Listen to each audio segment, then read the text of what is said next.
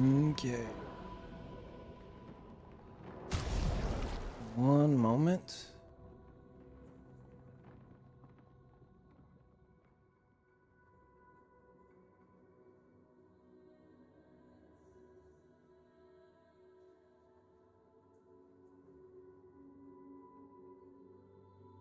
Hold on.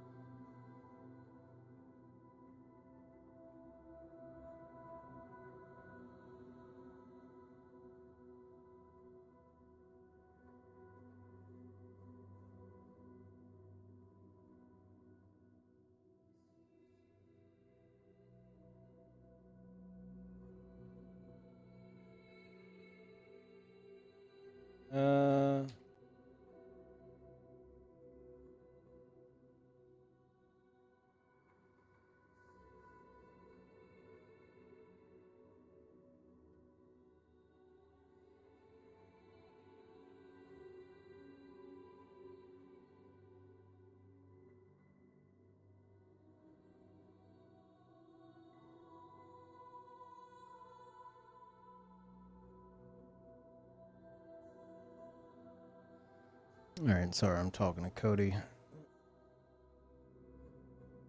everybody.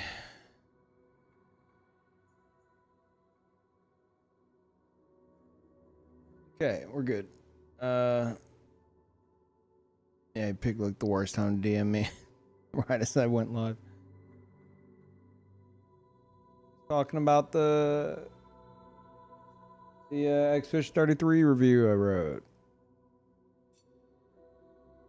He said it has a nice flow to it, and he's excited to get back and continue it later.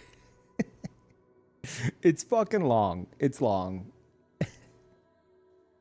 I make no apologies for the length.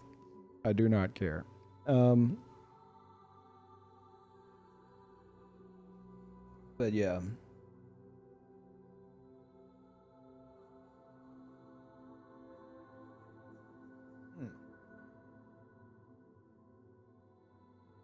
The fuck is wrong with this can?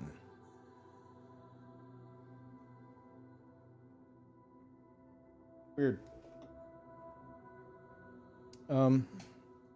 Anyway. Oh boy. Boy, oh boy, oh boy. You know what?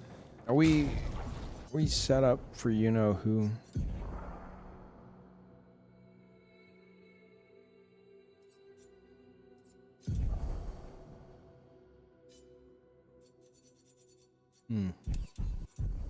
Might as well dabble.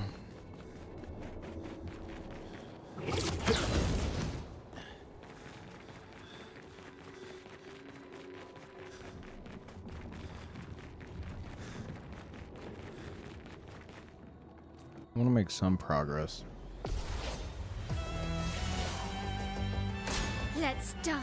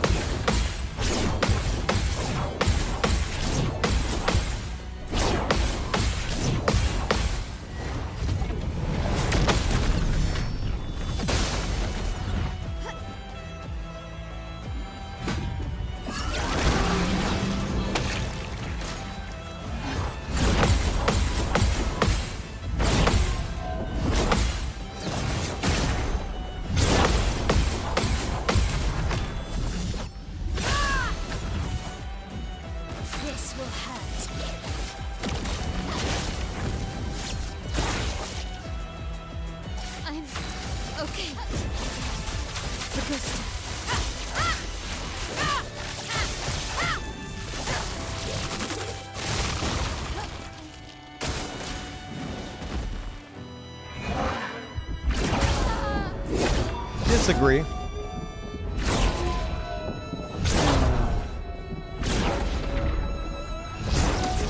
Okay, I gotta kill Lamp Master. It was a nice Nice little wake up. Okay, I'm gonna retry one more time.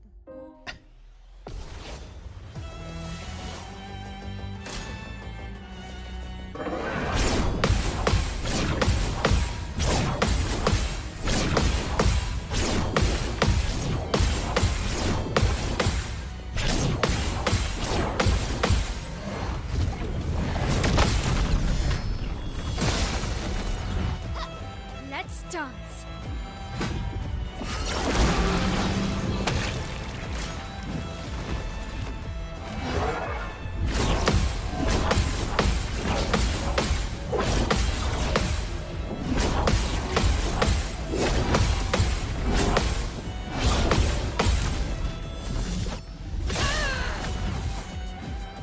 Not giving up.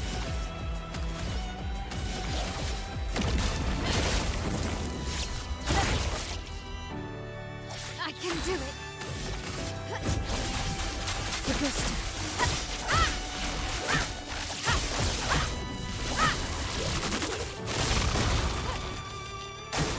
On me.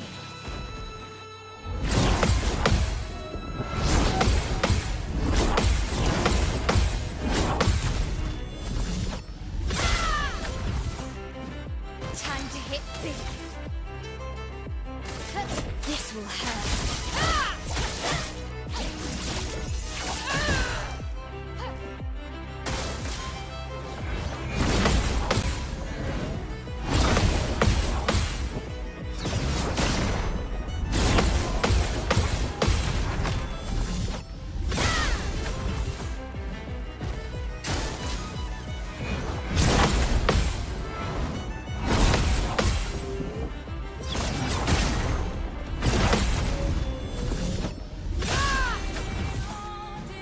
I can do it.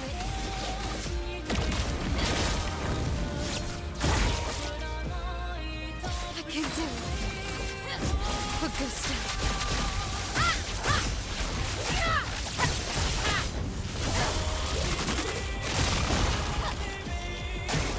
Ready to parry.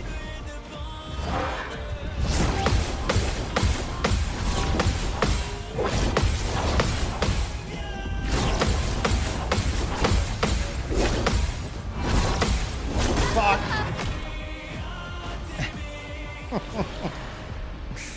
That's all it takes.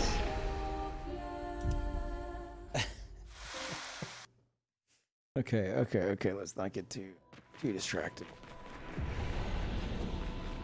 Solo, at least just for that first bit. Yeah, it's the same thing I did for base game, Simon.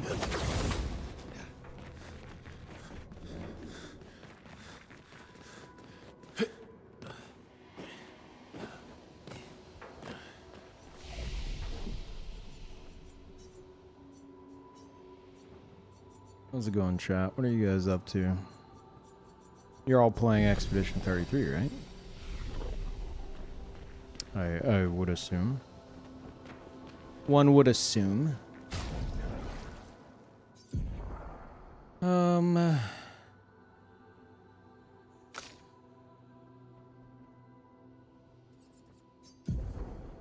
You are? Nice.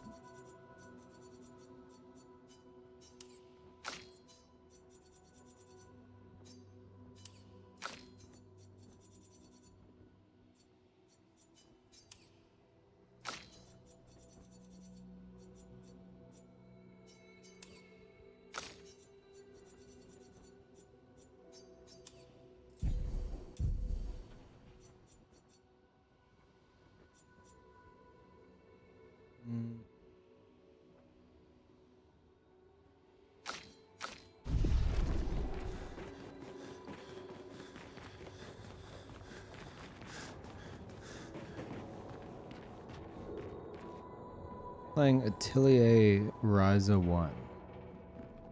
See, I didn't know what the word Atelier meant until this game. So, as far as I'm concerned, you're playing Expedition 33.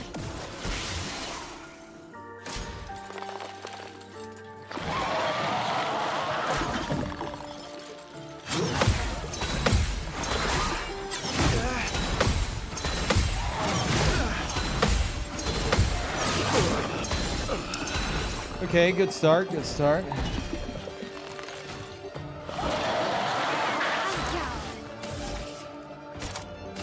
Last chance. Ready to parry. Right.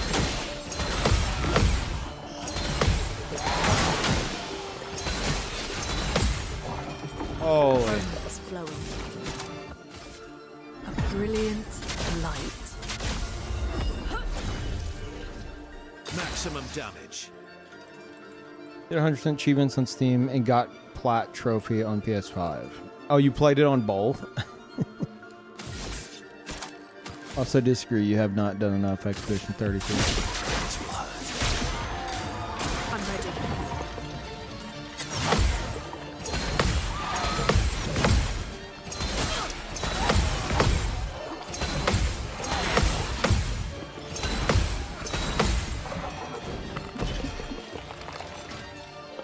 This will hurt.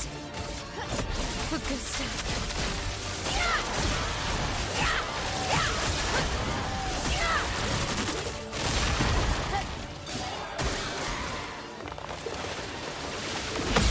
Coming. Take cover. Lumina, careful. Ready to parry. I'm ready. Yeah, Leo. Glowing with energy. Feel the embrace of fire. Careful now.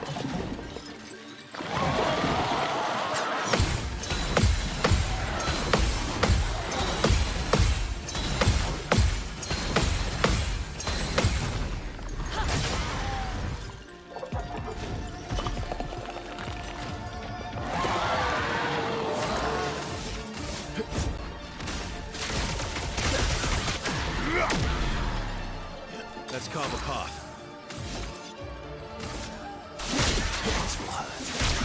Finesse and grace.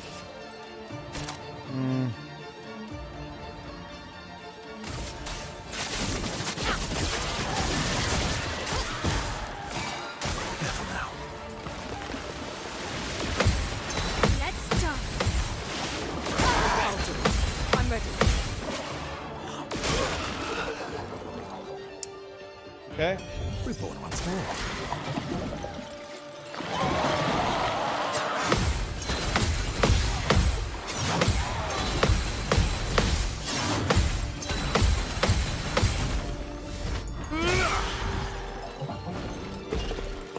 I played in French on PS5 to see how it is. Time to end I this. think I like the game more that way. Really? Completed Versus Draft on PC. Tried these new bosses. Gave up on New Simon. Couldn't handle him even on easy. Holy. So what you're telling me is there's more for you to do. Just try it. Just try it. I'm ready. Take cover. But can you speak French?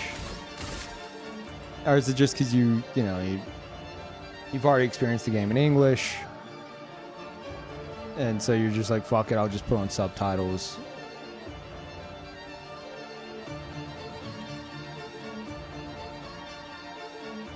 That's, Feel the embrace of fire. I don't know. Bring it on. I'm too used to the voice actors now. Ready to evade. Not impressed. Careful, Verso. Not impressed. Bring it on. Ready to evade. Though I do hope that the French voice actors are getting a lot of, like, Fun. recognition as well. Because all you hear about is, like, Ben Starr and Jennifer English and stuff.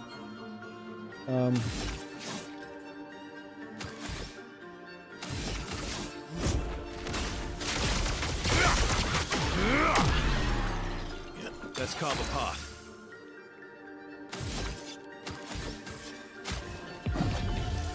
Don't die next time.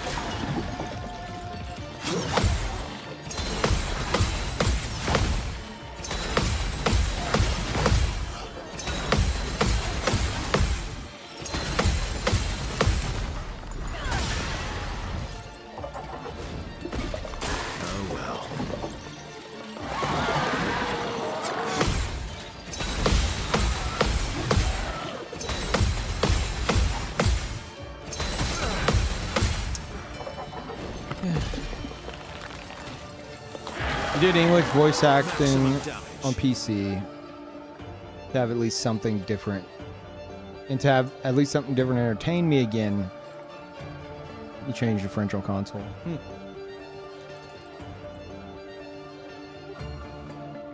Each run of Resident Evil remakes, trying to platinum those, you do with different languages. That's interesting.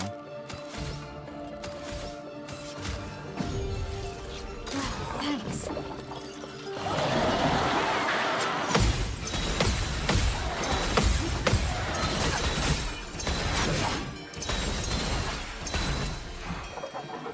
Bring it on. Careful now. Get ready. Let's not stop. Oh well.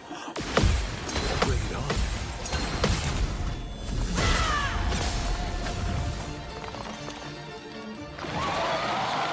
Finesse and grace. Oh boy.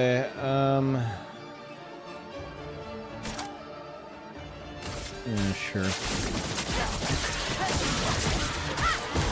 I'll manage. I won't waste this. What is happening? Yeah, chat. Feel free to check out the Patreon. Did I die again? I released an article about Careful, Verso. Okay. what Pebble's been doing, just because like that. I've been keeping tabs on that because that kind of shit really interests me. So aside from just straight up game reviews and the book club thing and the game club thing and the piano thing, I'm just gonna be writing about whatever the fuck I'm interested in. You know, if it's something I want to talk about, I'm just like, you know what, fuck it, I'll write about it. And that's like the first one of those. So you check it out. Hopefully it's at least entertaining.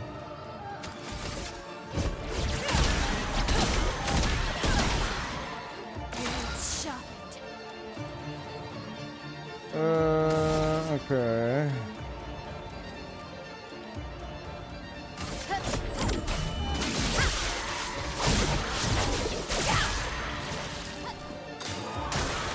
dance.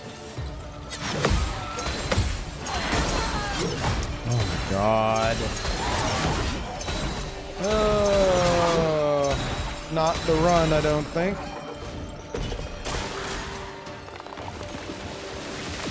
Danger! Incoming. Ready to evade. Careful, Verso. Baited hard. Yeah, just die. Everybody die. Everybody take a nap.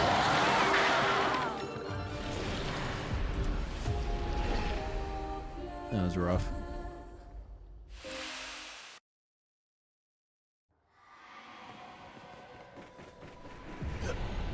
Also, I don't know which of you guys last stream recommended Marco Meatball, who I'd never heard of, for me to watch his playthrough. But I want to give you a big fuck you for that. Because so far with playthroughs and VODs, I've been skipping ahead to the good parts. But that motherfucker has so many interesting things to say about like every part of the game that I'm just like, what would be the word? Enamored. And I'm realizing, I'm like, fuck, I don't. I might end up having to watch this entire, like, in its entirety. Which is both a good thing and like a very like alarming thing, because that's, you know, I can normally like skim through a playthrough in no time and get like all the satisfying bits, but dude, he's got so, how does that dude have so much fucking knowledge in his head about different shit? It's not just music. It's not just the fucking music and music theory and shit, which is like really fascinating, but like he knows like fucking obviously like RPG genre like intimately and like game dev shit and I don't know. There's like other stuff I was picking up on. I'm like, holy fuck, this dude just knows everything. What an asshole. How dare he? He's a smart cookie. Yeah, yeah.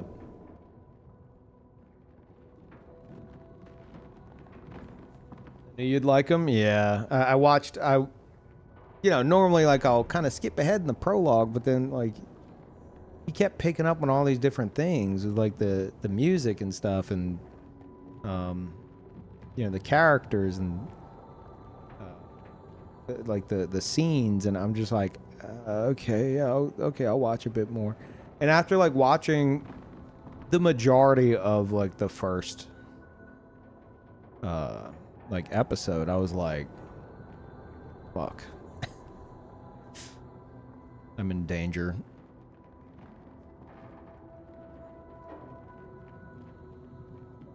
You meant to look up the channel, passed out from work, forgot the name. I too forgot the name, but I remembered Meatball. So I Googled Expedition 33 Meatball. Google's shitty AI search tried to give me a recipe for an Expedition 33 themed meatball.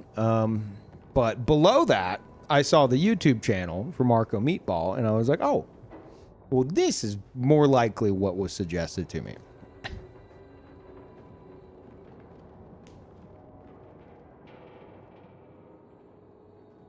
Actually, wait, no, maybe it might. I think it might have actually been accurate. It might have actually mentioned Marco Meatball. I did see something about a recipe. Maybe it's in the search suggestions or something. I don't know. Yeah.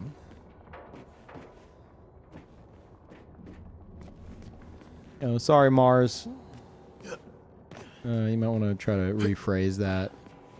It's I don't know how familiar you are with our Yet protocol. Dude, speaking of Yet protocol, I want to do an edit of whenever Gustav and Lune are talking after the first like proper boss encounter at the Indigo Tree. And he says like he's like trying to get her to leave to go find Mael, and she goes, "No, not yet. Protocol states," and then like the dialogue that follows could be like the perfect parody of Yet protocol. If you cut it to where she goes, "Yet protocol states," it like just replace some words with like chat and like band and stuff like that, and it sounds like my mods arguing over like a bunch of people getting banned with Yet protocol, and I'm like, fuck, I need like a proper edit of this. That shit would be so good. Hey Jiggle, hey Saf. Very first thing I hear when I click the stream is Expedition 33 theme meatball. Yeah, well now that's got to be a thing.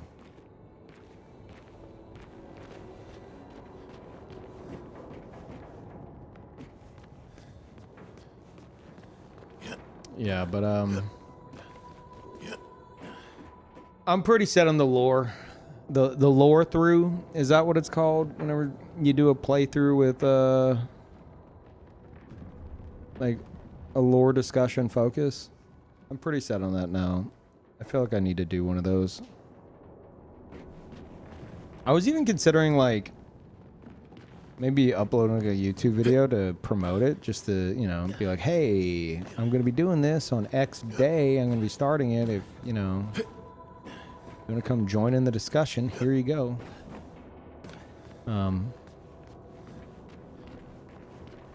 I'll consider it. Carl, no. This cat.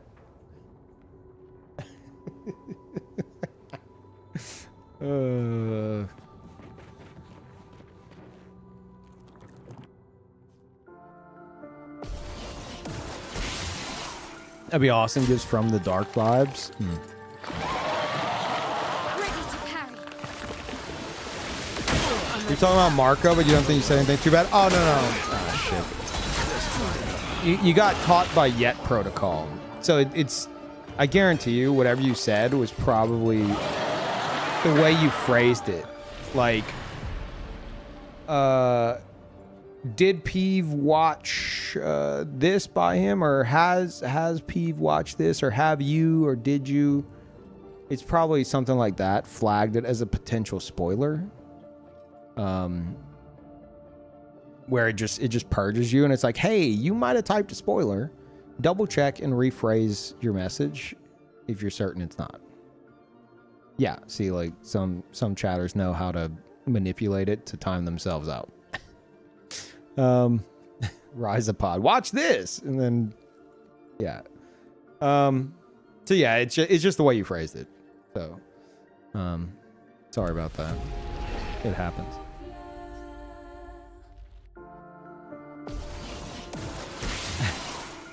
I'm thinking about Lune saying like that's why it's protocol. We designed it to work. Lune, careful. We designed it to work Watch out. in the majority of situations, or something like that. And like, I can't not think of it being like a Yet Protocol parody now. Oh, god damn it. I wanted everybody to die. Yeah. It's weird you could still see the menu.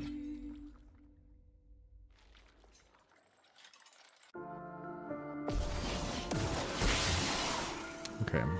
They're gonna lock in. Ready to parry.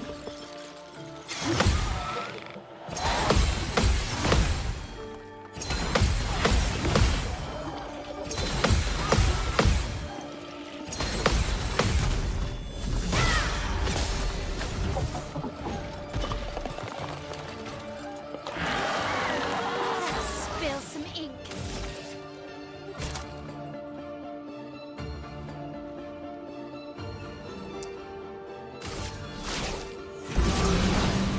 Last chance.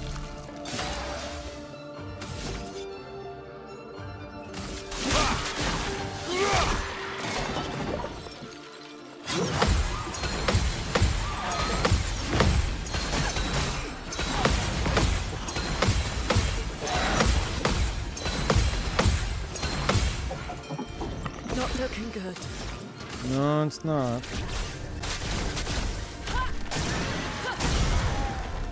Time to hit big.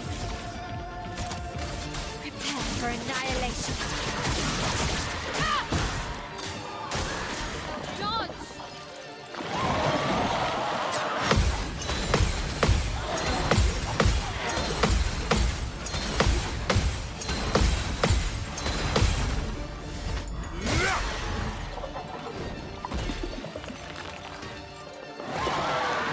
Let's carve a path. Just try it.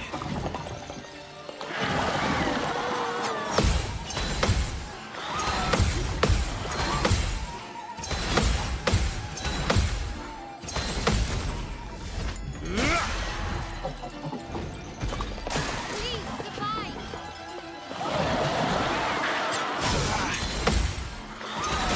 Ah, my rhythm. Oh.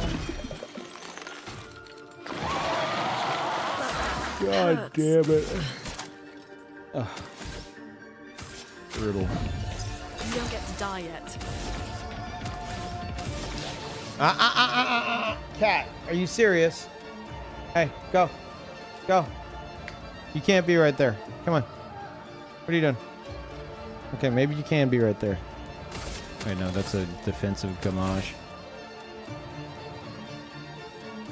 Son. I have given you everything. You got treats today. You got some good wet food. You got some good dry food. You got fresh litter. Like, what? You got pets. Like, what's going on? What have I done wrong?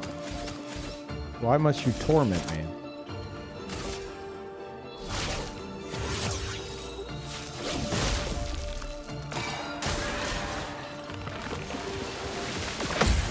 Brace yourself. Ready to parry. Take cover. Careful now. Careful now. Bring it on.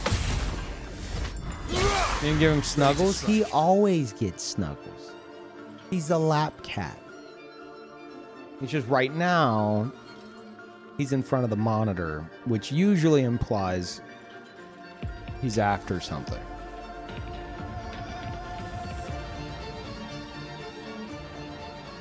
Let me see. He's not trying to bite me, so guess we're okay for now.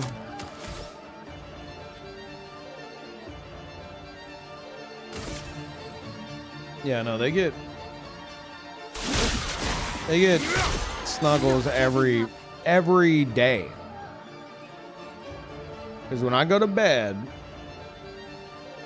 they go to bed with me. Like Patrick, like comes to the, the side of the bed I'm on. I have to pick up the covers, and she hops in and she goes underneath in between my legs, and then he goes to the side of the bed I'm on. And he hops up and then he scratches at the covers. I don't know why. He'll like scratch at the covers like he wants to look underneath every time.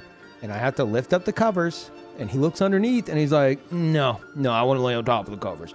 And then I put the covers down and then he gets comfortable on top of the covers between my legs, usually on top of Pacha, who's underneath the covers. And that's how we sleep like every night. And whenever I'm waking up, I dare not move, lest he be disturbed preemptively.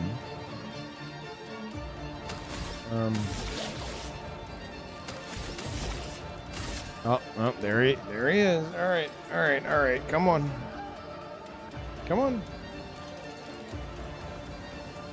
Lay down.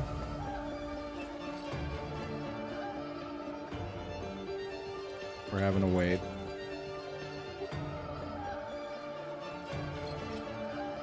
Yeah, lay down. Come on. There you go.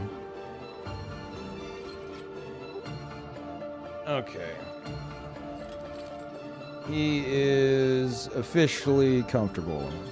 It's a miracle.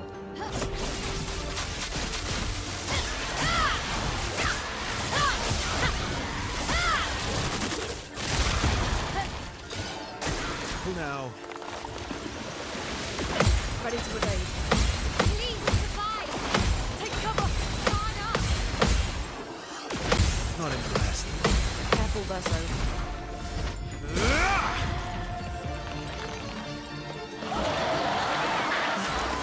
Has this boss surpassed OG Simon in terms of time spent yet? No. I've just been procrastinating. I don't think I have very much time on this boss. Because, like, I'll fight him for a bit, and then I'm like, okay, I want to go fight Simon, or I want to go do something else. Or I want to talk about lore. So ultimately, I don't think I have very much time against him.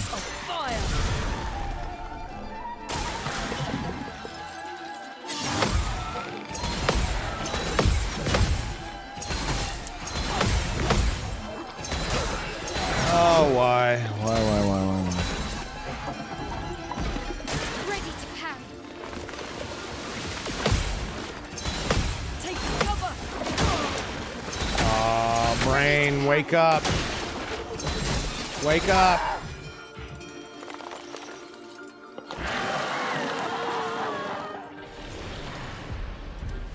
I need to drink some caffeine. Oh, I need to have some caffeine.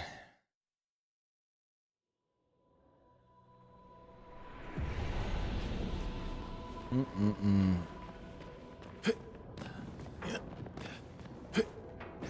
You launched your cat in the sky once. I imagine you mean like upon waking up. Not like, you know, out of a catapult for funsies or something. Yeah, okay. I think I've done that once and I felt so bad. I think I was having a nightmare or something. I don't know. And like I kind of like jolted awake and like flipped my leg over and I think just kind of launched Parl like out of the bed. He was so just like offended. And I was like, oh fuck. He was fine, obviously, but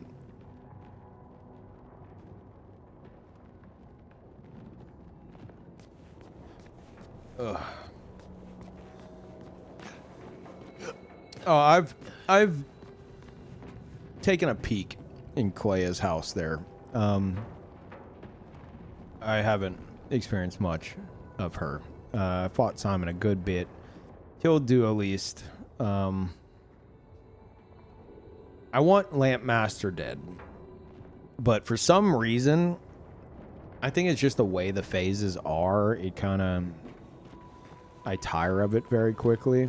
And I feel like I need a break. I want to fight Clea and Simon.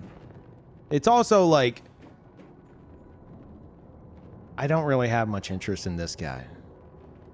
I want those two, but I want to save them for last, you know? So I just see the Lampmaster's like an annoying roadblock.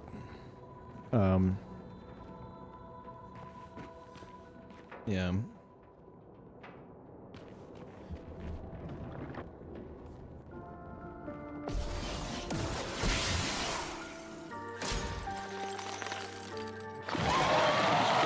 Lumina, careful.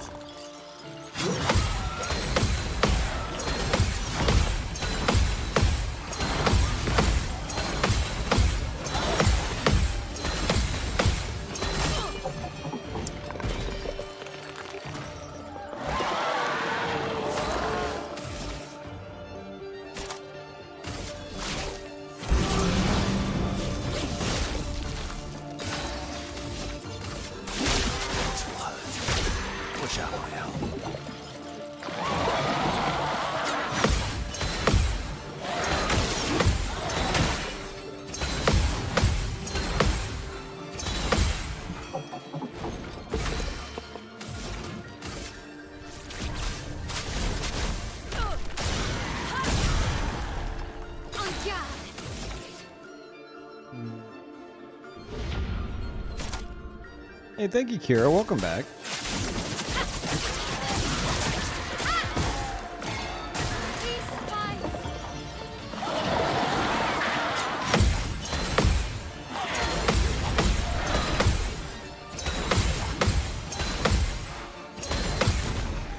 And thank you, George, as well.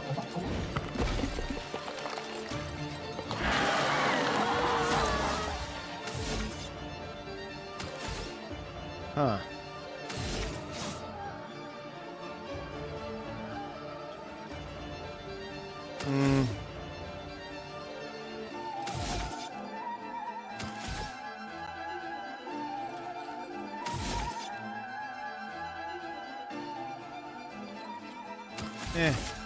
Whatever.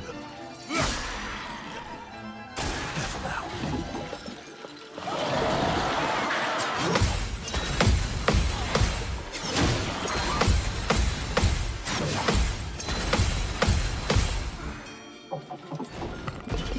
Watch out, my Al. I'm ready. Bring it on. Careful, my Al. On me.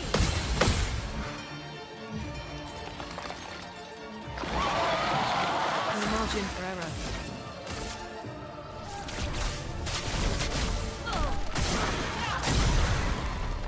You can do it.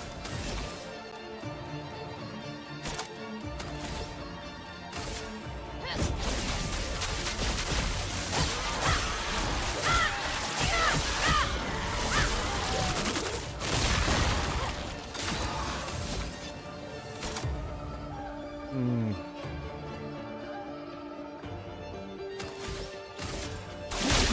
will hurt. I should have done Angel Eyes. Please, survive.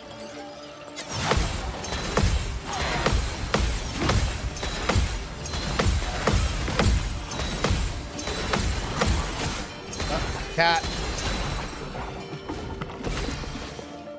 Are you good? Are you comfortable? I'm blaming you for that one. You know what? Virtuos marked Gamage.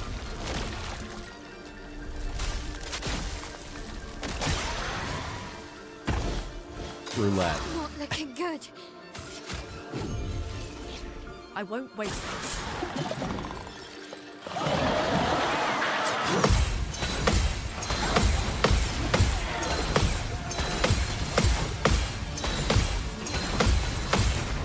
Did he get an extra turn because I used the revive? Is that what I just saw? Danger!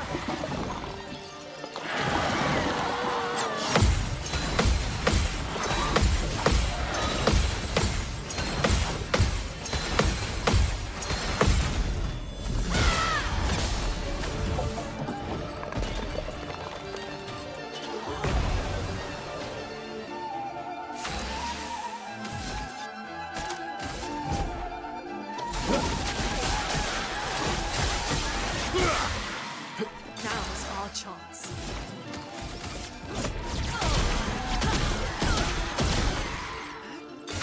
Not looking good.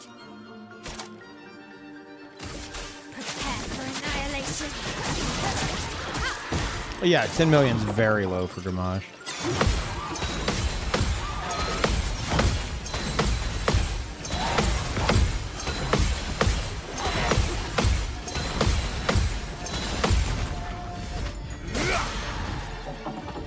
I think I'll improvise.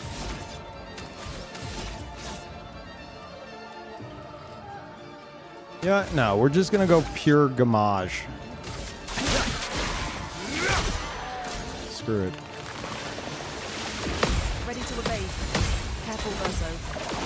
Lune, watch out. Careful, Verso. Watch out.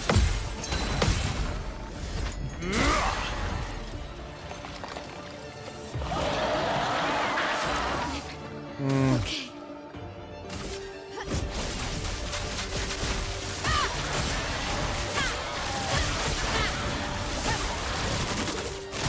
Maybe could have got Angel Eyes.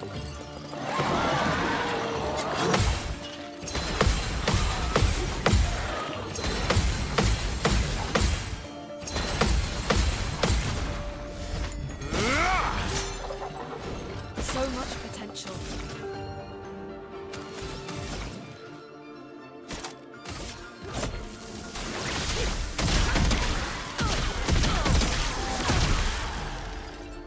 I'll manage.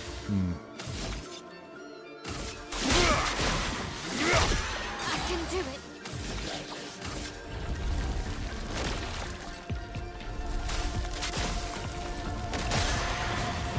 $10 million again?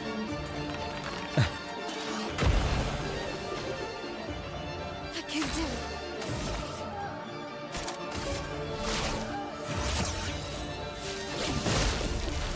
Take cover.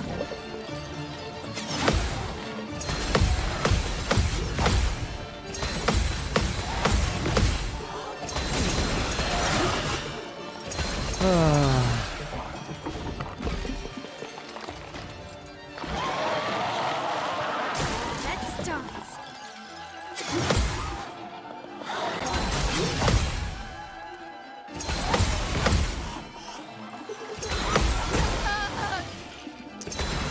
Oh, God.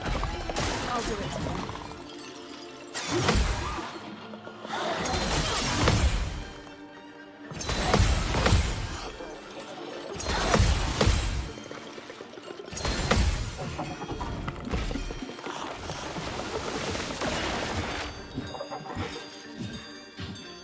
No margin for error.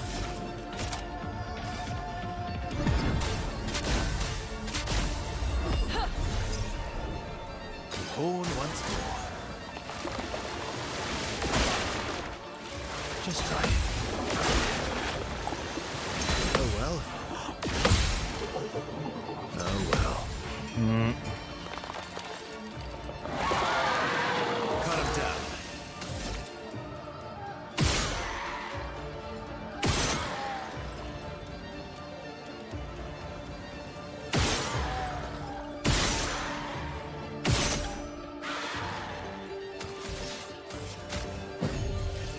I won't lose again.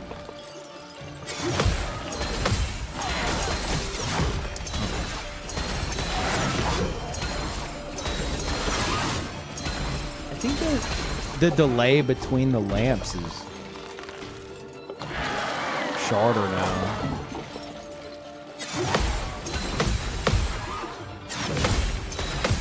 Yeah, definitely.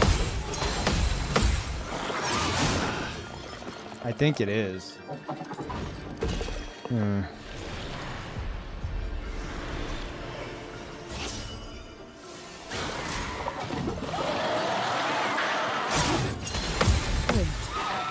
Okay.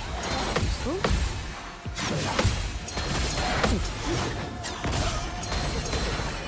Try some.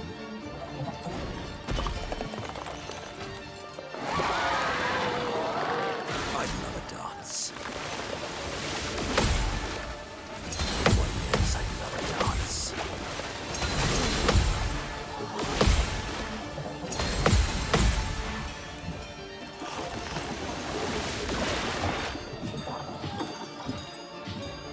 So much power.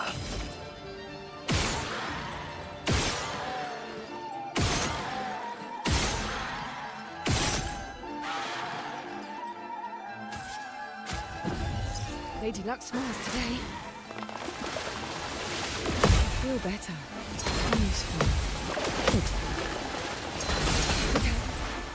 Good. Take your shot.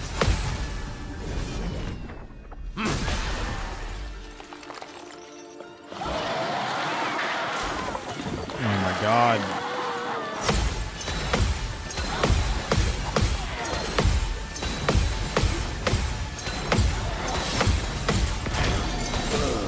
Really?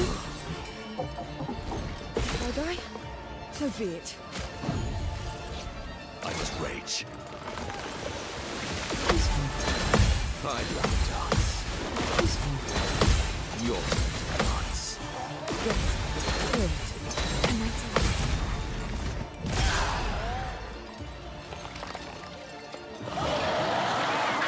Cup is full. Finally, a turn. The fucking miracle.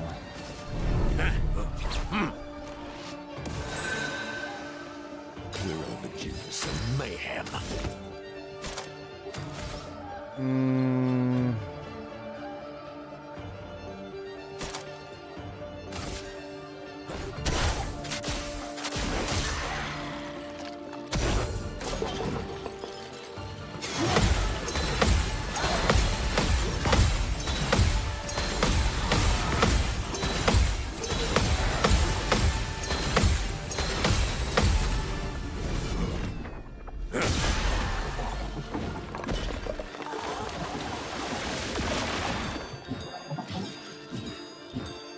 Full deck.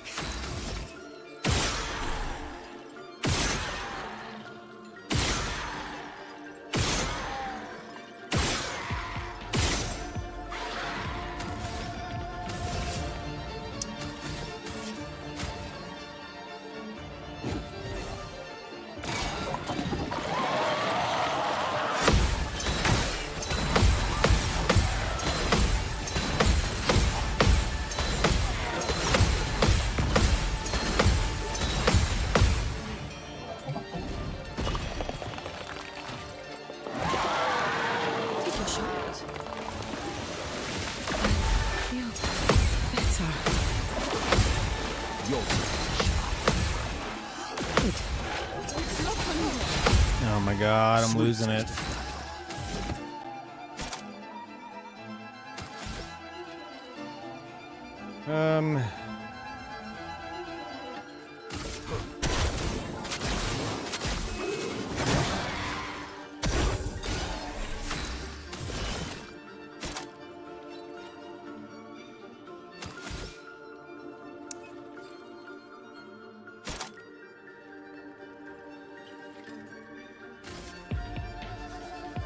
It's not. What the fuck? I want to. What? Weird. Your turn to shine.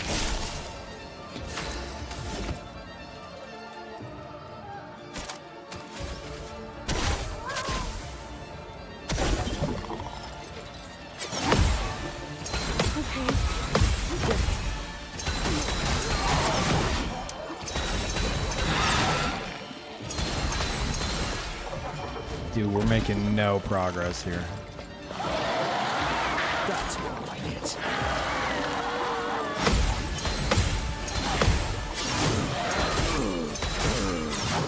No. Oh, I hate this thing.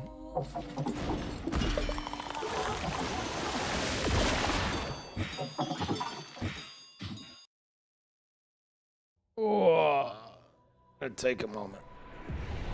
I need a break after him, man.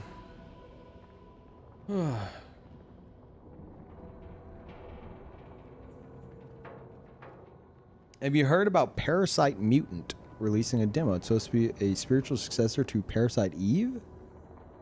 Really? No, but that's interesting because we're playing Parasite Eve this month via the Patreon game club. You're all supposed to play Parasite Eve this month. That's how this works. All of you. No excuses.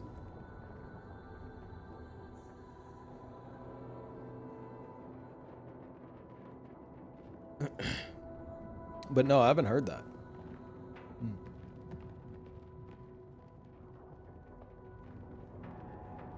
It is interesting.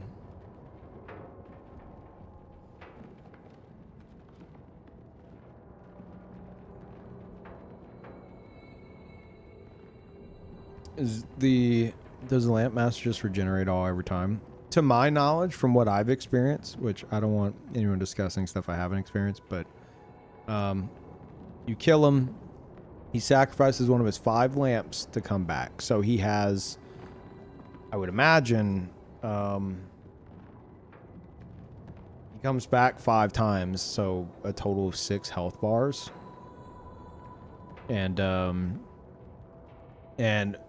on the 3rd one, normally if you shoot all his lamps, he'll plunge the battlefield into darkness. On the 3rd one, he does it anyway. And he gets an extra move in his combo string. And I believe his attacks are, like, the delay is shorter to fuck with you. I don't know about the 4th, 5th, and potential 6th health bars, though. I haven't gotten that far.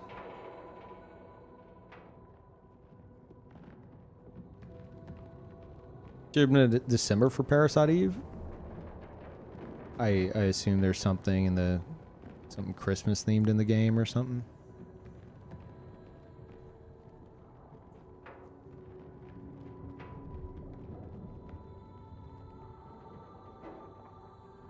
No spoilers, how dare you?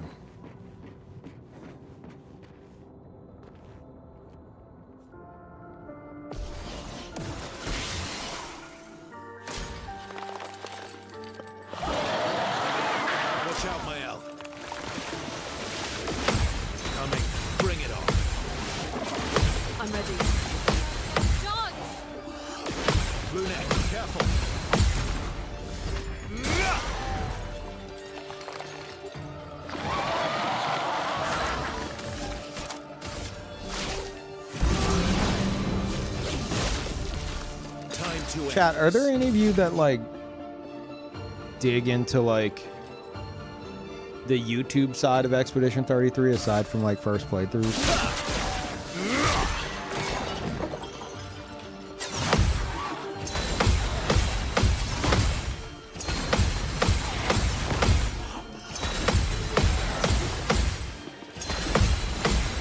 Like, I'm wondering how, Now was our chance. close-knit of a community has formed around this game, you know?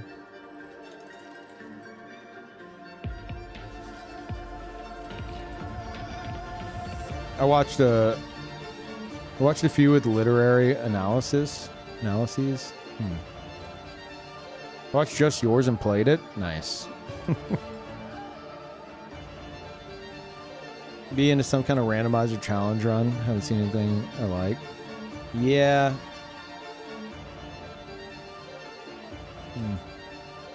Because, like, part of me wants, like, there's this urge. There's a stronger urge for me to make Expedition 33 focused content than there is to make, like, Soulsborne focused content. As crazy as that sounds. Because, like, Soulsborne for me, it's like PvP. In this, it's like, oh, I'm interested in the gameplay. I'm interested in the challenge of it. I'm interested in the lore. I'm learning piano to learn the songs on it. So like, I'm kind of like, do I want to make like YouTube content around it? I don't know. And I don't know like how well that would do. Not looking good. Yeah, I'm not really into like randomizers and stuff.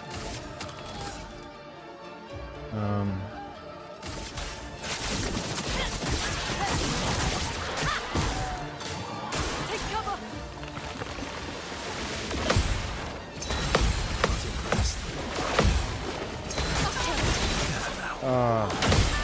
Watch out. You lose your rhythm, it's fucking over, man. Incoming Reddit thread, Peeve betrays Souls community. I'll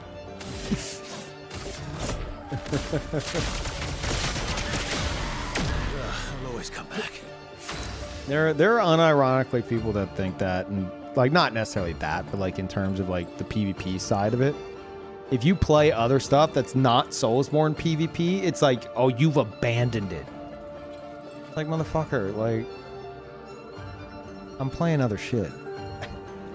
I have 3,000 hours in Elden Ring and over 20,000 hours in the Souls games. Like, it's okay to do other things. But there are some people that are just that fucking brain broken. You can't really do anything about that, though.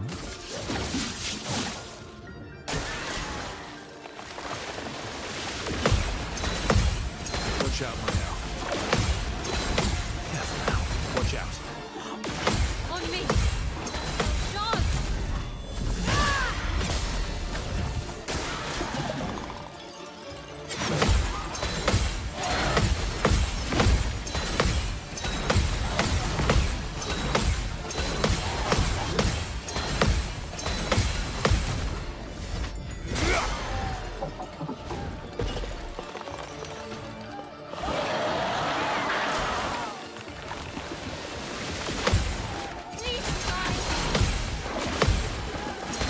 Oh my god, rhythm gone.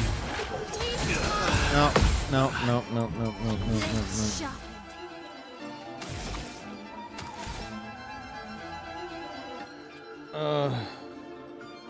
Oh no, you're good, Suevos. I can't imagine it's anything significant.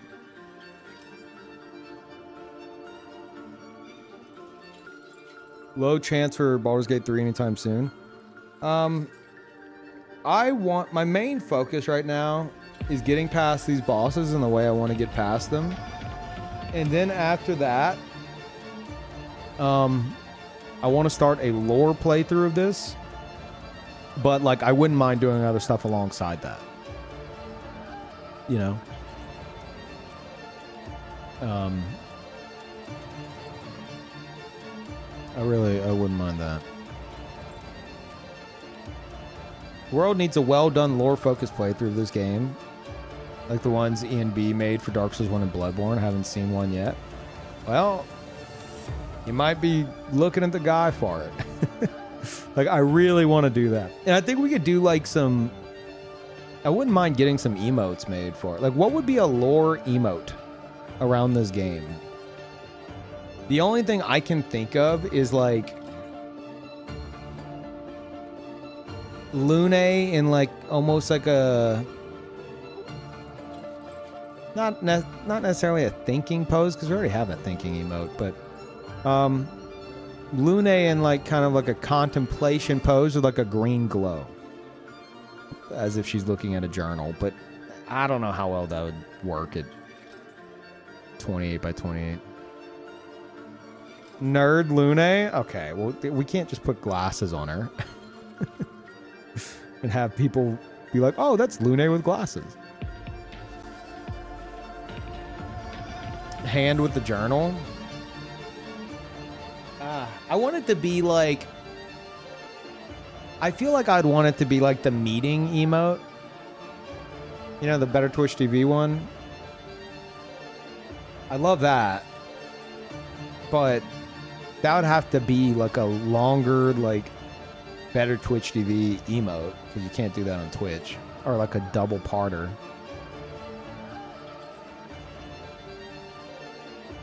And I don't know what characters would be in it.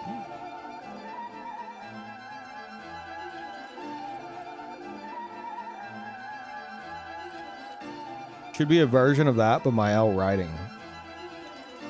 The problem with that though is they don't write. I mean, she does have like a typewriter, but like their journals are like diamonds, like little green floaty diamonds, you know? I mean, you don't have to do that, I guess, but like, I don't know. This will hurt. Cut him down.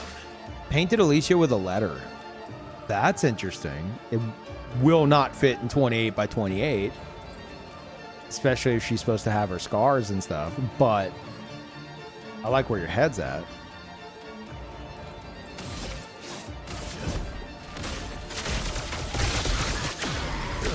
Always come back. My turn.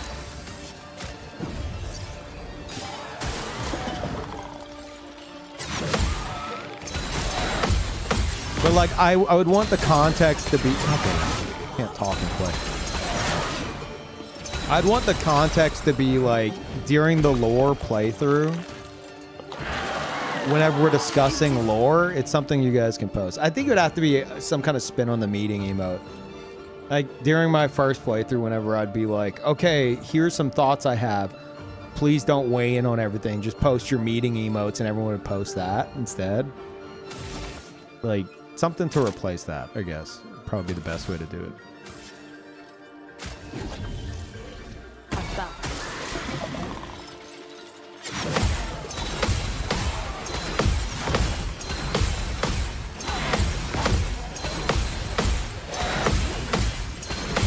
Maybe like them sitting around a table. Some of them sitting around a table and Let's have some fun. yapping like the meeting emote, and in the middle of the table is like a glowing diamond. It'd have to be like a 2-part emote. Painted Alicia gamaging like the peace outie. Oh my god. Oh my god. That's so good. Fuck. Fuck you for that. That's so good. Oh my god. It'd be like that emote, but it's painted Alicia, and there's, I mean, that's kind of a spoiler though. I don't know. I don't like emotes that are like direct spoilers, you know, because like, you know, you watch a first playthrough of Expedition 33 and you might post it without thinking, and the streamer might be like, is that that weird lady that keeps showing up? Why is she being gamaged? It's like, oh.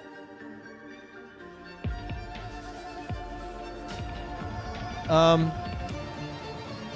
you tell me some strats on how to kill these endless tower bosses? Except saying something like parry.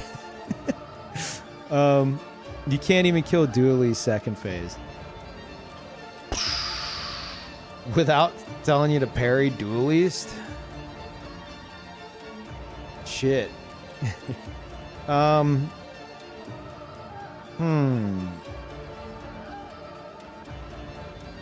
mean, if you really wanted to, maybe you don't want to, but if you really wanted to, you could build for like a nuke build, you know? Like, I don't know, just off the top of my head, like Mael with inverted affinity,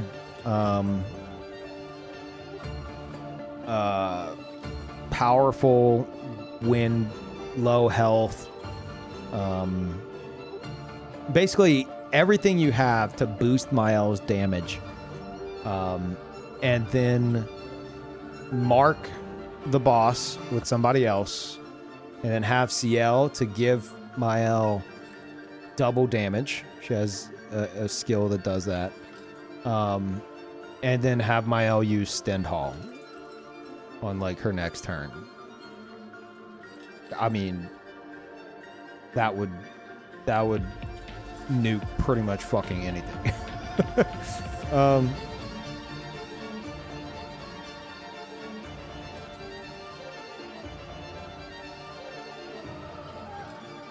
You don't know how, but you killed Simon on New Game +2 with 1 HP Verso build on Expert, but you somehow can't kill Duelist. Here's like, if you want advice from my experience, unfortunately it is parry related.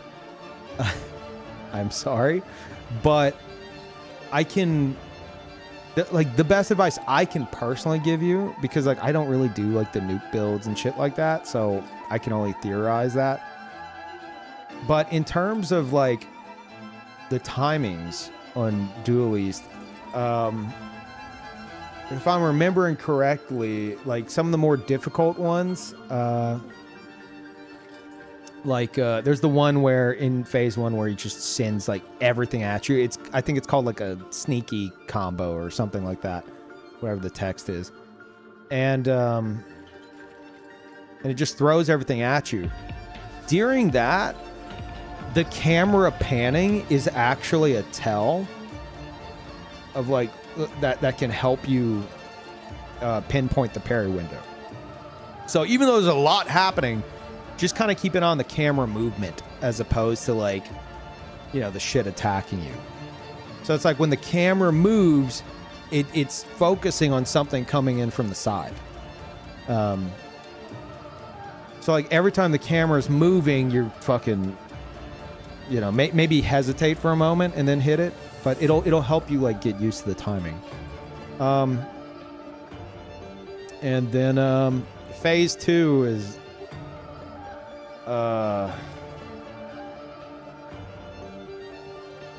he sends a fuck ton of them at you, the Stormblood one or whatever, and the ones that come down like vertically attack a little bit faster than the ones from the sides, and you're just listening for audio cues. The whole fight is audio cues.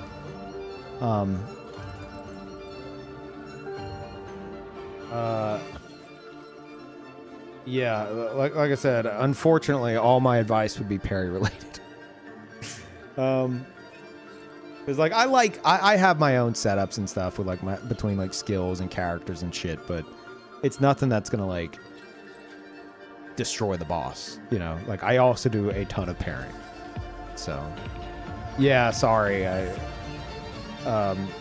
If you just want him fucking dead, I would say maybe do like a Stend Hall setup with Mael. Just inverted affinity, greater powerful when low health. Make her use last chance to drop herself down to 1 HP with some shields. And then have CL give her double damage, and then have like Verso or somebody mark the enemy, and then have her use Stend Hall. And it'll probably be an obnoxious amount of damage, especially if you use roulette and roulette actually works. But that's if roulette works. Yeah. Frenzy, Feint, Verso, Steel Strike with Simoso is also Giga damage. I tested that in the DLC, and I don't know why. I think I wasn't a fan of it because Simoso kept dropping my FPS. Gamage, I believe, will deal more damage, but the thing is, you have to like, you got to build up the gradient charges for that. You could do both. It's like a why not both situation, you know. So, you know, if you have the Gamage option, definitely fucking use it, but land that Stend Hall initially, at the very least. You can do it round 1 with the right Pictos. There is a lot of shit to build up your gradient, so I wouldn't be surprised if you could just Gamage spam as well. I'd say do that, but just in case, also have Stend Hall on you. Yeah.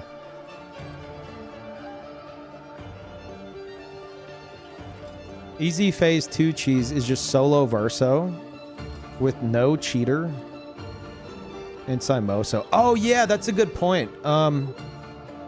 I don't use cheater, but as far as I understand, if you're using cheater against Duelise specifically, Duelise gets a turn for every time you have a turn. So cheater basically, aside from the stats, isn't gonna fucking help you against Duelise. It might even make it worse. I don't know if it makes it worse. I don't think so. I think it's just, you know, it balances out. So you can't rely on cheater in the fight because, yeah, as far as I understand it, like I said, I didn't really pick up on this, I don't think, but Duelise gets a turn every time you get a turn, no matter what. Use cheater on all 3 characters. I don't think it'll make a difference. It's just you could probably save on the Lumina by not using cheater because it Duelise completely like negates it. So maybe that'll help you with like the Lumina spread. But yeah. Hopefully that you know, helps you out a bit. Hey, what's up, Rafa? Tried fighting him today with cheater and he was being difficult. Yeah, I don't know. Someone can correct me if I'm wrong because I'm just going off what I was told because I don't use cheater, but I think it's as if you don't even have it equipped because he just gets a turn for every turn you get. So I don't think it's not better or worse. It's just wasted Lumina points, right? Prepare for oblivion. Brace yourselves. What the fuck was that, guys? Okay. That didn't go well. I was not ready. Born once more.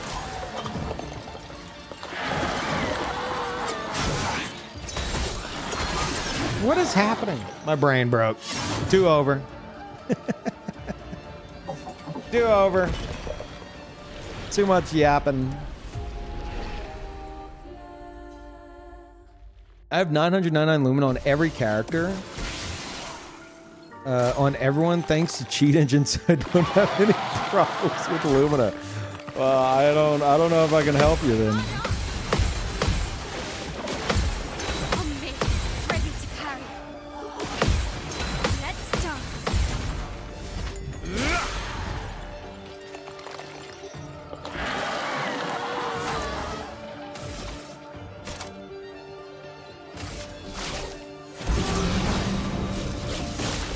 Oh, my least favorite of the mega bosses. Yeah, I don't like Lamp Master either. Prepare for oblivion. Luna, careful. No, this isn't boosted enemy health. What is happening? What happened to my brain? Uh-oh. This will hurt. That's not good.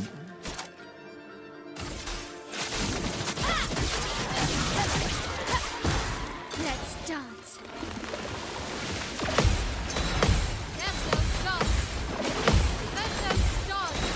dance. Let's dance. Not impressed. Of course.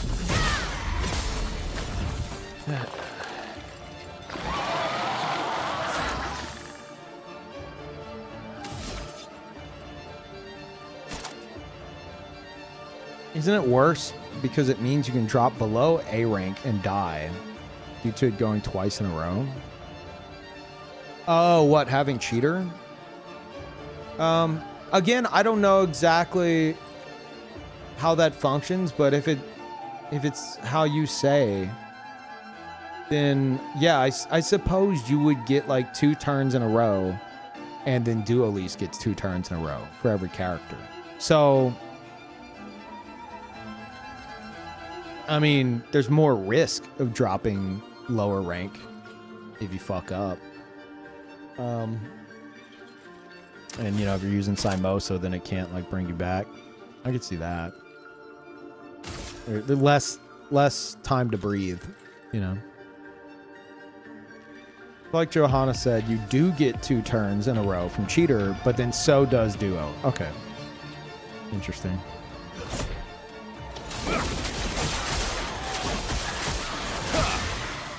Just try it.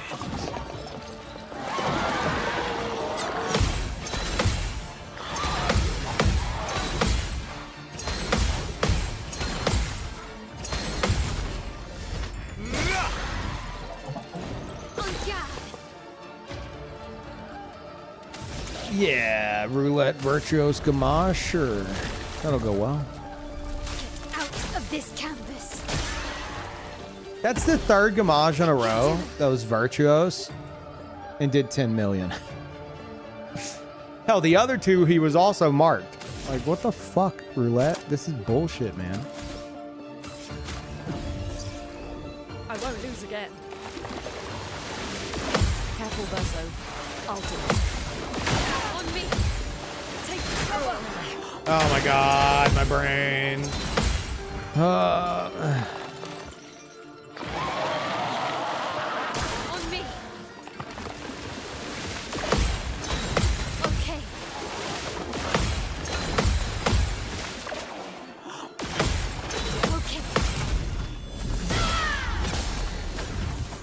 Okay.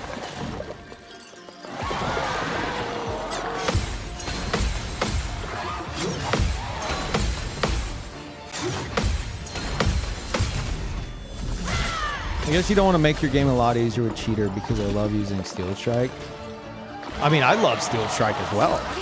I'm so like anti like Cheater Pictos that I hadn't even considered that having it equipped would let Steel Strike effectively be used immediately. That is interesting, but that's not going to make me use it. But yeah, that is something I didn't consider. Let the ink flow.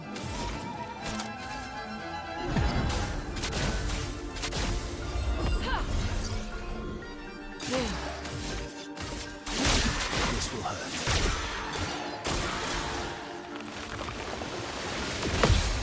Please mind. Ready to pound. Careful. Careful, Verso.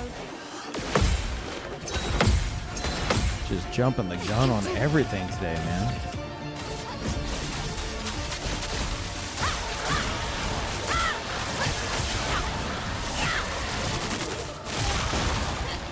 Let's dance. Oh well. Brace yourselves. God damn it. Smash forward. A brilliant light. Here. On me. That's no stop. Parries. Get ready. Bring it on.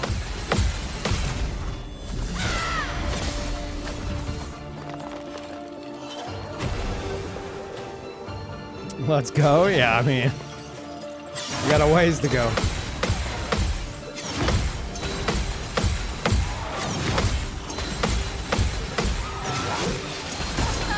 Oh, my hell. Cut him down.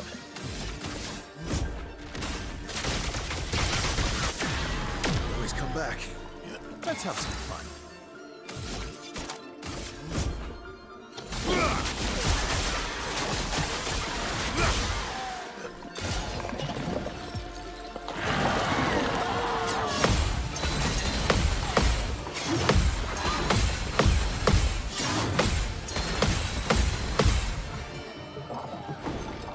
It healed. Yeah, you see those purple lamps in the back? Now's our chance. It's going to sacrifice one of those purple lamps to fully heal itself whenever it dies. So I don't want anyone telling me specifically, but as far as I understand, that means it's going to revive itself 5 times. which would mean I have to go through 6 different health bars. And the mechanics change on health bar number 3. I've been to 3 or 4. Definitely 3, but I think I might have gotten to 4 at one point. And that's the furthest I've been against them. So this game actually sort of like Guitar Hero.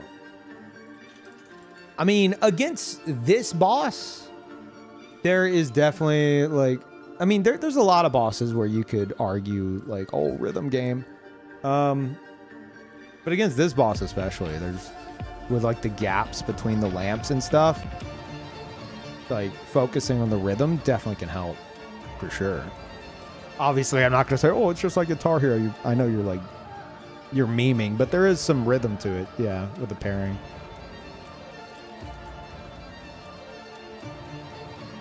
Oh yeah, sorry. We have yet protocol, so it's just to prevent accidental spoilers. So if you say like did Peeve or has Peeve or will Peeve or etc., anything phrased like that, it'll or maybe did you, it'll purge you and ask you to rephrase it. Just because there's a lot of, most spoilers are like, did you do this yet? Have you fought this boss yet? So it's just asking you to double check. Yeah, sorry about that. Oh, it's asking if Simon 2 is dead or not. No. Like I've encountered Duelist, Lampmaster, Clea, Simon. So I'm aware of all that. Now I'm not aware of everything Simon can do. Most I've done is reach the Sword of Lumiere after he fucking deleted my party. I finally saw it. I was like, I've been waiting for that because I have like 30 hours on base game Simon. And I'm like, he hasn't used Sword of Lumiere yet, which is very weird to me. So I saw him use it with 1 shadow clone. I don't know if he gets more. I'm not sure. And that's as far as I got against him. Clea, I've made no progress on at all. So I don't know anything about her. And then this guy I've gotten to health bar 3 or 4. And Duelist is dead. That's about where we're at. I mean, the problem with Simon mostly is whenever I hit that point, the furthest point I got is because I had some nice rolls on Gamage. And I was like, I'm going to bump up his HP. So I set him to ×2. And then I was like, Gamage is still carrying and I like using Gamage. So I'm going to make him ×5. So I gave him ×5 HP. And then I'm like, oh God, this might be a nightmare. And I was like, well, now I'm going to just be too focused on Gamage for all my damage. But then I thought about how cool it is thematically that the final bosses I have, Lampmaster 1 times HP, Clea 2 times HP, and then the big send-off, Simon 5 times HP.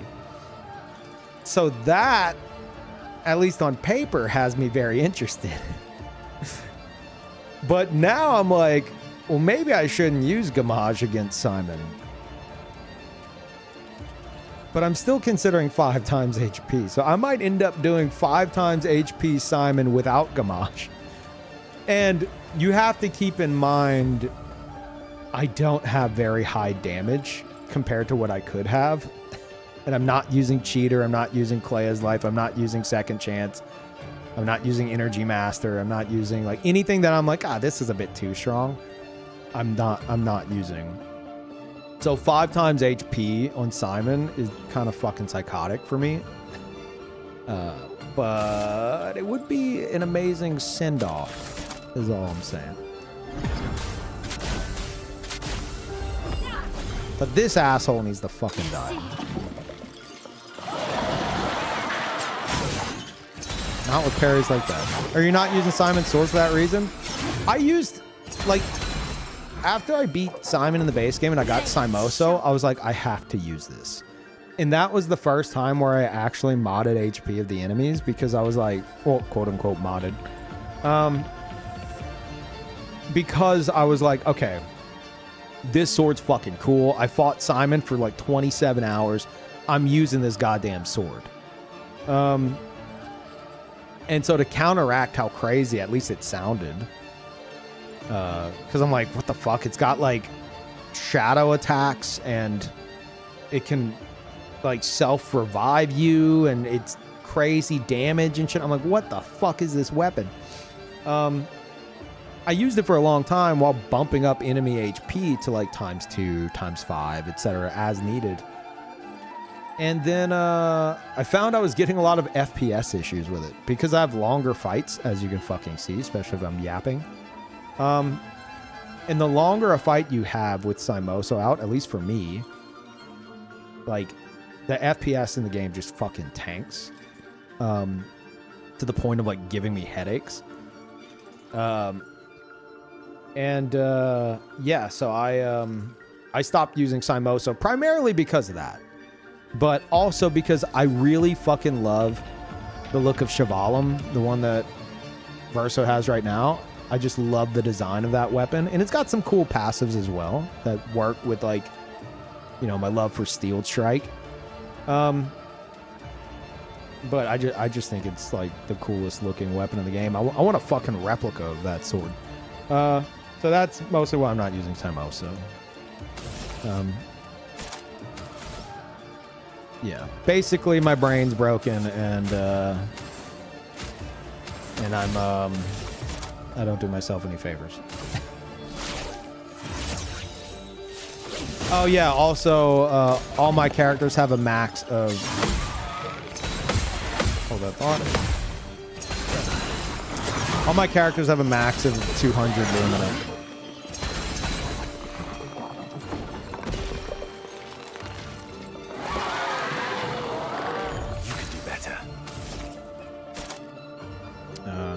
Just get her up. This is a mess. I'll die next time. Why? Why did I? What am I doing? Just die. Everybody fucking die. No. No. Everyone die. Everyone fucking die.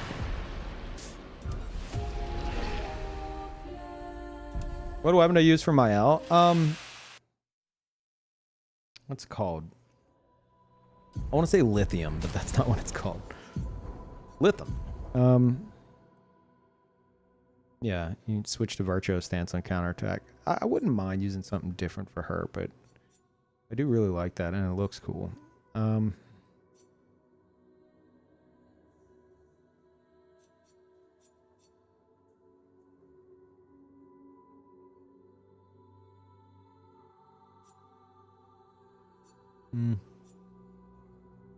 It's very simple, you know.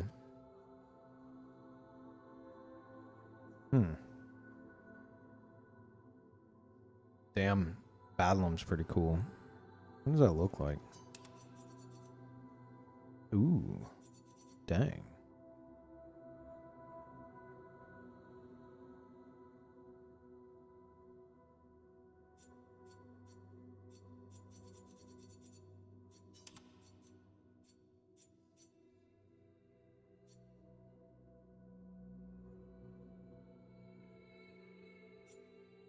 Think I got it. I made the strat. Nice.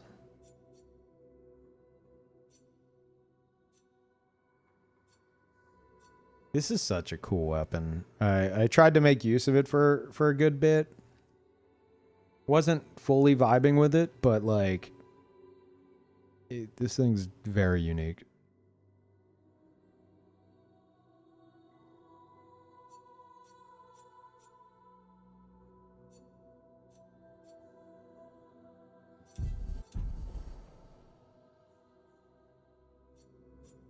Eschium. Oh yeah, that's the DLC one.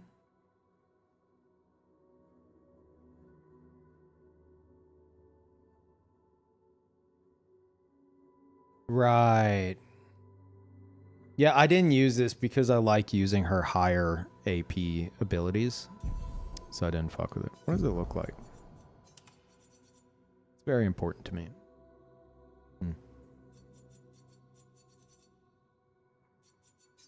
Yeah, we'll just stick with what she's got.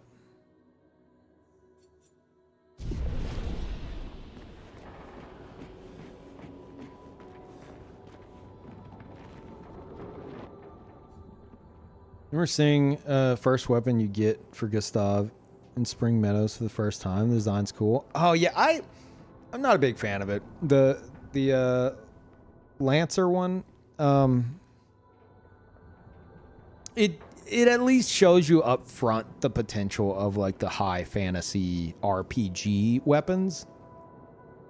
But I think the first weapon I got for Gustav that I was like, holy fuck, I love this was Abyssrum. Is that what it was? You get it in the flying waters and it's all like broken and segmented up. Lithum kind of reminds me of that. I love that design. That design was so cool.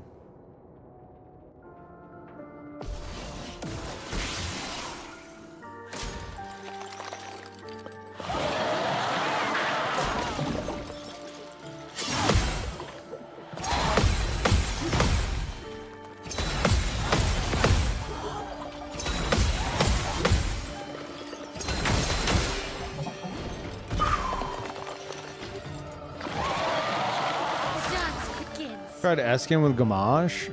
No, I'm not like, if there's anything that's like, oh, you should try this because the damage goes crazy, I'm more likely to avoid it. Like I've spent my entire playthrough trying to kind of like do what I want to do with the builds and then balance, like tailor the enemy health and whatever other aspects I need to change to keep the fight still challenging. So I'm not looking to like nuke shit, if that's what you're suggesting. I imagine that's what you're suggesting. So yeah. Let's carve a path. This will hurt. Lumina, watch out!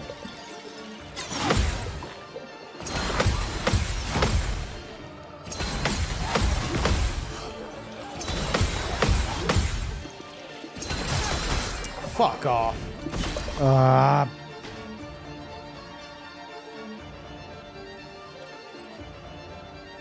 don't ever use Gamache. I don't even know the damage it does. Oh, you're just curious because it sounds like it'd go crazy. I mean, that's fair. Yeah, I don't fucking know. The highest Gamache I've done is mostly due to like roulette and like Virtuos and stuff. It was like 78 million. But like I know people are doing like I've heard of people like hitting like 1 billion damage and shit, so it's like 78 million Gamache is kind of a drop in the bucket as to like what it can actually fucking do. Yeah, the biggest number I think I've seen is 78 million.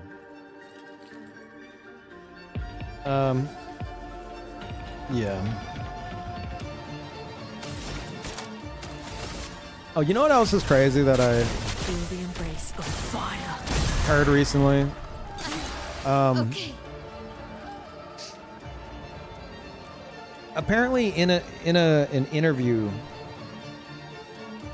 one of the devs, I don't know if it's Guillaume or someone else, said that the reason why Act 3 can be steamrolled so easily if you do any side stuff, and how you even start to feel it leading up to Act 3, but Act 3 especially, is because they didn't expect so many players to actually do the side content in the game. They weren't even sure if people would like the game. So they kind of like, they tailored it to where if you're just like going through the game, you know, ignoring the side content, that's where like the difficulty kind of makes sense. Because they didn't know how many people would even fucking bother with the side content. They didn't know that anyone would like the game. And I'm just like, excuse me? What the fuck do you mean? How do you make this game and go, well, I mean, we made something cool that we all like, but, you know, who knows how big it'll really get? Like, that's psychotic to me. I feel like if you work on this, you go, oh, we cooked. But I guess in their heads, it's like, oh, we cooked for ourselves. And it turns out everyone else liked the taste of it too. So that's That's fair. And yeah, they, whichever dev it was said that like that's one of their biggest regrets is or their only regret with the game is not making it to where necessarily where like balancing that out more, but more so being more clear about it. They said that they wish they would have, like, whenever you got into Act 3, maybe I'm assuming here where it says final mission, you know, go face Renoir and Lumiere. I think they wanted that. They wish they would have, in retrospect, put like made it clear somehow through like some kind of message that if you do side content, you might be too strong. I don't know how they would do that. If it'd be like a pop-up or something. I don't know what they had in mind, but they just didn't expect people to love it enough to fucking do everything. You know? So you go in there and like, I read somewhere, I don't know where, but somebody said that like they went and they walked into that final boss room and like one tapped the boss with a fucking free aim shot. It's like, how? What the fuck? I don't know if I believe that. That's crazy. I don't know if I believe that. But maybe.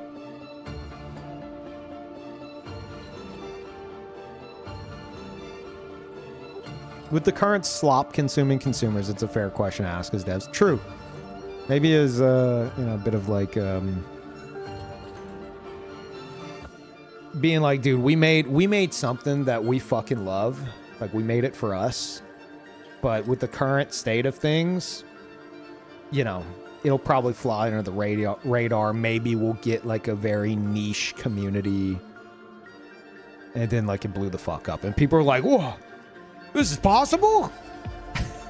You can make games like this? Yeah.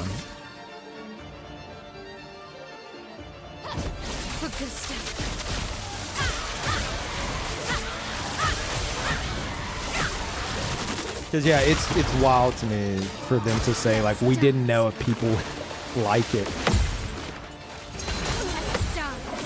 Oh Lord. Well, I'm hating it right now, that's for sure. What am I doing, man? Okay. No, we need a Simon break. Simon's how I recalibrate. I need to recalibrate. No, I have to recalibrate. I have to. Whenever Lamp Master stresses me out, I take a nice relaxing break at Simon's house.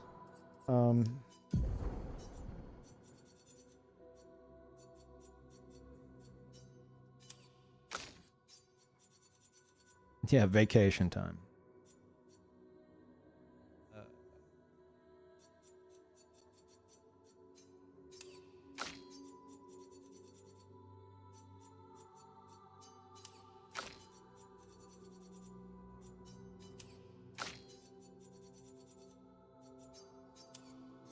Oops. What did I just do? I tried to push a button and it didn't work. Good. Good. Okay, and then we're gonna just go ahead, you know, make sure it's not too easy, right?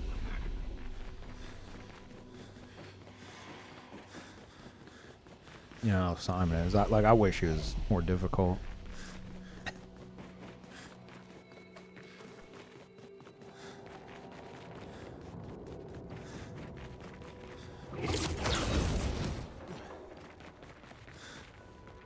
E33 is the top game alongside Elden Ring and Baldur's Gate 3. Expedition 33 might be my favorite game of all time. I'm pretty sure it is. No other game has impacted me like this obsessively, even like Souls games. Maybe like Demon Souls whenever I first experienced it.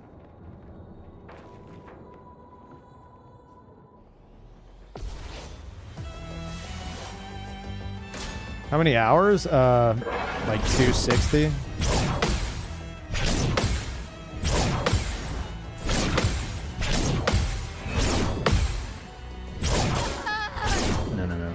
Recalibration activating.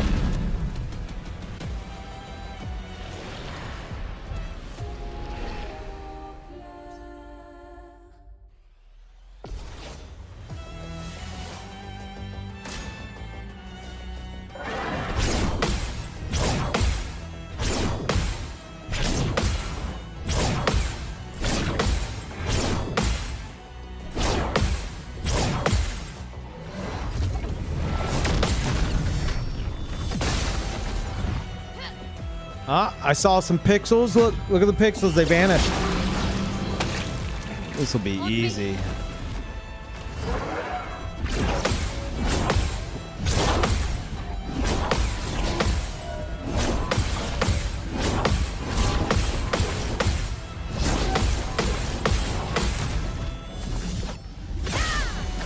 Look at that. Look at that damage that we've done. Holy. Void, take everything. He's already dead.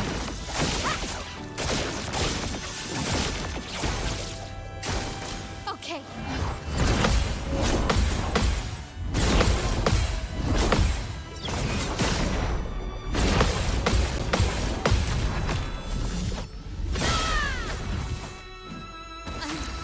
Okay.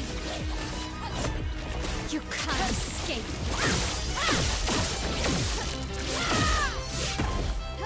I can do it.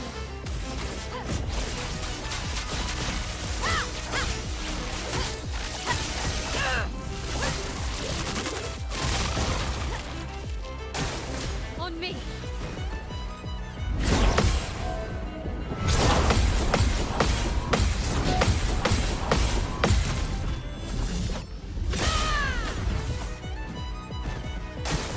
On me.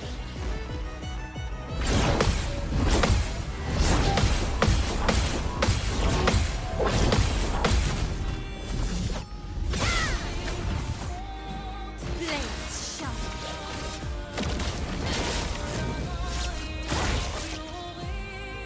I'm okay. For good stuff.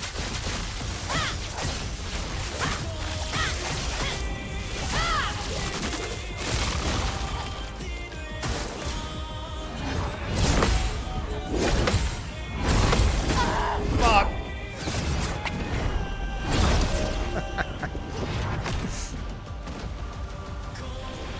Oh.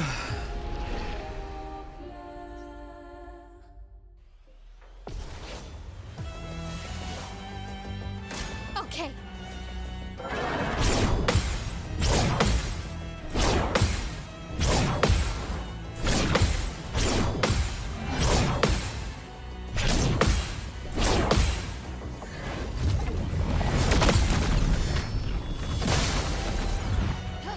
Let's dance. Ready to parry.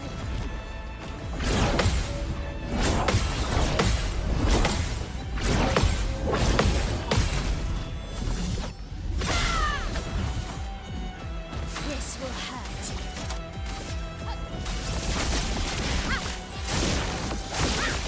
Also, somebody mentioned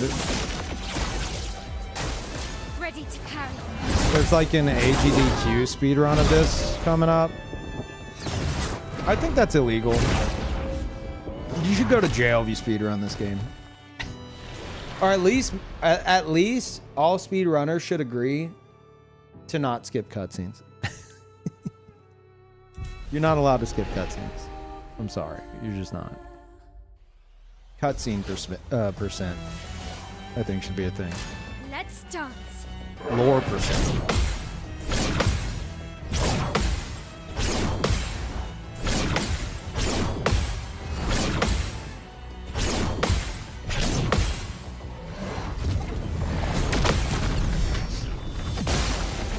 Can you spoil the story for viewers? I mean, if someone's watching the speed run of a game, I don't think they really give a shit about the story.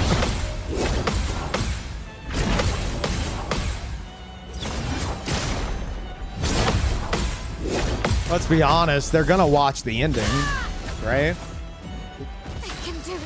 They usually watch the ending, because why not, right?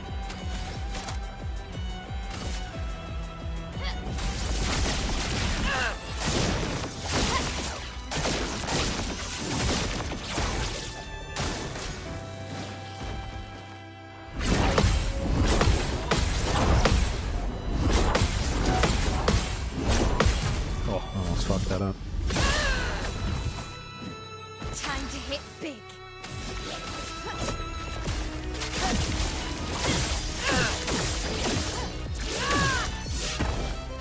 Time to hit big. The good stuff.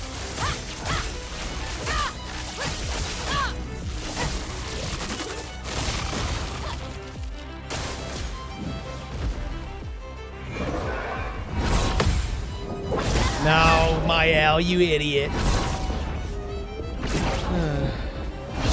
Why do I Virtuos Strike and Virtuos Stance that makes you lose your damage? I'm wanting to be in Virtuos Stance every time I counter. So because I'm starting my turn in Virtuos, and I'm not using Gamage, so I have the gradient points to spare. I'm using Virtuos Strike to cancel into Stanceless, and then I'm using Gustav's Homage to get back into Virtuos, so that my riposte damage, my counter damage, is affected by Virtuos. But my weapon also makes it to where like my counter damage is like anytime I counter, I get back into Virtuos Stance, so it's not really an issue. And I have what's it called? Flurry something, which can maintain Virtuos Stance, but it's practically the same thing damage wise between the two setups. Just one's cooler. So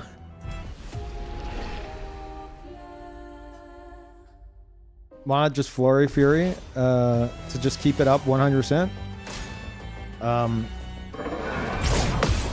Okay, but why not just do it the way that I suggested? I'm not using Gamage. Like, my current strat is to apply burn for the extra damage I get on attacking him while he's burning. Less so about the burn stacks. And then just counterattack. That's pretty much it.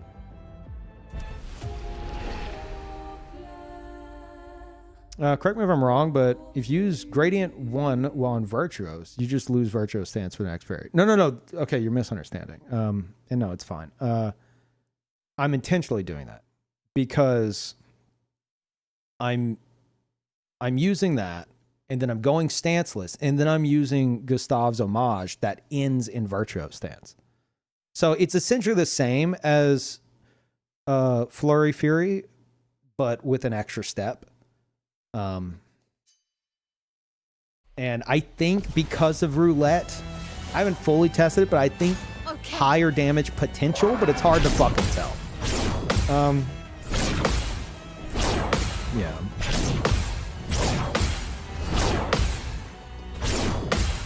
Like, the most important thing is that he's burning, and I'm in Virtuos for the counterattacks. That's about as far as it goes. I might do something a bit more involved whenever I actually decide to try to kill him. Like, right now, he's my vacation spot away from Lamp Master because Lamp Master stresses me out.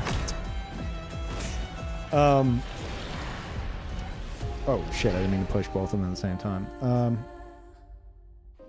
Like, if I somehow had a God run and got him down to one hit, I would take a dive right now. Like, I want to save Simon for last, basically.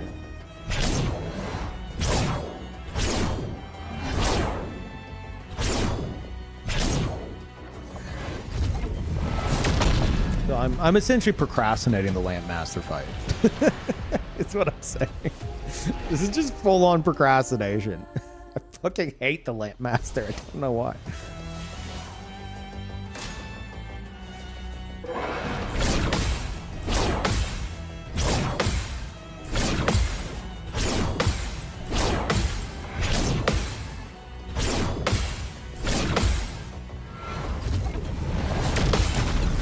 You think hopping between fights slowing your progress with them? Absolutely. Ready to parry. Oh, you talking muscle memory? No, not really. It's just, this is effectively a waste of time. that's about all there is to that. Did you do Clea? I have peeked in Clea's room, and got shit on, and then peeked like a few more times. So I don't know much, but I am scared of Clea. But I don't really know anything about this version of the fight.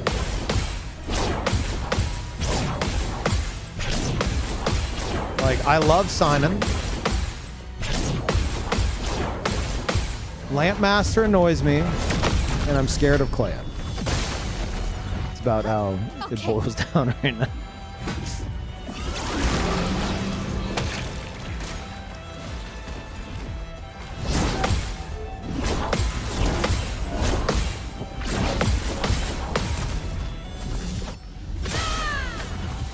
So if my parries are like shit against Lampmaster, I'm like, oh, I need to recalibrate. I need to fight Simon for a bit. And then I'll go back to Lampmaster.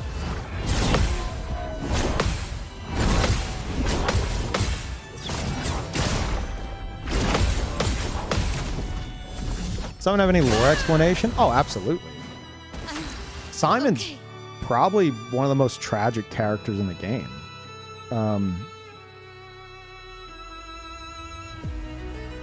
Like, assuming you're talking about just Simon in general, not like this version of Simon. Yeah, Simon was, these are all my own theories, but I think, at least for Simon, they're very accurate. He,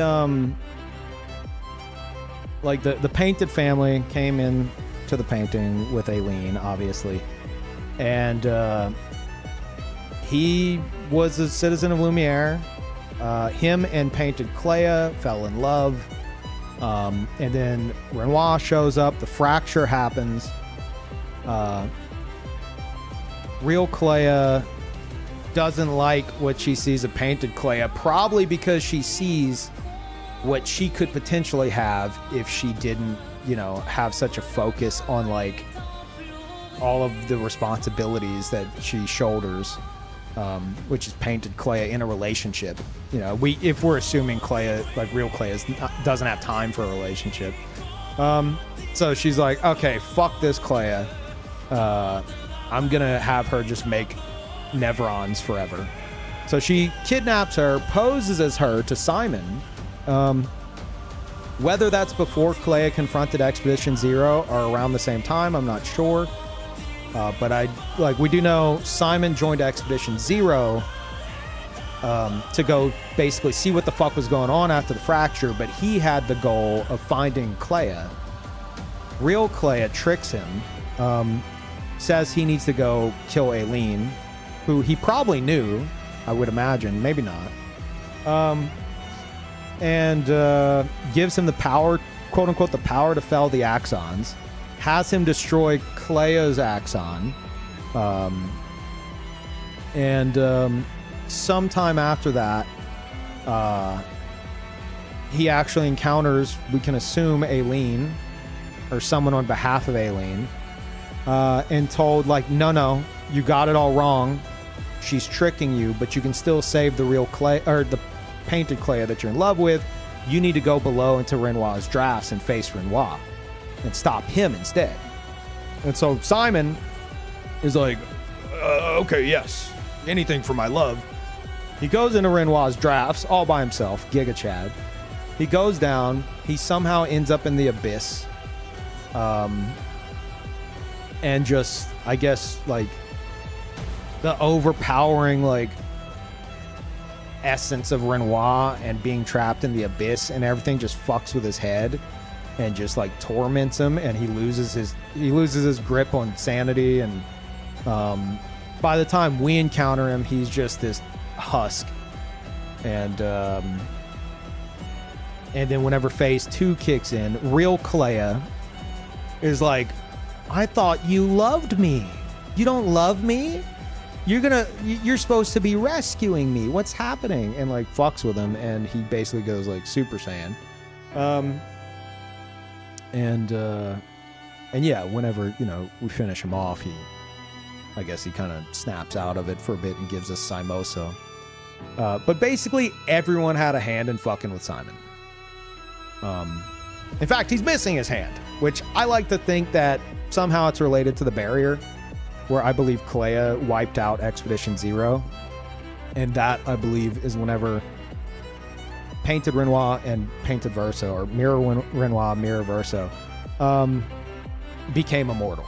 Like, in that moment. I think Aileen was like, oh, fuck, Clea's about to kill them. And, like, snapped her fingers or whatever, turned them immortal. And then Clea couldn't kill them, which frustrates Clea, which you hear whenever she describes her obscene fake family as immortal. So I think that's how Expedition Zero got wiped out. Clea wiped them out. I like to think Simon, like, maybe fucking poked his hand into the barrier or something and had his arm wiped out, but that's just flavor on my part more than anything. But yeah, no, Simon's really fucked up because he just wanted Painted Clea, who he loves, and he wanted to rescue her, and then everyone fucked with him. And this is what's left. And like, he doesn't know what he's doing, except he thinks somehow he's saving Clea, whenever that's just not happening. Clea's very hard-hearted. She doesn't care about any of the creations she leaves behind because they're just paint to her. Clea is the only one with a true grip on, like, the, like, reality of, like, the situation, and she's just looking to get to the end of it. She does not give a fuck as to, like the painted, all the paintings are just paintings, so she does not care how fucking cruel she is to them. But to her actual family, she's actually, you know, rather caring and doing things, like moving things forward. So yeah, she it's everything she does that, like, results in proper closure. Like, even Renoir fucking slips up, you know.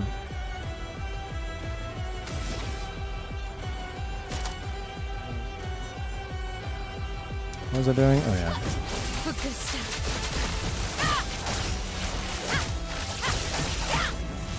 Poor Fron. Yeah.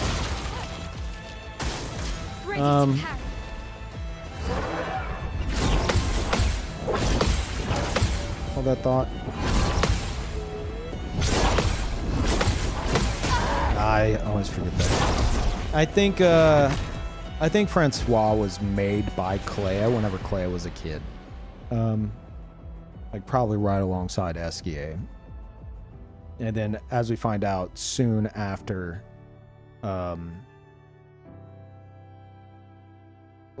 don't know how much longer after, but at some point, Clea outgrew playing with Verso in the canvas, and quote unquote had more important things to do, according to, like, the fading boy, and just like was like, I don't have time to play anymore.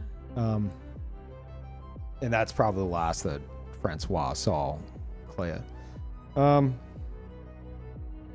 you know, maybe he got to know Painted Clea. I don't know. From what I know, both Francois and Esquier are Verso's paintings. I mean, that's possible. But the reason why I suggest that maybe Francois is Clea's creation is because he just loves Clea so much, you know? So, like, I'm inclined to think that maybe the reason for that is because Clea created him as a turtle. Like he's like, I'm a turtle. I'm supposed to be a turtle. So it's like, whoever created him like, oh, I'm going to make a turtle. You know, I'm going to make a little turtle friend. Obviously as a kid. Might have been Verso, but he fucking loves Clea. So I'm inclined to think, because Verso and Clea played in the canvas a lot together. So I'm inclined to think that Verso was like, I'm going to make my imaginary friend Eskie. And she's like, I'm going to make something too. I'm going to make a turtle. And it was Francois. And Francois was like, oh my God, mommy, I love you. And then, you know, and she left. Would Clea play in Verso's drafts? I mean, I'm sure. Because that's like the beginning of the painting. It's his drafts. It's like his sketches, you know? Like they predate the Gestrels. They predate Esquier. That's why there's so many Esquiers there, because it's like his sketches of what he wanted Esquier to be. Yeah. No sisters allowed. Does it say that somewhere? It probably does. I don't know. I don't remember. But like Mael remembers Oskio, so I would imagine Clay was there too.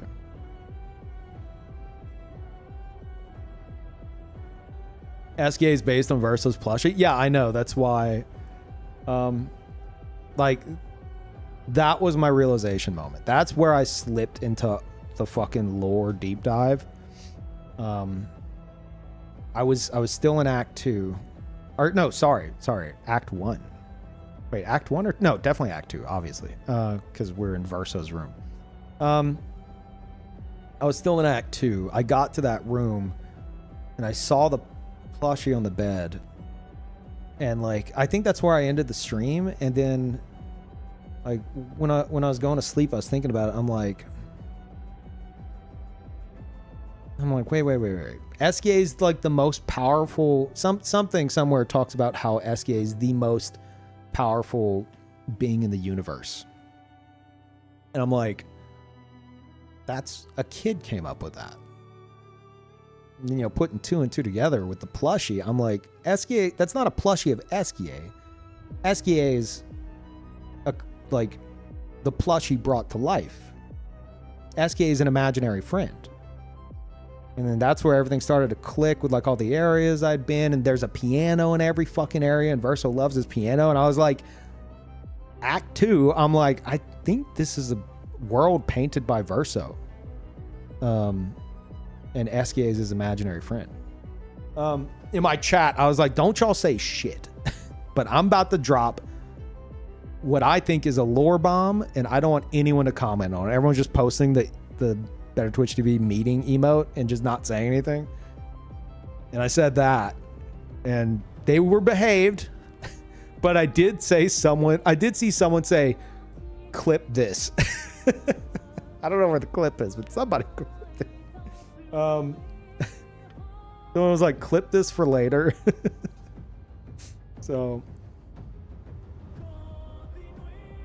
naturally I do have the Esquier plushie pre-ordered, because it was like the key for me, you know.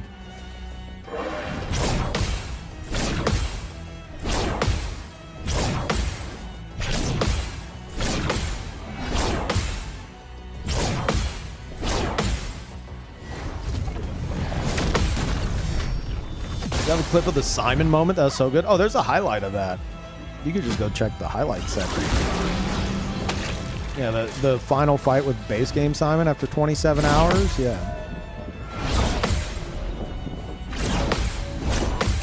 And then like Kepler was in the chat.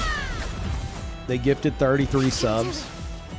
And I have a really stupid like alert for like I think 5 gift subs, 10, and then 20. And I want to say that the 21 is awesome. It's a clip from God Hand.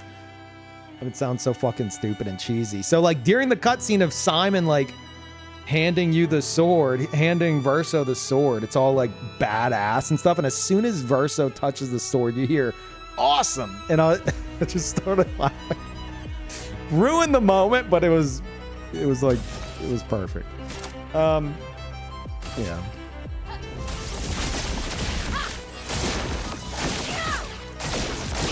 Did previous Noko the dog die in the fire? No, I don't think so. You're confusing it with Minoko. Maybe Minoko, because isn't it just says, or sorry, doesn't it just say in the flashback, Noko, and it says and Minoko the third. So I think that's just the first Noko. And then Minoko, obviously that's the third. So you gotta ask, like, if you're gonna dive into the dog lore, are Minoko 1 and 2 like the parents of Minoko the third? Are they just getting a different dog each time? Because if it's the actual parents, then maybe Minoko the second died. I mean, obviously at some point. But it's safe to assume that whenever Verso was a kid and did the painting, it was just Minoko. Like the original Minoko, which is why we have Minoko in the painting.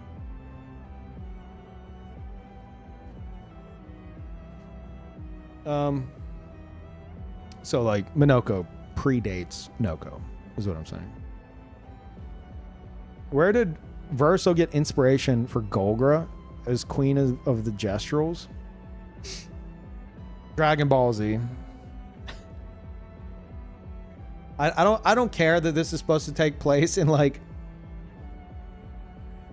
late 1800s, early 1900s. I don't give a fuck. Somehow Verso was watching Dragon Ball Z and it inspired him with Golgra and Oskio.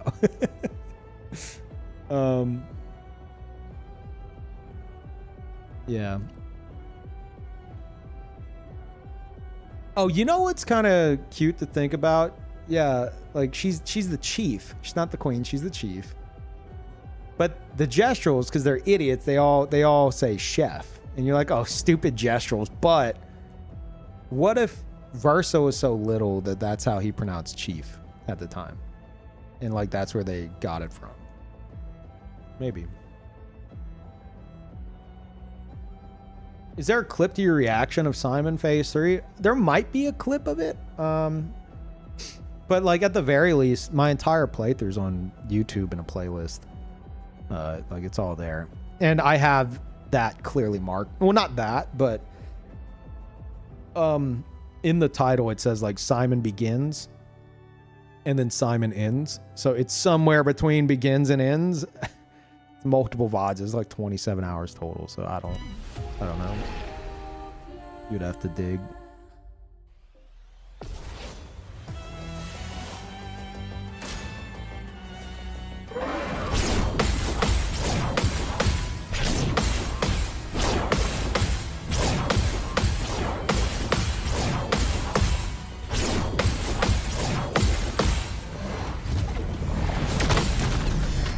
You think Sandfall will break the fourth wall? They easily could with the world they have set up for themselves.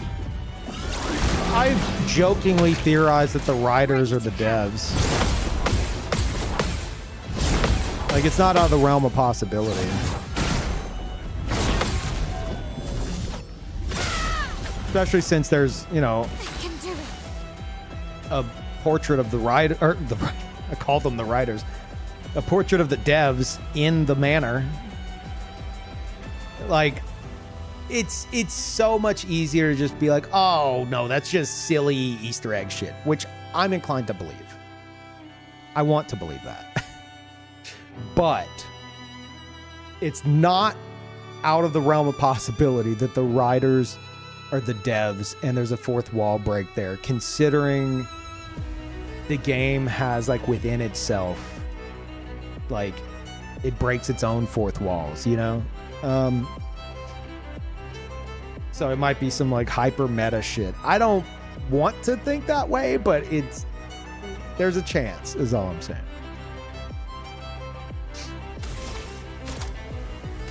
Void, take everything.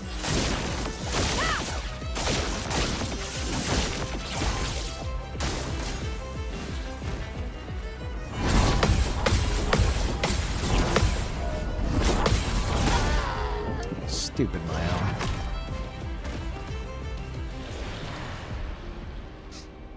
Finished my first New Game Plus.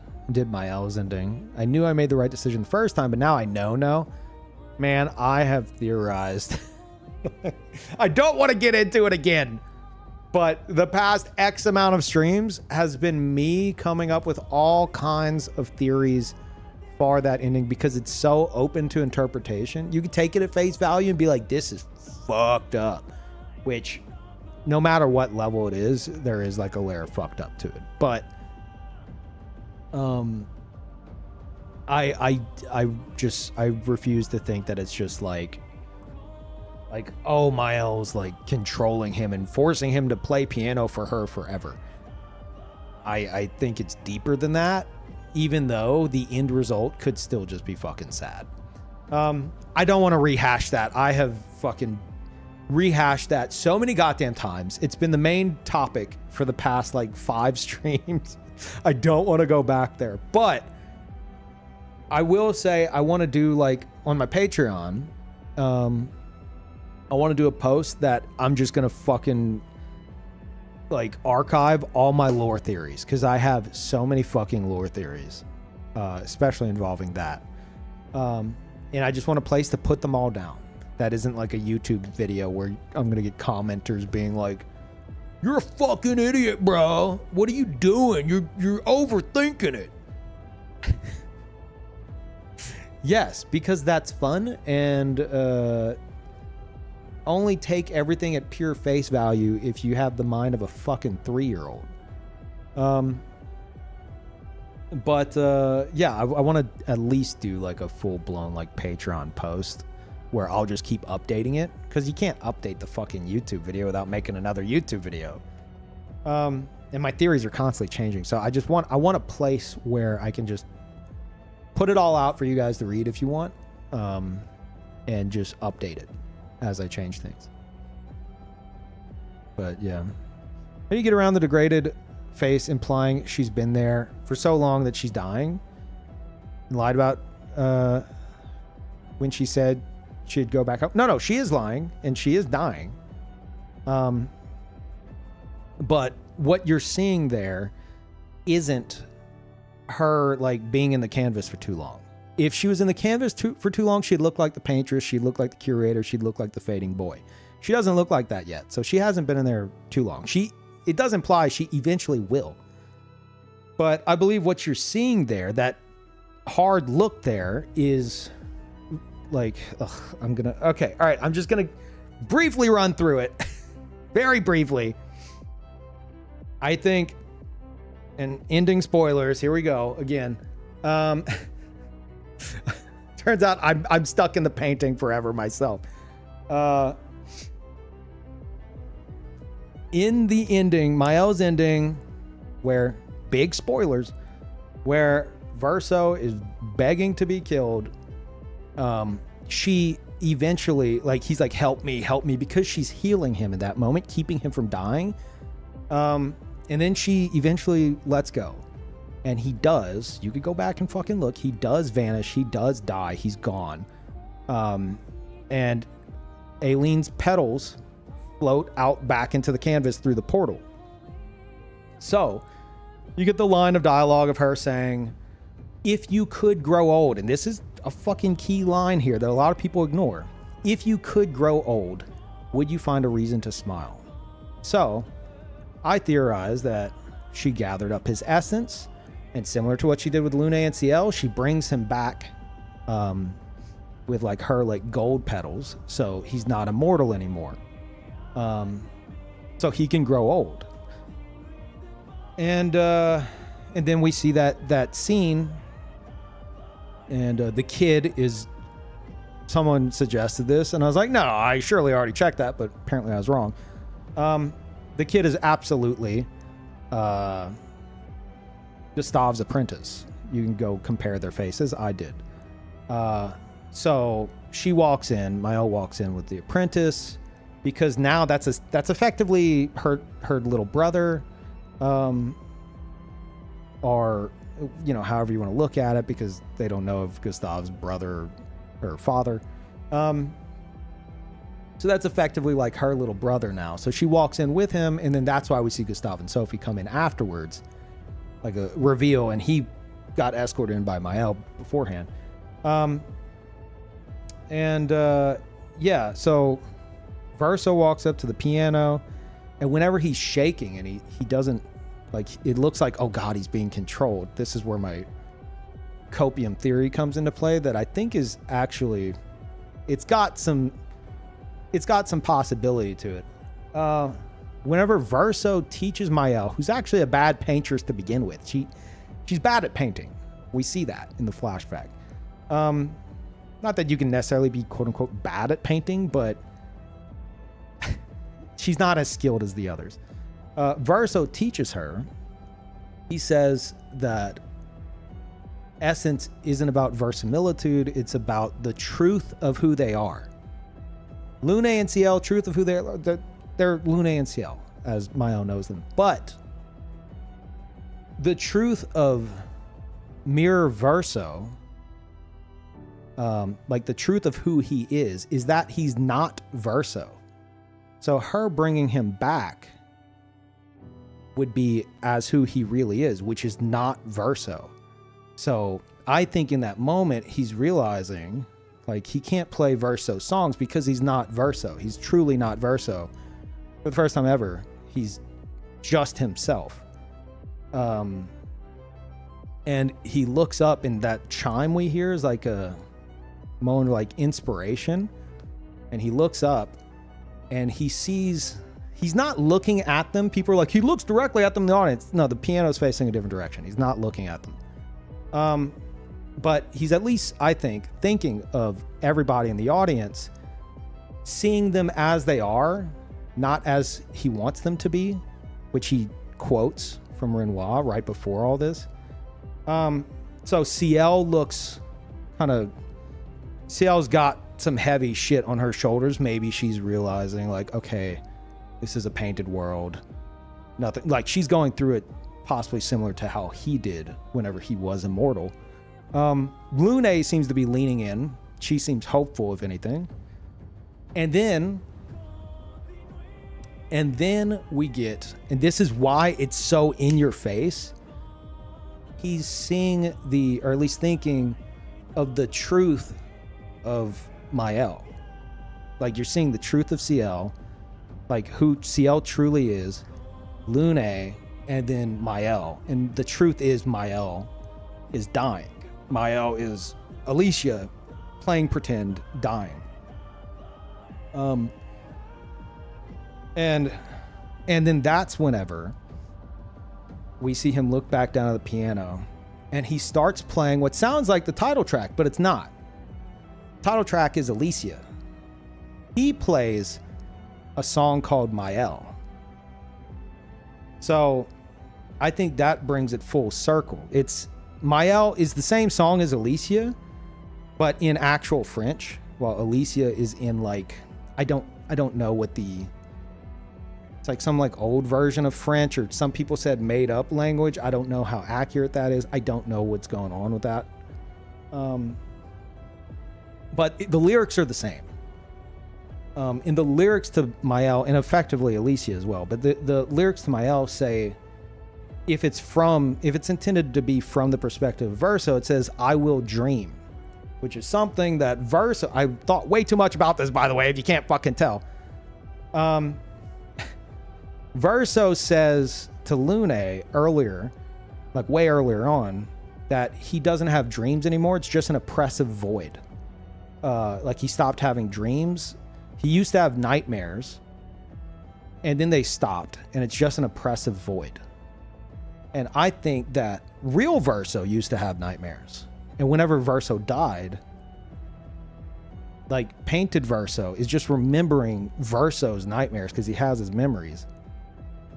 And he's never dreamed for himself. That's why it's an oppressive void, because he's never had dreams.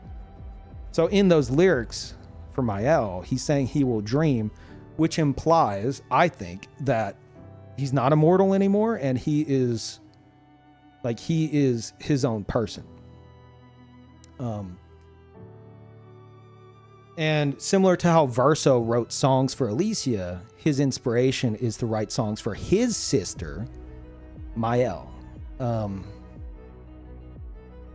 little side note, whenever they're in Old Lumiere and he goes to protect her, he says, Alicia, move. And it's because he's seeing her as Alicia. But then from Act 3 onward, he just constantly references her as Mael. Because he's starting to see her as Mael more so than Alicia, Verso's sister. So yeah, he plays Mael at the end. So I like the idea of him, like that hard shot of Mael with the paint is him thinking of Mael for what she truly is, not how he wants to see her. And the truth is that she's dying in the canvas. As opposed to, oh, that's her activating her paintress powers and controlling him and making him play piano. I think my theory, well, a bit on the copium, is like makes a bit more sense than just, oh no, she's activating her paintress powers. Even though, like, as far as we know, you can only control, like fully control someone if you paint over them. And the only one skilled enough to paint over anybody is Clea. And I don't think even with all the power of like controlling the canvas, I don't think Mael is skilled enough to even do that. But she's not as skilled as Clea. I don't think she can control Verso, even if she wanted to. And it's also interesting if you look at that opening shot to that ending. It's like 4 or 5 copy paste NPCs in the same outfits, which at the end of Act 2, like the NPCs all around cheering and stuff are way more detailed. So you could also be like, oh, she's a shit paintress. She tried to bring back Lumiere. She didn't really know anybody. She's not as skilled as Aileen. Like, you know, maybe it's just a bunch of literal NPCs. But I think it's more so the devs wanting the focus to be on the characters in the moment as opposed to all the NPCs pouring in, just to kind of help sell the scene more. But it's also a possibility. Anyway, that's my thoughts on that. Also, Verso in that piano segment has a ring. He has a wedding ring on his ring finger that you can barely see in like one of the last frames. And I checked, Lune doesn't have one. I was thinking, you know, maybe they got together. There's also like, could she, if she brought back Ciel's husband, who's been dead 5 years, could she have brought back Julie? But more than likely, they just like remodeled Renoir's suit. Because like the tux he's wearing, it's not Renoir's suit. It's not. And it's not the one that he wears in one of the fire flashbacks. It's just its own suit.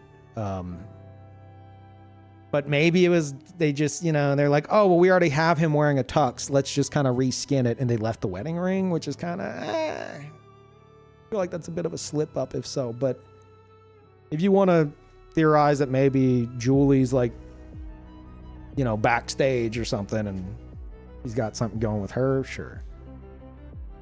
But he is seemingly wearing a ring. That'd be an awkward reunion. He says that one of the, if he could bring back anyone, one of the people he wants to bring back is Julie. So yeah, anyway, I feel like Mael in that moment learned a lesson, like of what immortality does. A lesson that Aileen didn't learn. Like what immortality will do and why it's not a good thing. So I don't think she's making them immortal to live forever and shit like that. But what she's doing without leaving the canvas could result in another fracture. It could just extend, you know, all the fucking issues and stuff. If she never leaves the canvas, which we don't really get full, you know, closure on, but she's likely not to. She's not intending to, at least. But it's possible she could get over her grief by, you know, seeing them grow old and pass away. assuming she would let that happen, because like Gustav's there, she brought him back. So it's like, would she actually let it happen? Is that just her like righting the wrongs of everything that happened and then having a fresh starting point? Or is it a sign that she won't do it? I don't know. Anyway, that's all my thoughts on that I said I wouldn't discuss. Please clap. I need to exit the painting more than Mael needed to fucking exit the painting. I'm dying in the painting.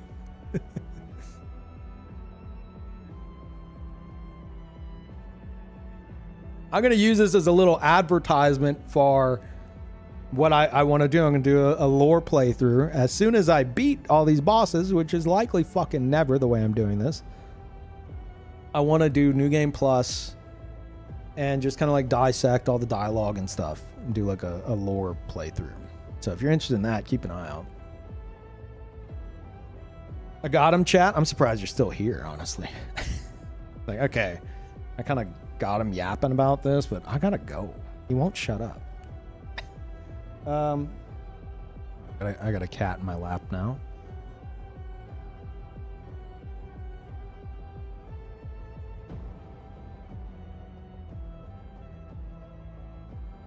It's possible she'll get over her grief. This drug user will stop using the drug if we allow them to use enough drug.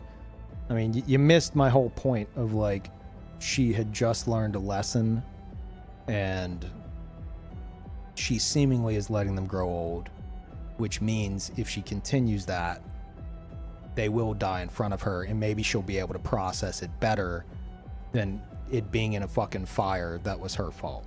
Again, I'm not saying it's a good ending. I prefer Verso's.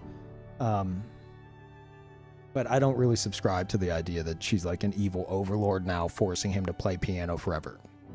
That's what it is on the surface, but I think there's more to it. More nuance, I guess. Was it really Gustav, or she painted a new one as she remembered him? I mean, she knew Gustav well enough to where I think there'd be similarities, but I think it's whenever I've thought about that, and I think whenever you're using the essence of somebody, it's different than like painting somebody from your memory. You know, you have like a template there, but it has to be the truth of who they are. Like that's the bottom line. So is it the same Gustav? I don't know. But I do know that the truth of who Mirror Verso is that he's not Verso. Which is why I think it would have an impact on him more so than even Gustav or Lune and CL. And thank you, Genos. I appreciate the sub. Thank you very much.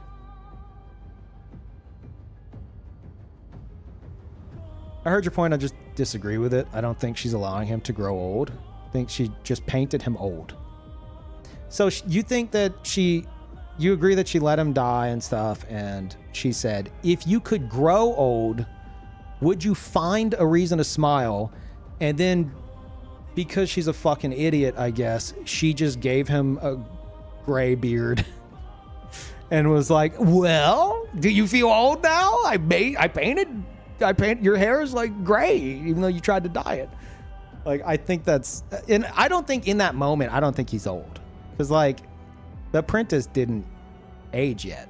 So this is like right after all these events. So he hasn't really had a chance.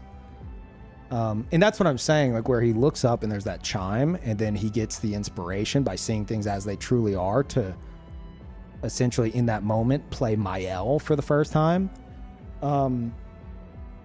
That's like, we're seeing like the first moment of him accepting truly that like he's not only that he's not Verso, but like he's not just a copy of Verso.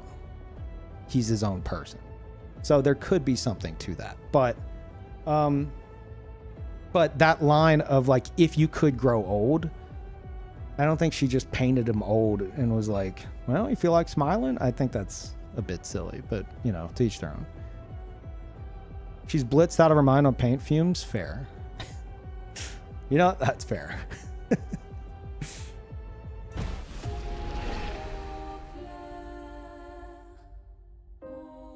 I think my issue with it is he would be a constant reminder of what happened, and she could never really move forward. But that's just me. I mean, yeah, like as for like if she would actually be able to process her grief eventually, that's like there's a solid chance the answer is just fucking no. Because if she takes too long, I would think Renoir and the others would show up and there would be another fracture, and she would be. He even warns her. He's like, if you continue down this path, you know, you're not going to break the cycle. You could be trapped in the monolith. So there's a good chance that that's where that leads.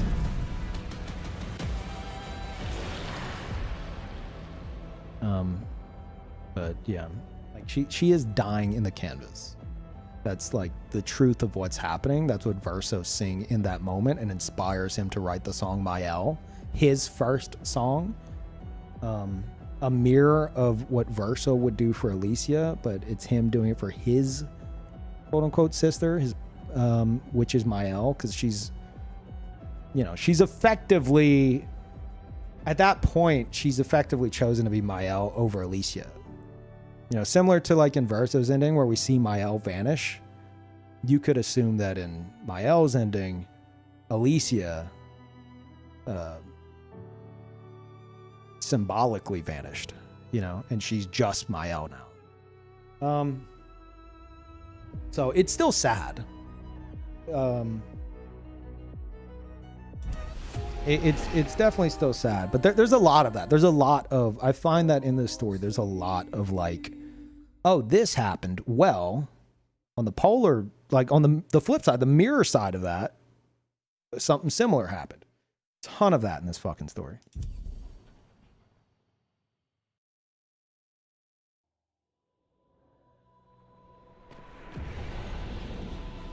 Why did I do that? There was something that I thought of. What was it?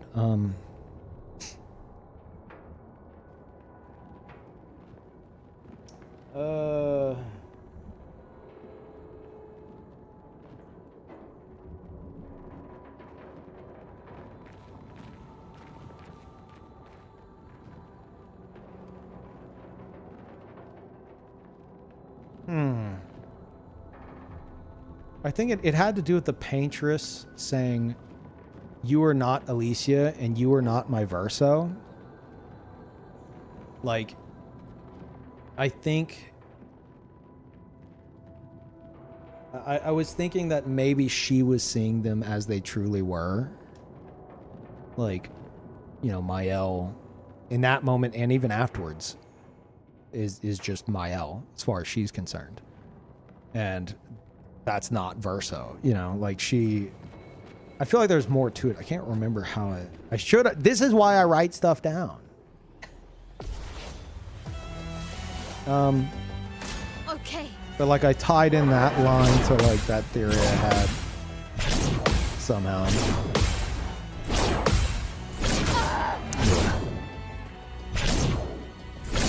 She's slipping in and out of clarity. No, I agree.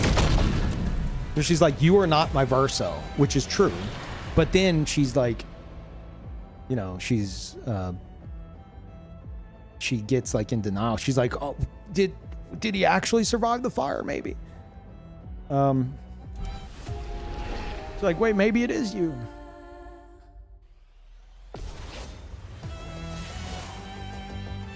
On me.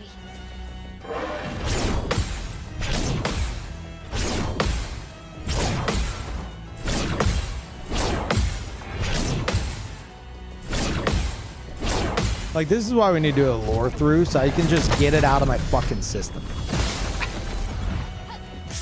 You know?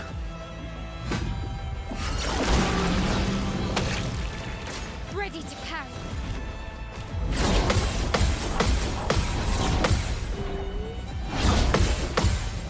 Yeah, she questions if they are painted by Renoir, which I mean, on the surface, without thinking much deeper, I feel like that's a reference to the axons. Maybe like the essence of the axons tricked her at some point, or I don't know. I mean, she's also one of them, so I don't know. Void. I'd have to think more on that.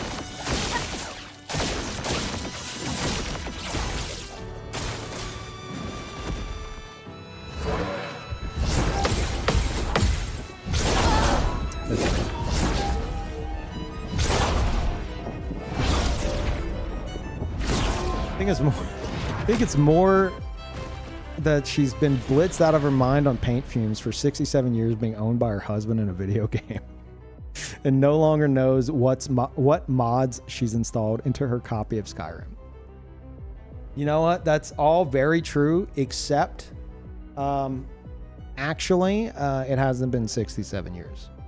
By my math, by my very studious math, Aileen has been in the canvas for just under 6 days. Well, no, sorry. When the fracture happens, under 6 days. Whenever the ending happens, like the actual ending, 45 days. That's by my math. Approximately 45 days total. But that is a lot of sniffing paint fumes, regardless. She's actually been in there longer than 67 years, since she was in there before the fracture. Yes, I know. I theorize it to be 77 years total, which is the equivalent of 45 days. By my math. Don't you try to out-nerd lore math me. I have calculators that I have punched. People in the canvas feel time as if it's passing correctly. Right, but if she's sniffing the paint fumes, you're talking about the real world paint fumes, which would be, 45 days max. I also spent 16 years in there. 16 years, again, by my math, is 10 days outside of the canvas. He pretending to know math.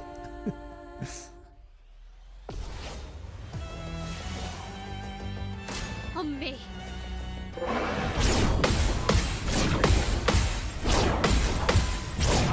Look, until I make my lore dump post on Patreon, I'm gonna just have to direct you guys to the previous VODs. Or else this will be yet another cycle that can't be broken. Is these same rehashed fucking lore topics. Okay.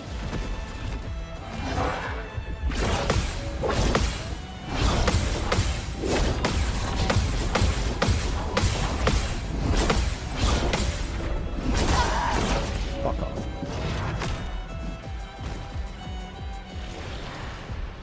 Oh, sorry, Jiggle Juice. You beat OG Simon. Sorry, I missed that. I don't know how long ago that was, but congrats. It's awesome. Trying to break the wrong cycle, Pete. Dude, I feel like I'm trapped in the fucking painting, man.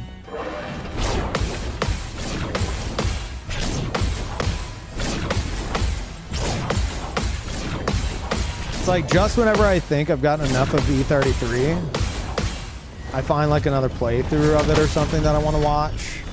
Or I hear one of the songs or something, and then I'm like, oh, maybe I'll just watch one more playthrough. Maybe I'll do my own New Game Plus playthrough, and it'll be all lore focused.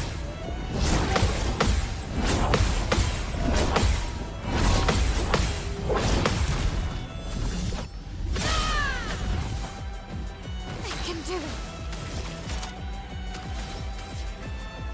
No, that's not what I'm meaning to do here. Come on.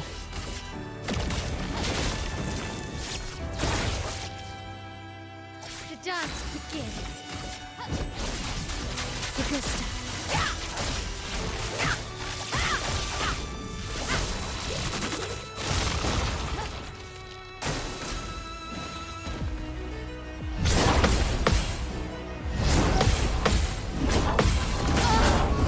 Really?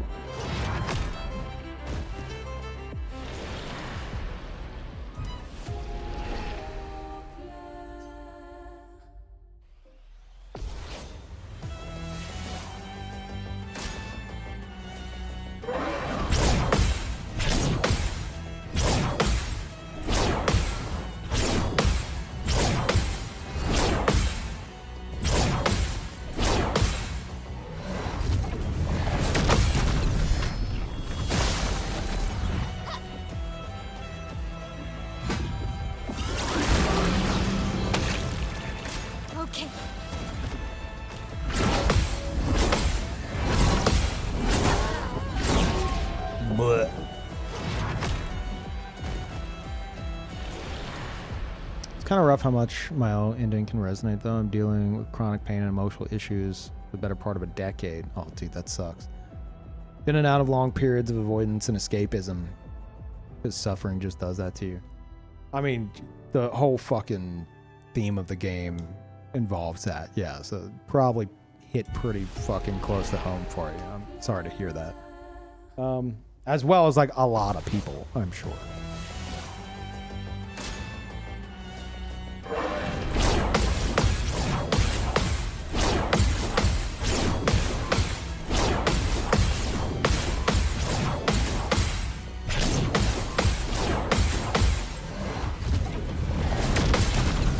Like, you want to know what I think is actually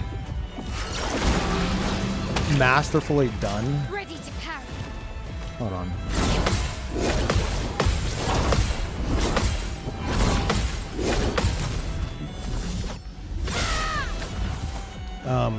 Whether intended or not. It's like the way the endings are, like talk as much shit as you want about my L's ending, whatever. The way the endings are set up, Versos gives you proper closure, or as close to it as you're gonna get. And like that's that. You know, it's pretty damn final.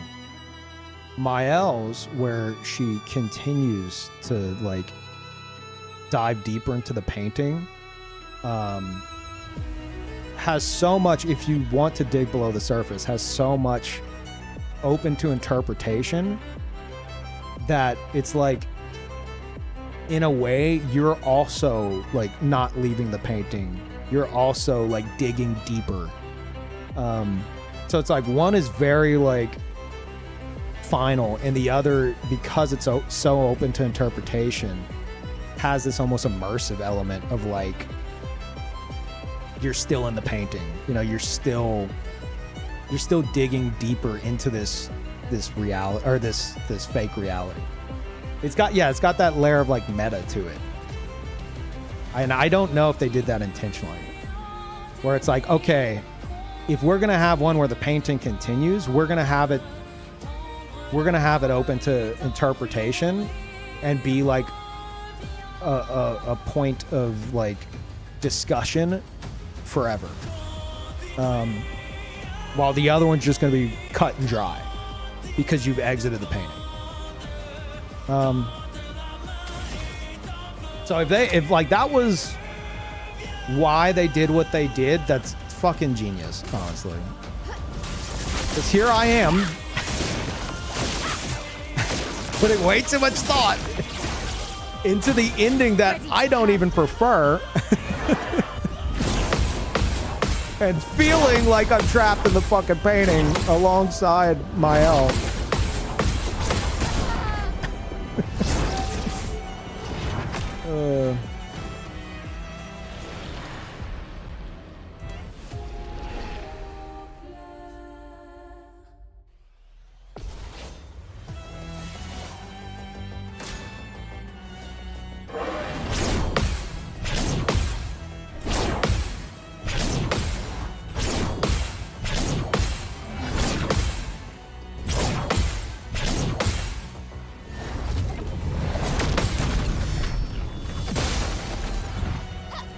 Let's dance.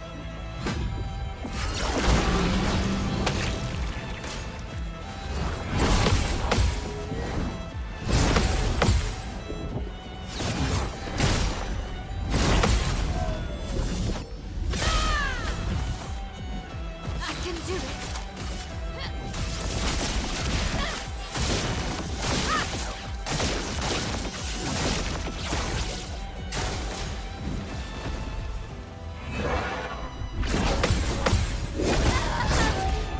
God damn it.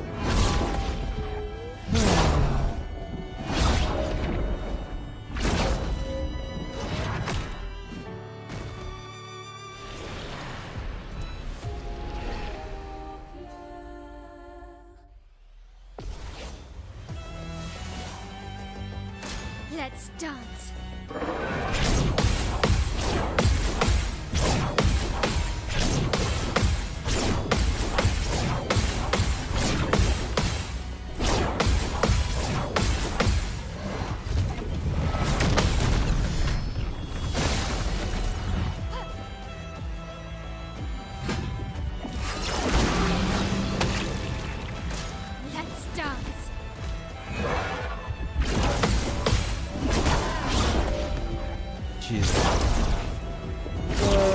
this is just a waste of time anyway. I need to kill Lampmaster.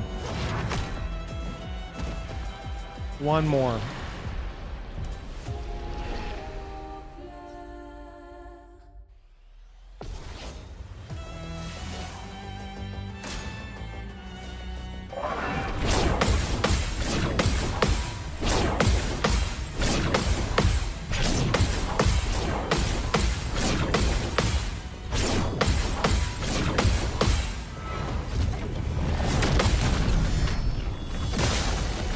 You watch your initial playthrough. I have a playlist on my YouTube channel for it. I haven't added like the DLC stuff to it yet. So if you really wanted to see that as well after you watch the initial stuff, you would have to like dig through the live tab.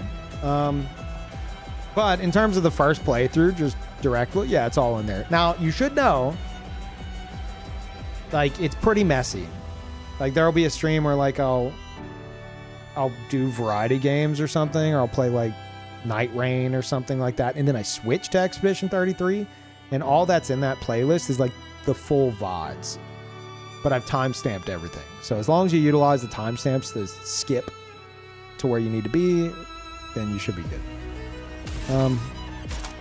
But yeah, fair warning.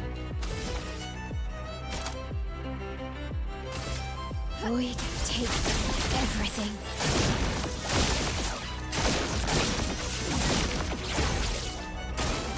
Let's dance.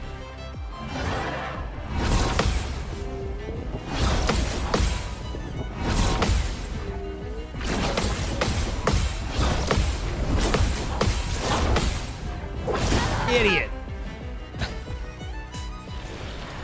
Okay, one more.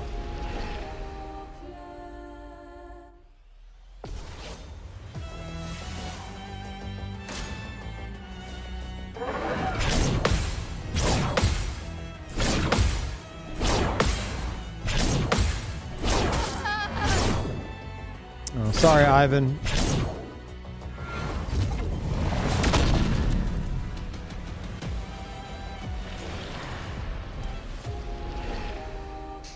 How did you guys get on the subject of Warhammer?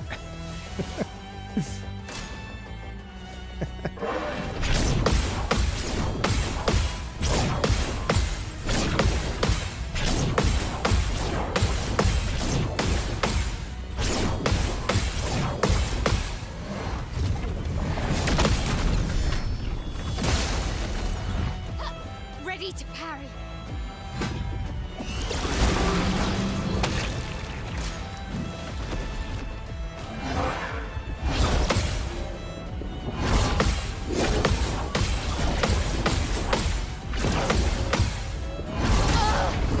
Okay, I'm going back to Lampmaster. We gotta make some progress. After this one.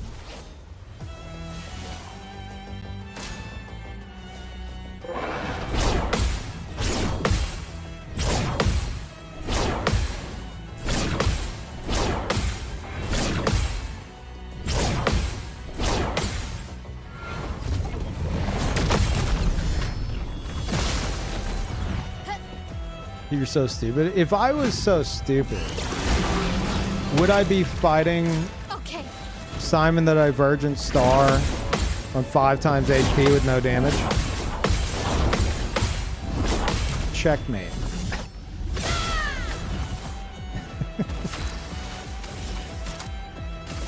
Void, take everything.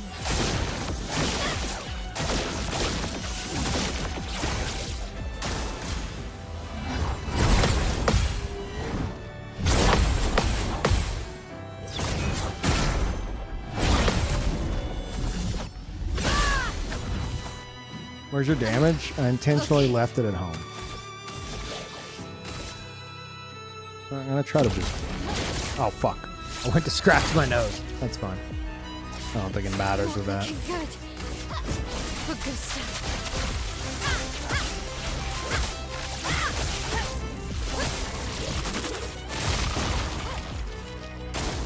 Ready to parry. Masochist? Yeah, I've been called that.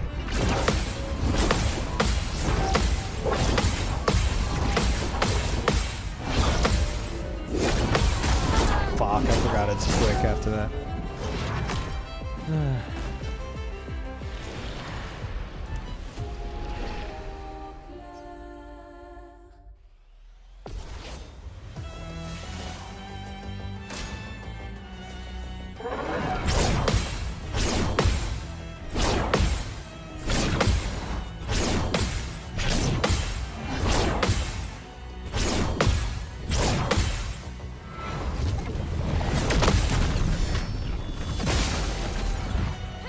Okay.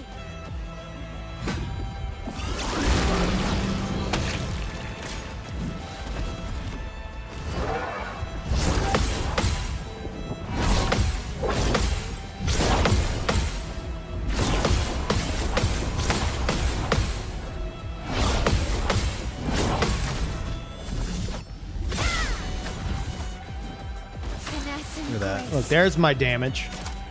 Behold my damage I've done. And cower in fear and awe. Let's dance.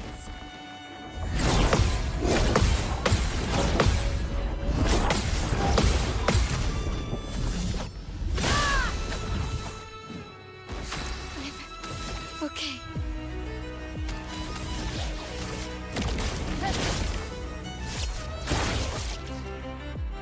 Time to hit big. The good stuff.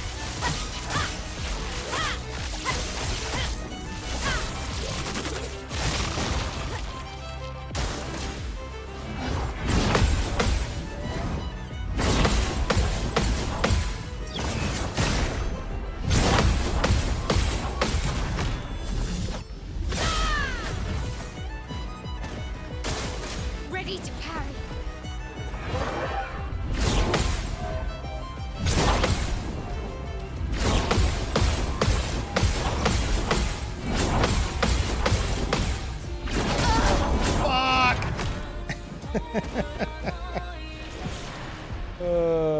Okay, fine. Fuck you, Simon. No, actually, fuck you. I need to kill Lampmaster.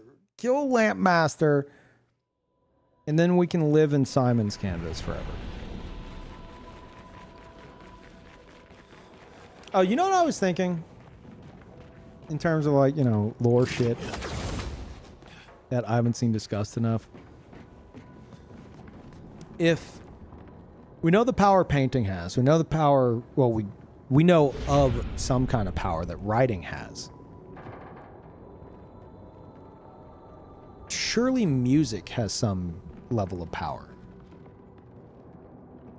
And then, like, part of me also questions, even though I don't know if there's much to this, like, you know, you see it as like, oh, my parents wanted me to be a painter, but, you know, I like Verso, like he wanted to be a musician. And it seems like he was being very sneaky and hiding his piano, like in his painting, so he could play piano within the canvas. Like, oh yeah, I'm practicing painting over here, and he's actually playing piano. Is that just him following his passion and that's all there is to it? Or is there something in, like, musicians in this world that, like, some kind of power that maybe Aileen and Renoir feared? But I don't think that'd be the case, because she taught him to play piano. Like, we see that. She literally teaches him to play piano. So maybe it's not something that they fear, necessarily. And it's literally just him following his passion. But there's got to be some kind of power to it, right? But we just don't know what it is. They never mention it.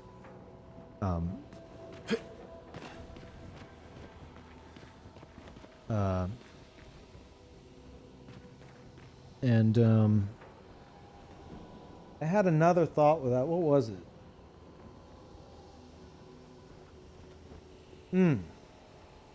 If you leave a sliver of your soul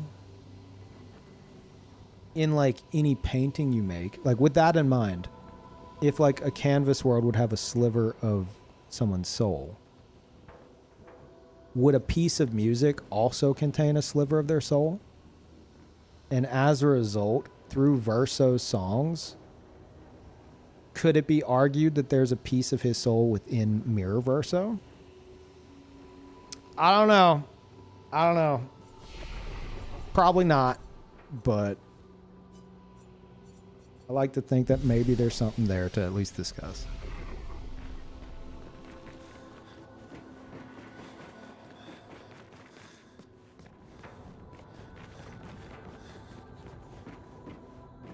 I feel like they would probably know this and mention it, you know?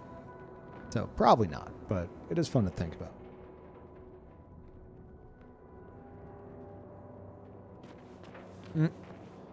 Almost fucked up.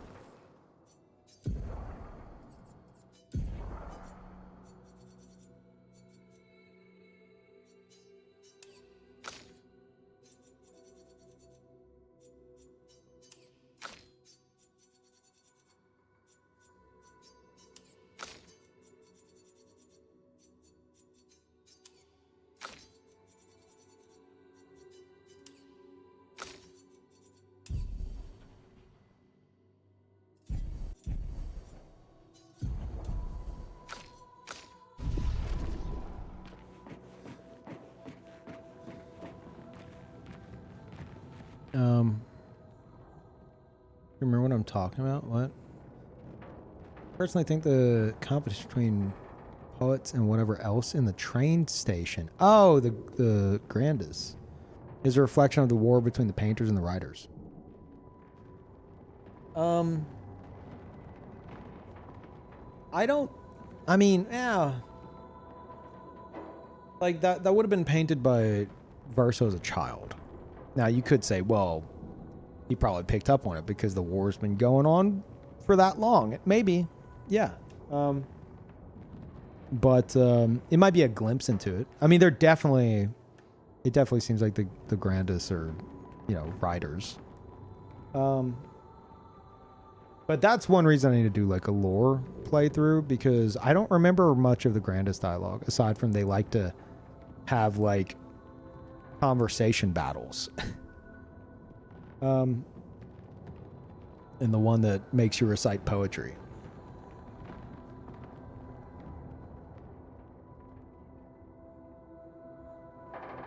But yeah.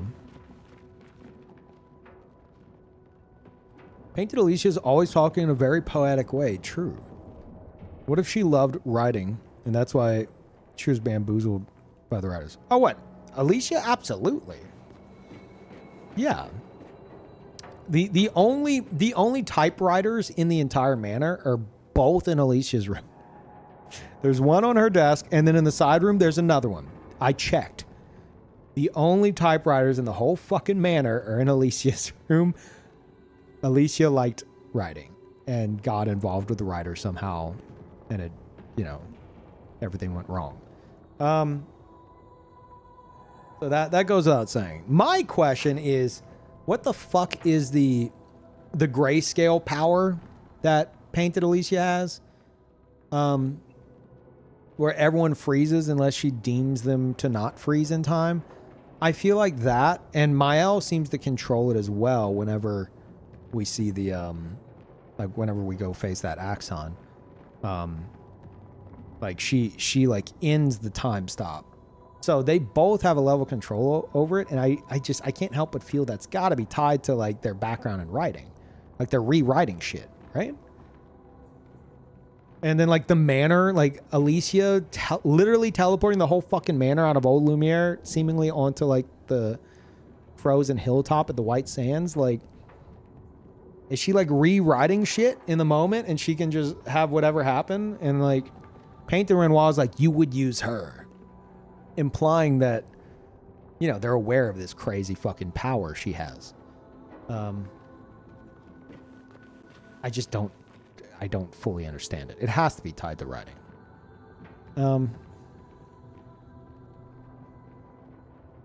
But yeah. I think all painters can do that, honestly. They simply control the painting. Not rewriting, I don't think. Same thing Clea did to paint. Painter Clea, she's repainting. No. The only one skilled enough to paint over someone's creation is Clea. Alicia can't do that. In fact, Alicia is actually pretty shit at painting in general. That's something else. Painting over, like if you look at painted Clea, she's all like glowy and fucked up and stuff. Like she's been painted over. You could argue that maybe painted Renoir also gets painted over in that fight when the lion shows up. Whenever he's like protected by Aileen. So maybe Aileen and Claire are the only ones skilled enough. But Mael says Clay is the only one skilled enough. Probably because she can't do it and she knows like Aileen's not going to do it. So maybe she's just saying out of like the siblings. So maybe it's like something only Clea and Aileen can do. But even then, it's specific to that painting, like that painted character. It's not like the whole fucking painting at once. That's something else. The paintress froze in time as well. Are you talking about a gradient attack? I mean, you could argue that maybe it's tied to the gradient attacks and stuff in some way. Someone painted over Simon. I don't think Simon gets painted over. Maybe something happens. It looks like he gets inverted. We're talking base game Simon. That Simon looks like he's been painted over. Base game Simon, I don't think is all glowy like that and shit. I would have to see him again. He just looks in phase 2. He just looks inverted.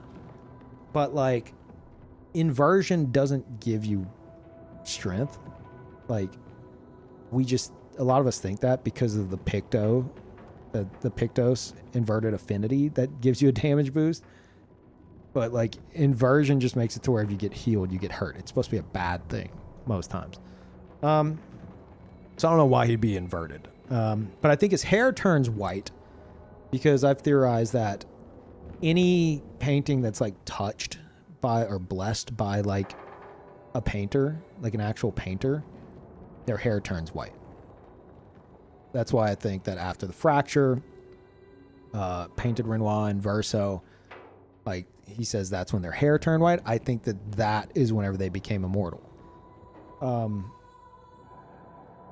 Alicia's hair turning white, either being gamaged by Renoir or maybe something with like coming into connection with like her true like Alicia side.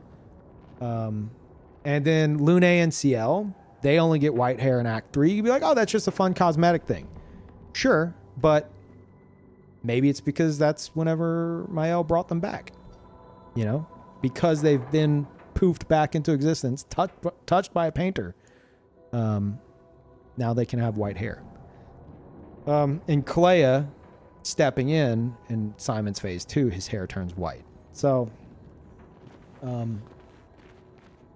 don't think he gets painted over there, but he might. That might be the case. But I don't think whatever Mael's power and Alicia's power is to stop time, that's not painting over. I think that has to do with writing. They're the only ones who can do it. And they can pick and choose who is affected by it and who isn't.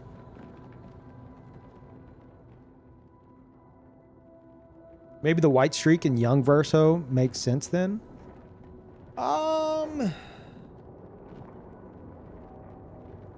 You're talking about like in Verso's drafts. I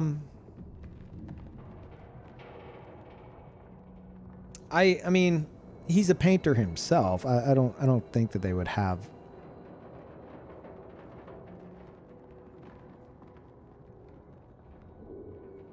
You know, in the flashback with the fire, like the first one that we see, he doesn't have a gray streak, does he? I'm not sure.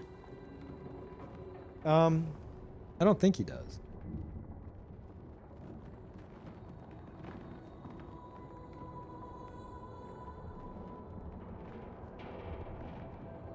I thought that he had the gray streak in Verso's drafts just because he's, he thinks it looks cool.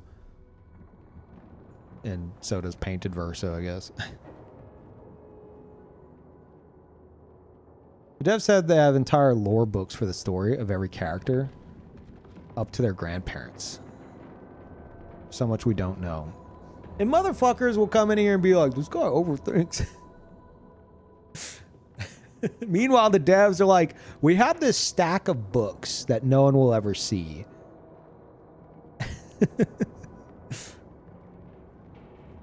So that's why, like, whenever people are like, no, Mael is like an evil overlord now, and you must play piano forever, even though she says she doesn't, you know, want you to be immortal anymore. I'm like, I feel like there's more to that. Still bad, but I feel like there's more to it. That's why I've theory crafted around it so fucking much. Verso explains his hair was white at first. Over time, he learned to fix it. No, he says sometime after the fracture, they stopped aging and their hair turned white. Those might be two separate parts of dialogue, like two separate scenes, but that is the case for both of those. And he looks to be about, I would say, 36 to 40 here. Verso dies at 26. He gets painted into the painting as a 26-year-old. He ages, I've theorized, about 10 years. That's when the fracture happens. He stops aging, which is why he looks like this. Ignore the white hair, because the white hair has nothing to do with him aging. The white hair is something that happened to all of them after the fracture. So he's perpetually, I think, 36 years old. Like, at least looks-wise. And his white hair is tied to Aileen bestowing immortality upon them. And I already did the math. I believe him to be 103 years old. So, yeah. And Alicia, painted Alicia, 93. I have no fucking idea about painted Renoir. No fucking clue. Luna is like, he looked to be 50, 60? I think he looks a bit older than 50 or 60, but Luna hasn't seen an old person in fucking decades, so what does she know, really? But yeah.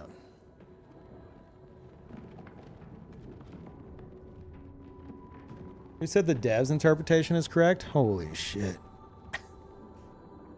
You know what? Let the devs release those books so I can read them and be like, no, I think they're wrong on this.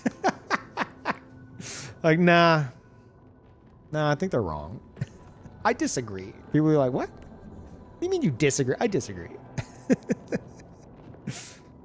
Renoir is definitely 60 to 65. I think real world Renoir is 60 to 65. Painted Renoir would be, by my math, 10 years older than real world Renoir, appearance-wise. So, I see 60 to 65 for real world Renoir. Painted Renoir, 70 to 75. But Lune says that painted Renoir looks to be 50 to 60. And I'm like, you're not looking at this raisin of an old man and saying he looks 50. What the fuck are you talking about? That's crazy, Lune. What are you on? Which is why I'm saying we can't really take that, but with like a grain of salt, you know? Yeah. The white hair could just be as simple as Aileen's chroma being white. That's very interesting. I mean, except that, like, Alicia's hair turns white. Well, she does, like, say, like, Alicia and, like, kind of, like, activate her for a moment.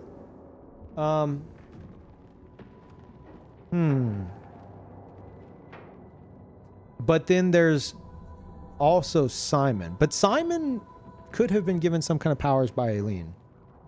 Because he did speak to Aileen, who sent him down into Renoir's drafts. But his hair doesn't turn white until Clea talks to him. So, I don't know. I'm not opposed to that.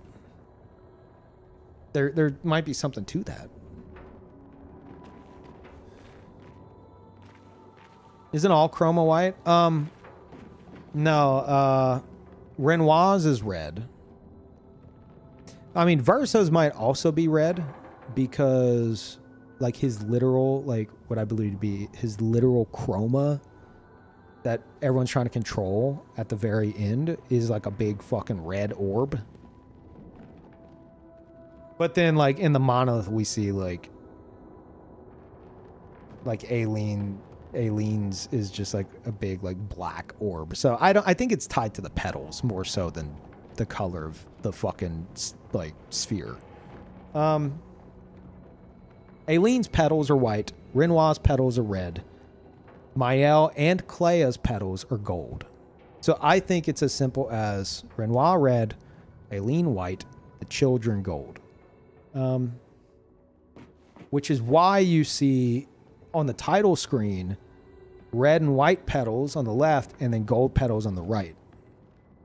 It's like the parents and then Alicia, or maybe the kids in general.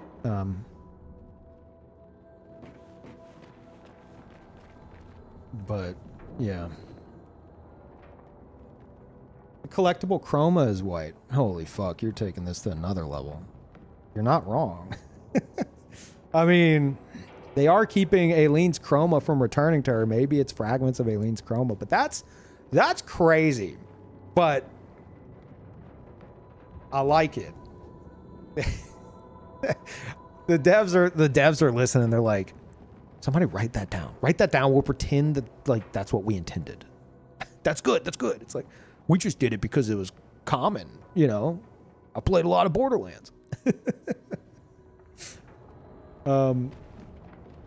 Yeah, I mean, that's interesting.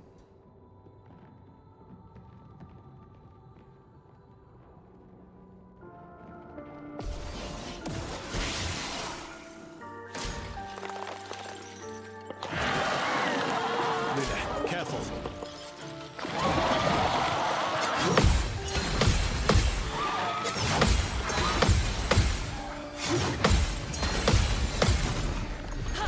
Can you give my all painted me hair? I played the game with shit graphics and I want to see how it looks on a good PC. Yeah, after this. I used it for a while. It looks pretty cool. I do like it. It is one of my preferred hairstyles for it.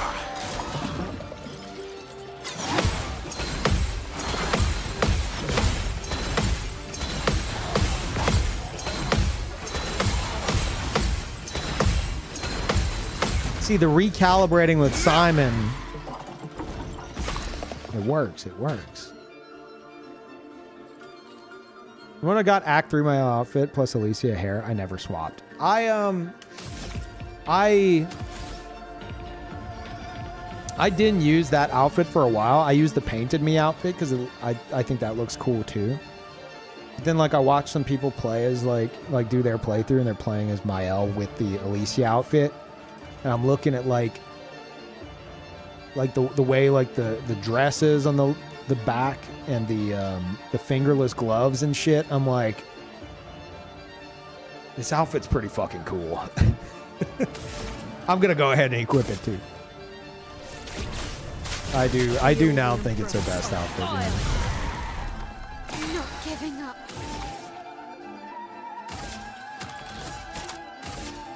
We don't need to do that.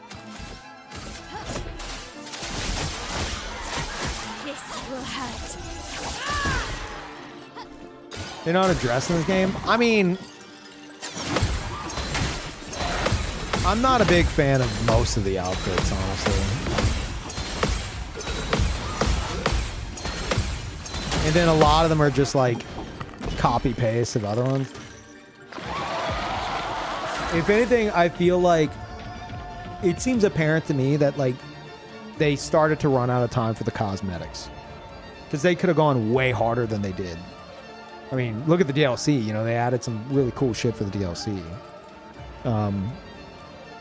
But even then, like Luna and CL stuff for the DLC is pretty much copy paste of each other, which again implies to me that they kind of ran out of time for that too.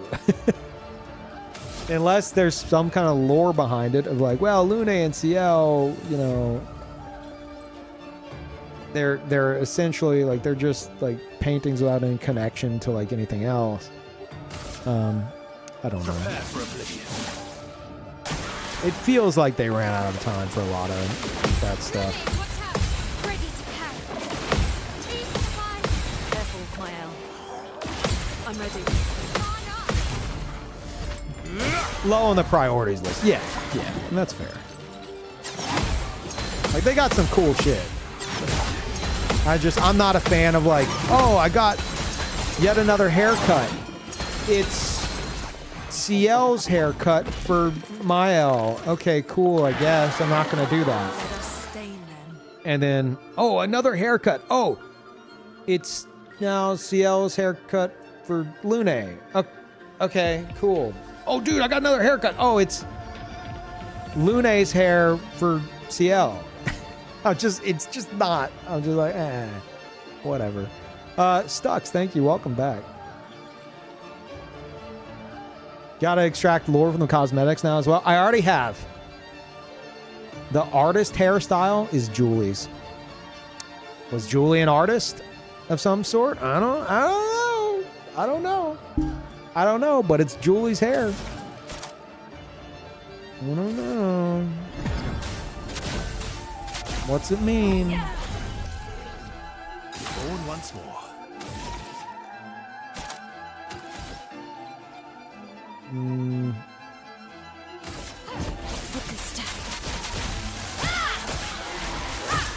It's one of the hardest bosses in the game. One of the most annoying bosses in the game. Get ready. But yeah, also one of the hardest. I'll do it. On me. That's no dodge. Okay. That's no dodge. Time to end this.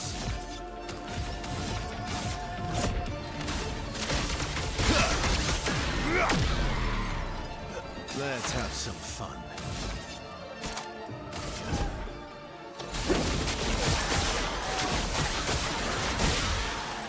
I'm ready. It is if you're Peeve. Yeah. Spoken like somebody using cheater, second chance, energy master, Stendhal, nuke Mael, one tap and everything. Don't speak to me about challenge. How dare you? How dare you look in my direction as I tickle these bosses?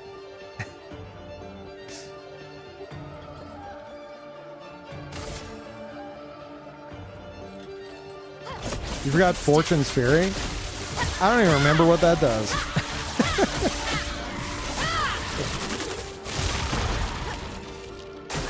I guarantee you it's something I looked at and I went, eh. Oh, wait, is that the double damage from CL? That's the fucking double damage from CL, isn't it? Yeah, I didn't want to do that. I don't think I even unlocked it. I'm pretty sure it's still locked on her tree and she's almost max level.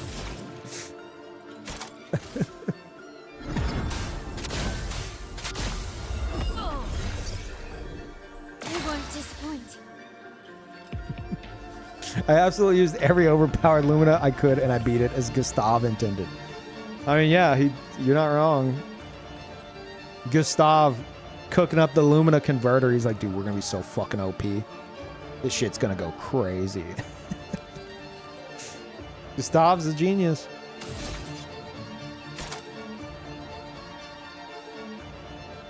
Oh, you know what? Fuck, I don't want to lean into this theory.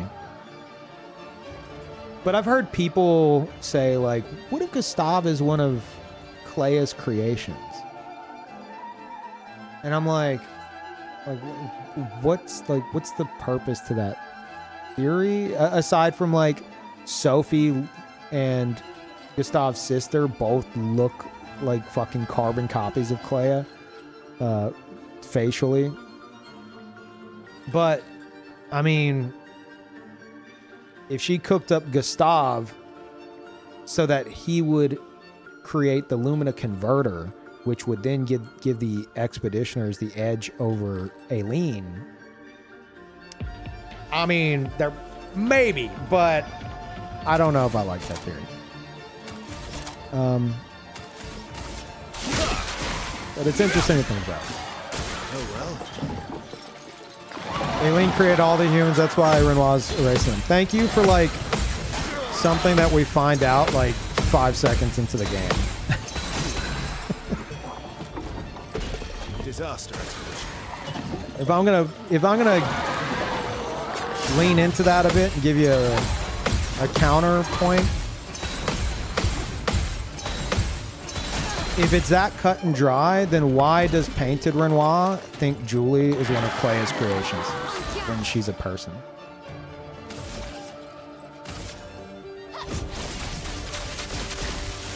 Like, I'm on board with you. I think that that's digging too deep. But in terms of, you know, for the sake of lore theory crafting, I could see how someone could at least question that.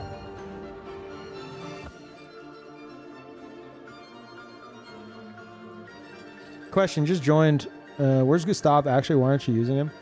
I mean, it's kind of spoilers, but like, there's a point in the game where like Gustav, like, he takes a break from the team, and you like leave him behind like at this spot with like a tree, and he like rests up, and then you like come back to him later. So he's not in my party right now.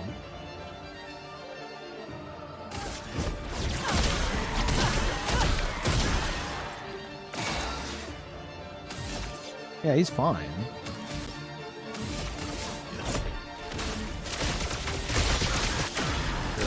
Always come back. Yeah, he's got to repair his arm. Your existence ends now. On me.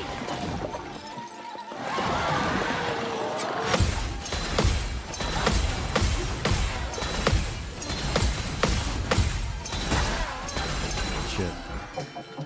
Cool, I'd be really mad and sad if something would have happened to him. Yeah, he's fine.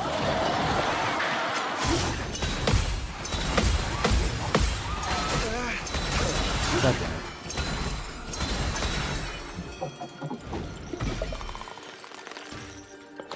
He's fine, I promise. Don't die next. By the end of the game, he'll still be right there with you. Just try it. Bring it on. Oh well. What am I doing? What are these parries? Thanks for answering, no problem. What is that?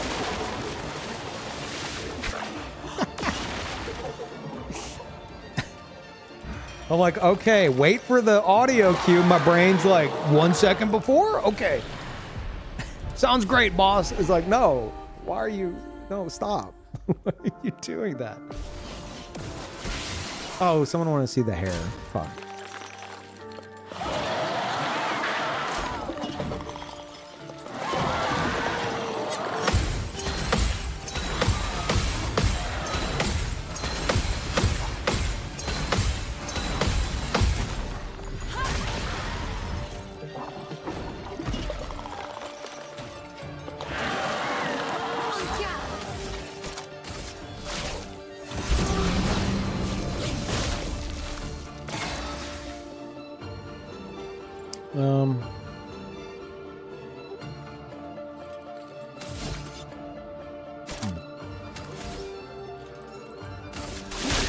This will hurt.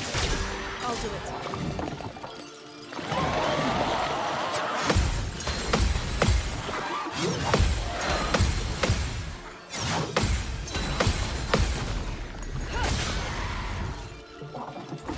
So much potential. What's the HP of this boss?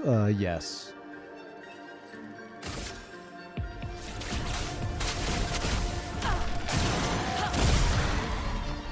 Not giving up.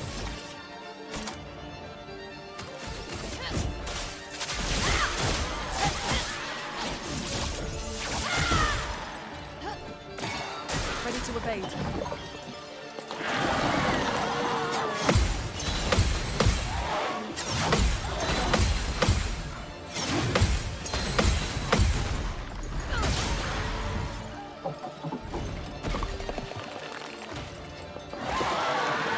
Ready to strike. That's unfortunate.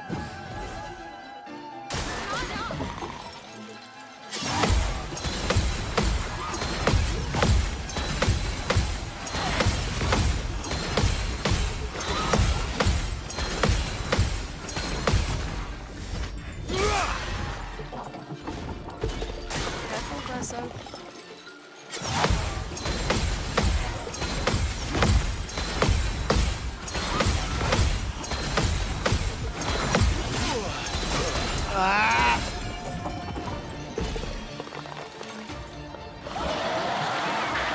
glowing with energy.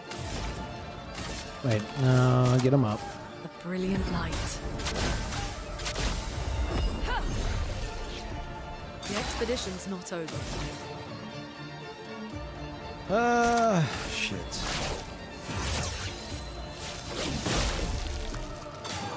Brace yourself.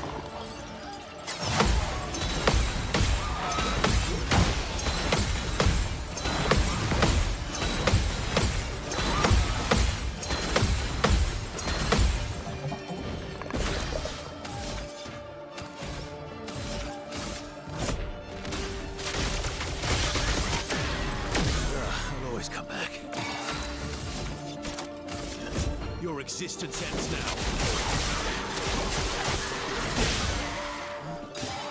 Careful, Verso.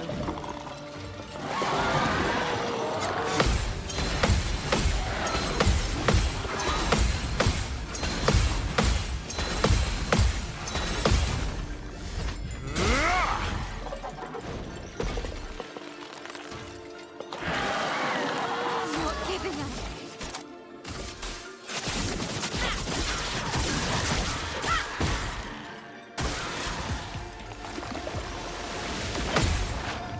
Let's dance. Lune, watch out. Just try it. Had to jump the gun. That's our chance.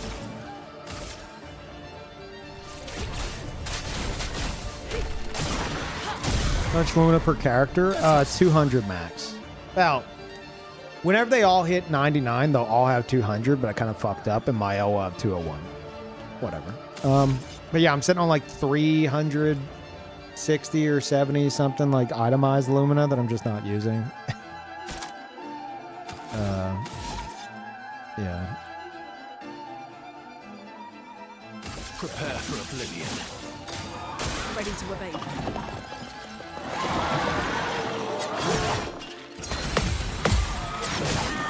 What are we doing? What's happening?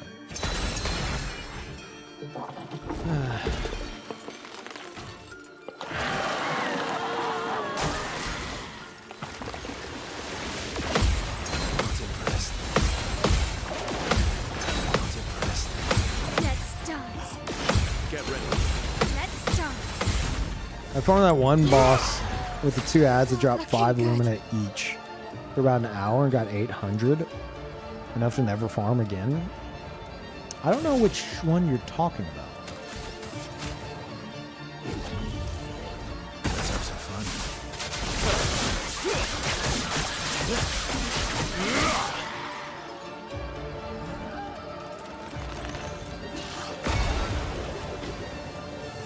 Danger!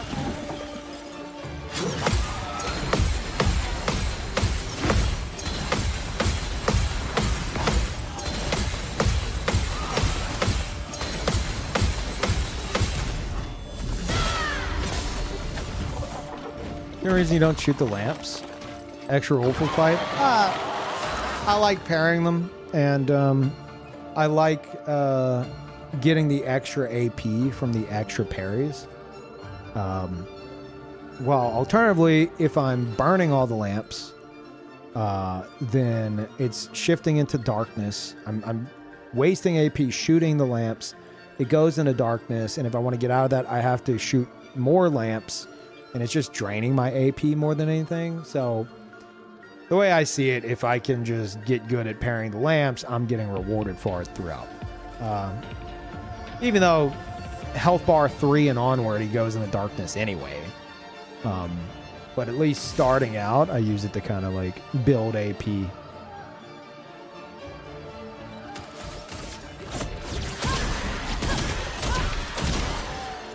On me.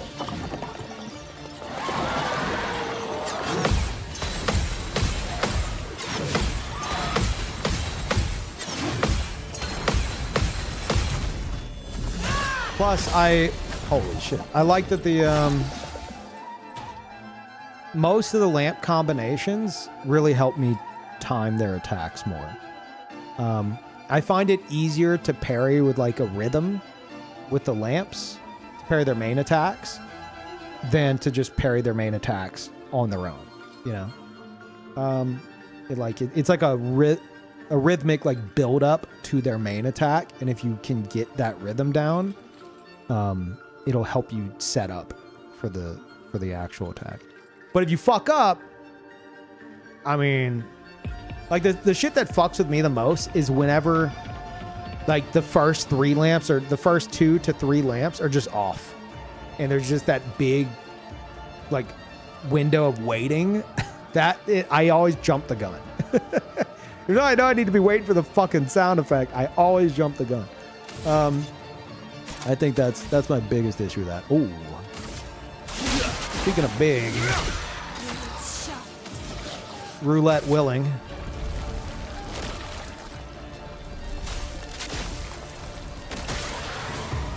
That wasn't even a casual 53 million non-crit. Sure, why not? Not giving up. Prepare for annihilation. From me.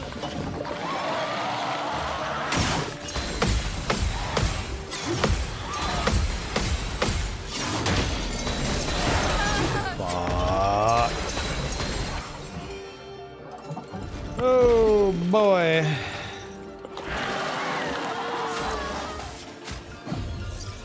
You can do better. Take cover. Just try. Ready to carry. Blades sharp. Prepare for annihilation. Oh fuck, I need to get her to 1 HP.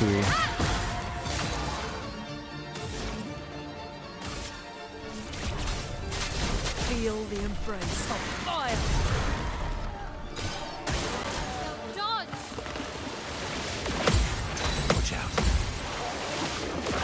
Hurry. Careful with my elbow.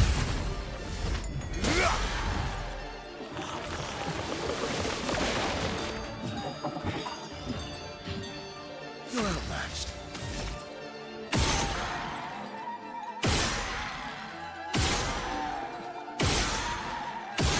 Oopsie.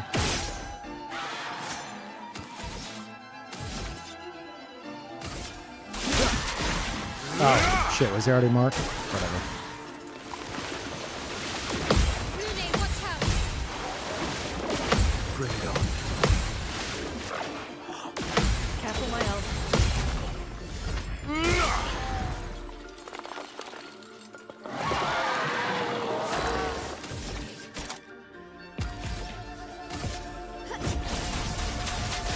Oh no, I need her at 1 HP. Fuck.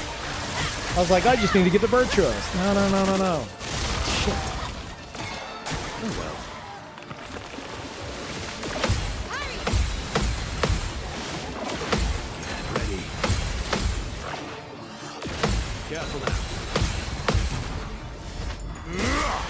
Now is our chance.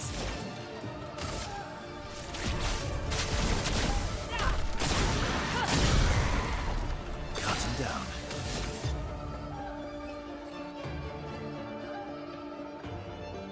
You know what? Marked Virtuos without the bonus. It's fine.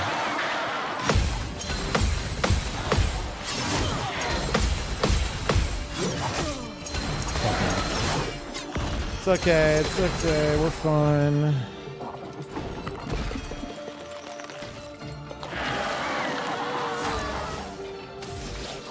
Yeah, this will be plenty of damage. Get out of this canvas. Okay. This may be the furthest I've been. I might have been here once before, but not for long. Finesse and grace. Actually, no. I'm gonna keep fucking forgetting. Do it now.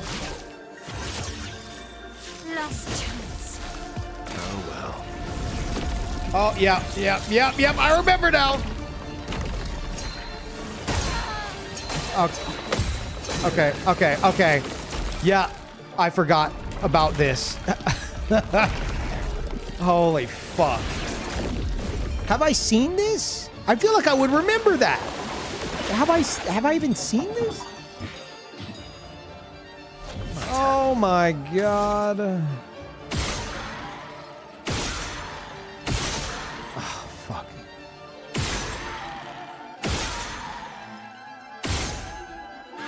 I have seen it once. How did I forget? Was I fucking sleep deprived?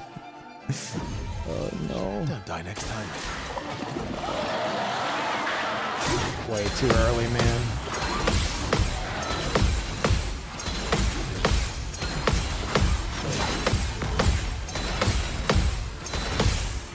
What? Oh, that's right. I got hit by one.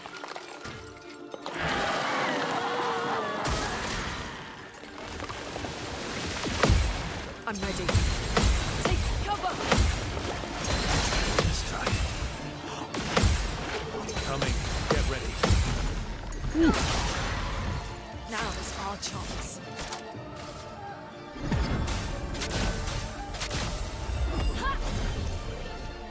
Oh, thanks. Take cover. Oh no! B team, go! Go B team.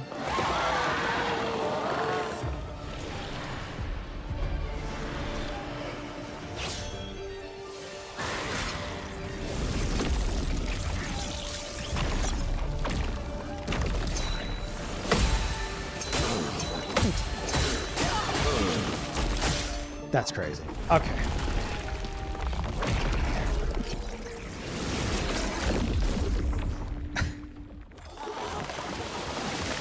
Okay, it's not that bad. It's not that bad. It's just the orbs are like they slowly pick up speed. I think that's the main issue there. All right. I didn't jump the gun at least in terms of like, you know, the obvious like bait movement to try to get you to parry early. Yeah,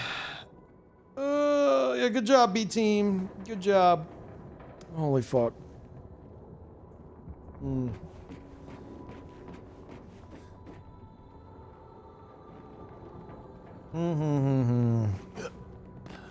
How long have we been live, chat? Any knowers? Look at this. Look at this movement. Look at that. What if this is what speedruns were? Like, for some reason, this made you go faster? Like, you had to do this exact movement? Would you guys still enjoy them? This is a speedrun.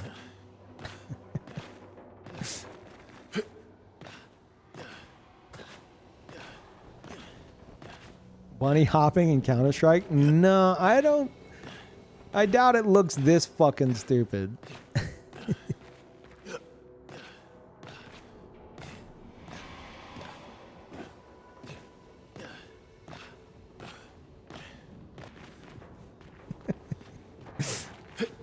You'd enjoy them more? Jesus.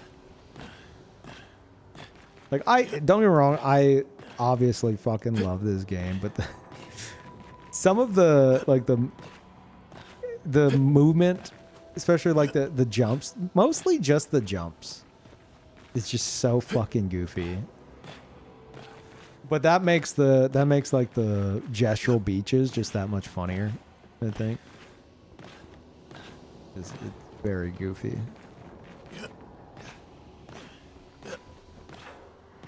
Look at that. Dang.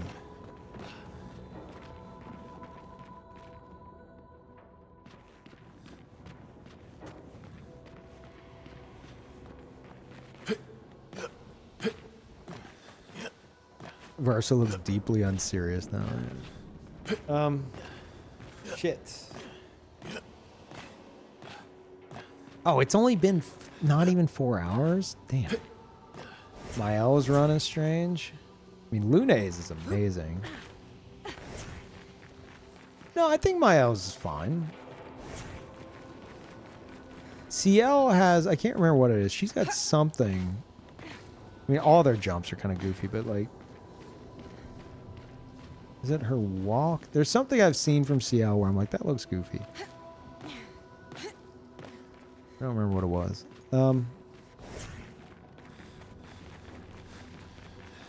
I think their run animation is mostly okay. It's just the jumping's goofy. I mean, I am also moving the stick to make it look goofier intentionally, but like... It does have a layer of jankiness to it. There's my single criticism of the game. The jumping looks kind of silly. 1 out of 10.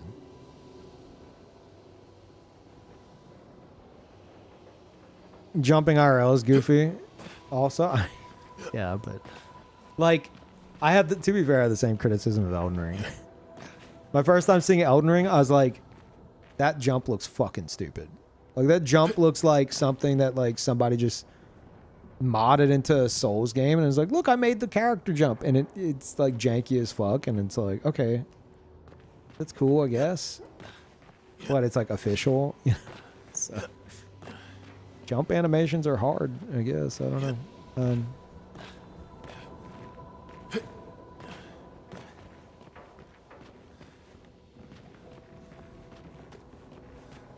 Not crazy. Did they increase SK's flight speed when they dropped the DLC? That's a good question. I don't know. You know, I wish they did. I wish they made it to where, like, every time you speed up with SK, he doesn't talk. Because, like, I'll go across the map without speed boosting, just because, like, if you're speed boosting with him, and then you, if I remember correctly, if you, like, change your elevation, he keeps repeating his dialogue every time, you know, you go to like fly straight again, and it's fucking annoying. Yeah, flying through the sky, flying through the sky, flying through the sky, flying through the sky, flying through the sky. I'm like, shut the fuck up, Esky. I don't care if you're flying through the sky. Quit fucking telling me about it. Time for Schwim. I allow... We are Schwim enjoyers in this stream. I'll have you know. That's fine. I just don't want to hear him talk about flying through the fucking sky one more time. Oh yeah, it's flashing through the sky. Yeah. Yeah, sorry. I read a chatter who was incorrect, okay? It's not my fault. Flashing through the sky.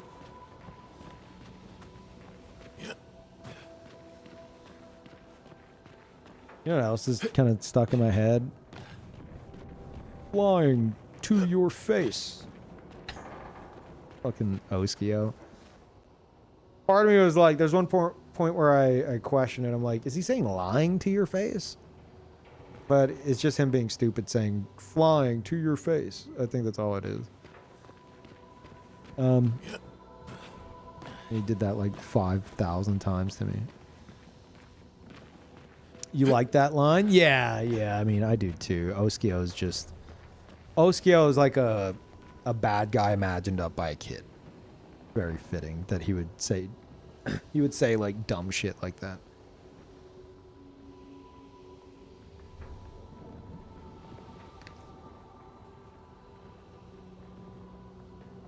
And then I think it's like the icing on the top that he like flicks you off at the end. Cause it's like that's like the rudest thing that a kid could probably think to have somebody do. Like, ooh, like I once got in trouble with my parents for doing that. So he's a bad guy. So he flicks people off all the time. And I was like, what the fuck? That DLC was very, very fun. Very well done. You could tell they just had fun with this shit. Like, especially the fucking... where they just took Ben Starr's lines and, like, gave it, like, a sped up, like, chipmunk voice for the kid.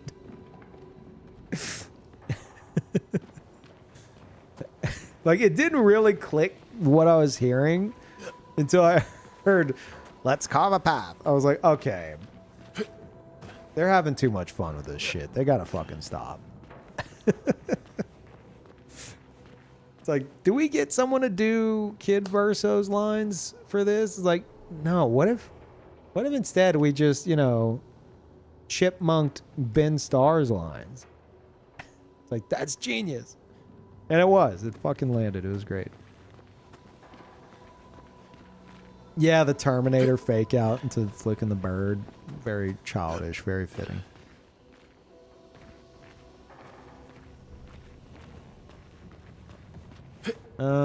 Okay, chat. I've got to go use the bathroom. Shouldn't be a long one. Just got to go pee. Actually, I need to feed the cats too. I'll be back. You're not allowed to go to sleep. No sleeping during breaks. Everybody wake up and enjoy the clips. And I will be back in a bit. I can't believe you, Peeve. I'm sorry.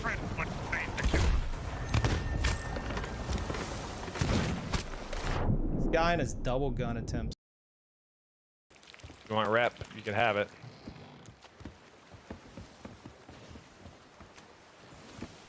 Yep, thought so. Let me see. You just eating it? Go for it. Yep. Yep. You want some?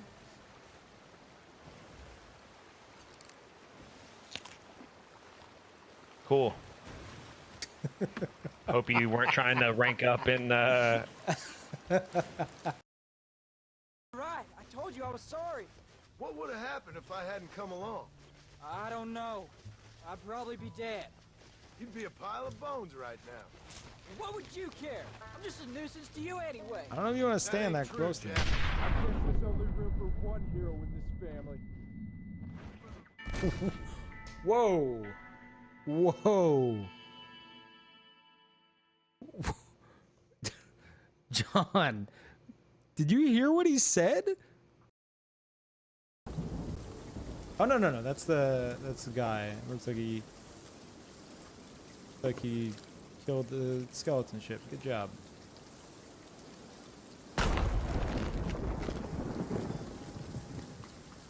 Can I catch a break? Why do you hate me, game? What? Ah.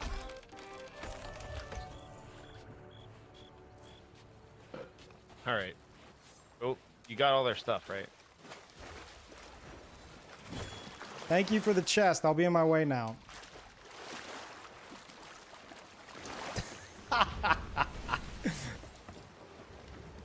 Wait, stay. I appreciate your contribution. That's not your boat. That is my boat. No.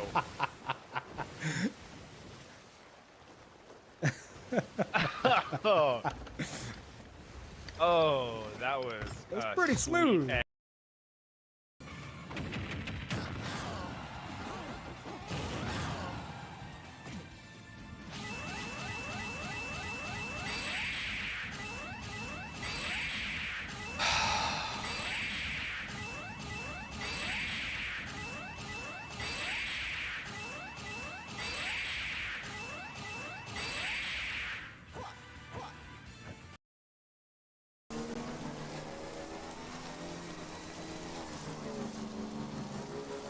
This is a good bridge. Oops, wrong button. Boosting the lights. Oh my god. Oh my god, you can charge it. BB. BB. BB. You're fine. You're fine. You're same copy pasta. Do I even need to read it?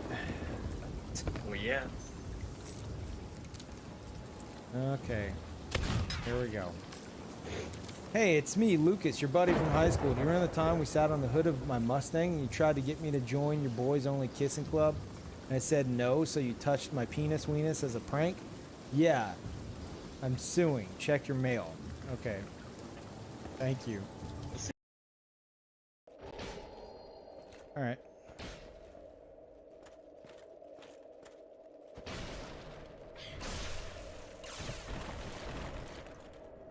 Excuse me?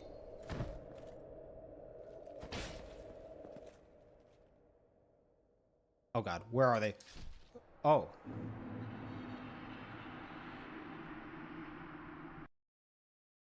How do we go in reverse? There's a way to do this. Oh, they're trying.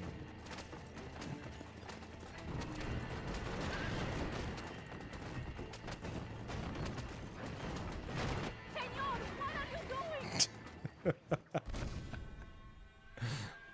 doing? Sick jump, thanks. My brother has. It's okay. It's okay. Is my leg what the? Oh, I'm bugged out. Oh no. How bad is it? Oh, it's bad. It's real bad, chat.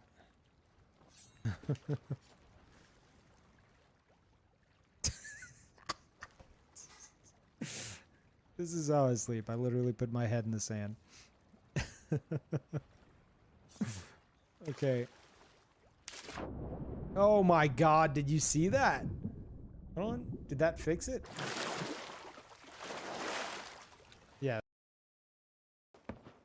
Delivery.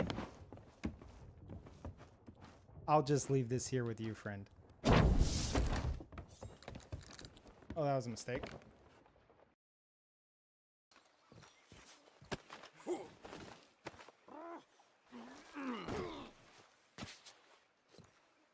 I need help! But yeah, it's definitely worth it.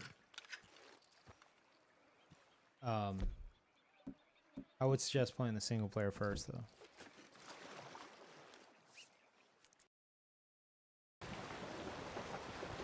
You're not actually turning towards. Okay. Holy crap.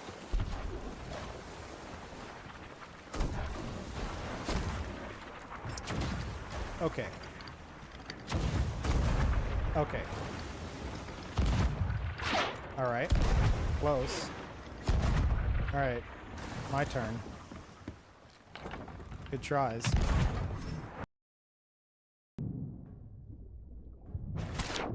Ow, what the hell just hit me?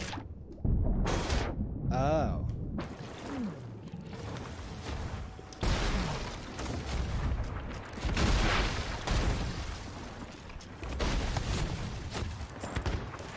Y'all are getting hit from all sides. Man, if Connor would have just taken that deal. Hey, where's Connor? Why did Connor not take that deal earlier, huh?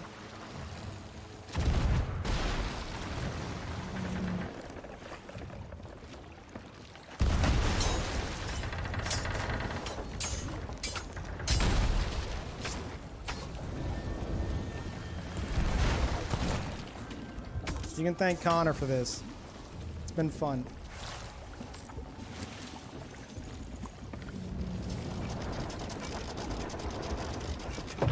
Are you with them or? Oh.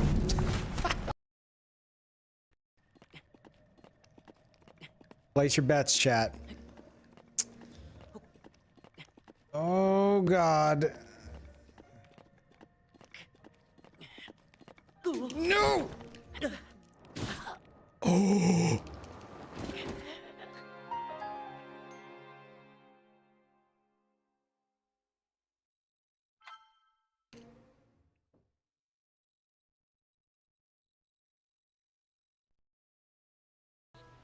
Oh no. Oh no, I hear that. Uh-oh. Uh-oh. We're surrounded by bounty hunters. Yep. Yeah. Jesus! Don't you laugh at me.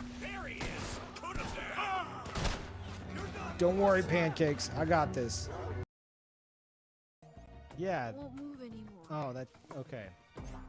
That's a problem. CQC. Oh, no! Snake!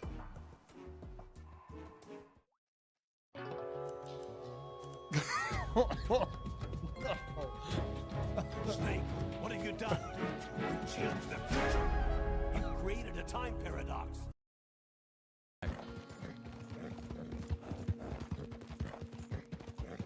It's not particularly nice. Yeah, I know.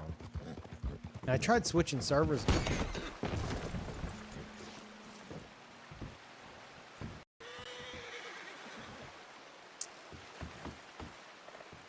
Pretty cool, Rockstar.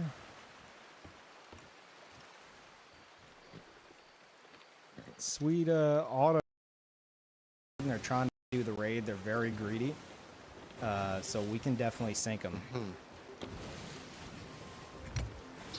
Sinking a ship? Yeah. They have 30 captain's chests on board. I have like 5 cannonballs in my pocket. It's alright. We got enough. Well, just to tell you, I have 5 cannonballs in my pocket. Alright, sounds good. I actually manned a sloop and piloted a sloop in a storm before.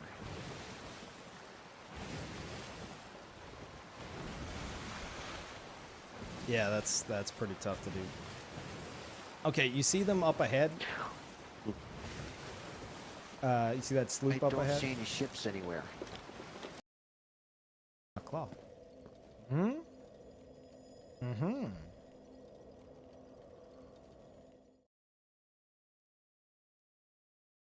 Are duels fun? I kind of like the chaos of invasions. Exactly. I prefer the chaos of this. I prefer this. This is what I want. Spam parry. That's all you can do. Oh, fine. Don't make me shoot you! All right, Jimmy. You better run. Faster. Yep.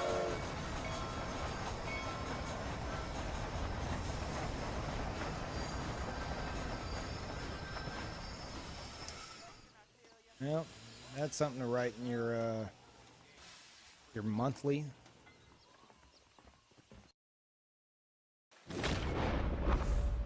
Precision.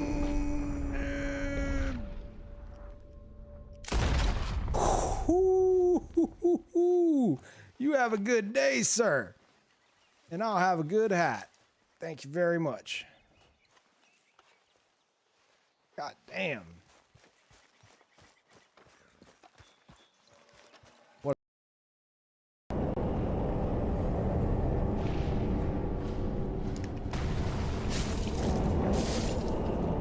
Go away.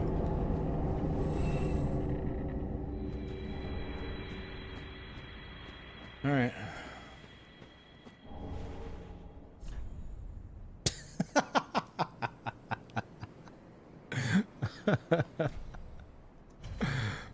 That's a good message. That's a pretty good message. Perfectly placed. All right. I'm getting out of here.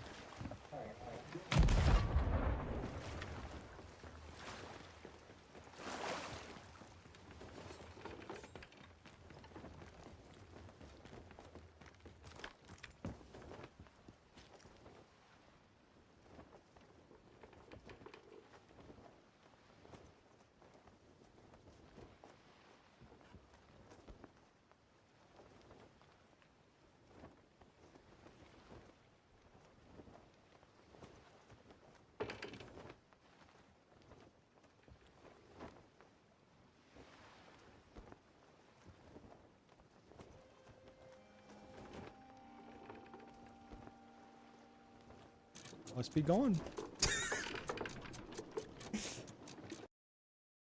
Bonding? God. Here we go. He's down. This is quite the tumble. Damn it. Where is he? Are you, buddy? You okay? You alright? You need a tickle? Alright.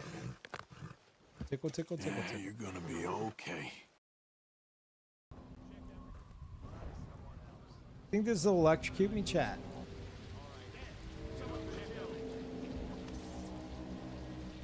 Oh, it's barbed wire. Ow! Whoop! All right, where is he? Oh, I'll find you.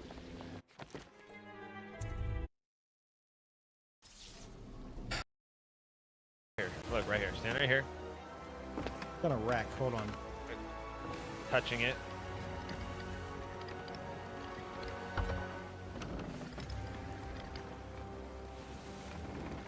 Look, just stand on this mark right here. Oh my god, I'm so dumb. Okay, never mind.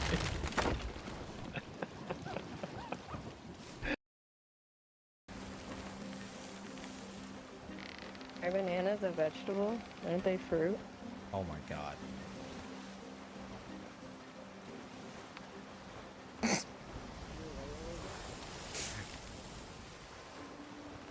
Oh shit. Sorry.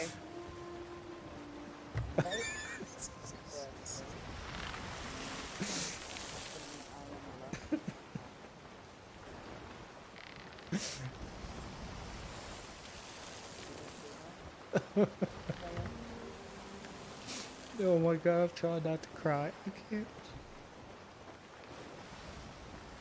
I'm gonna maintain composure, chat.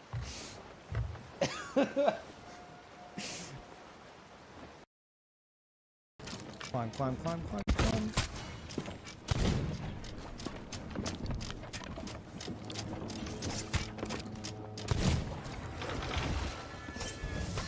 He just killed me, but No, you didn't. I might die here. This could be it. No, he's how is he so much better? How am I so much better? I don't know.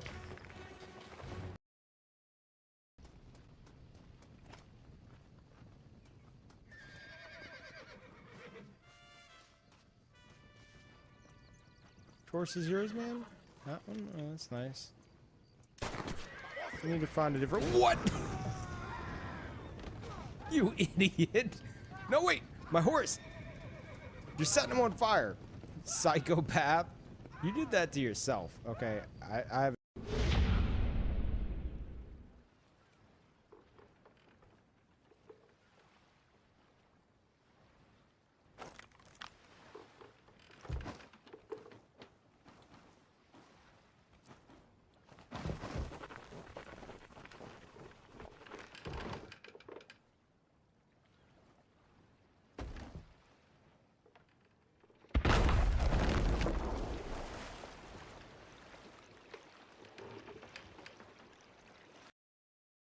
Yeah. Oh, no. Throw it up. Watch yourself on stream. Hold on.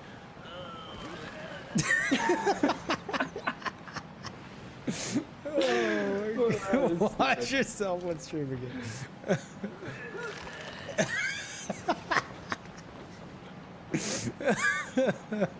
Oh wait, I need to steer this ship. Damn it. Ugh.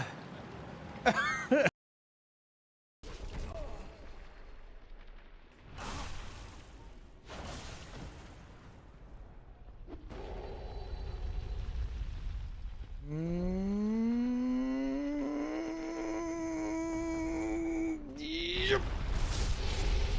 Is he dead? I'm dead. Summon's dead. Host is alive. God damn it. Snake's dead. Host. Hey, hey, hey, hey, hey, get off. Oh, what a little bastard.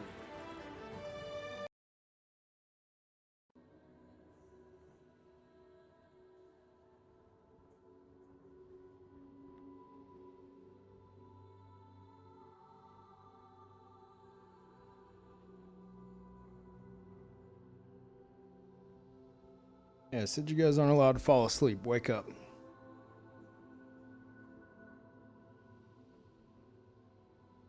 Wake up, chat.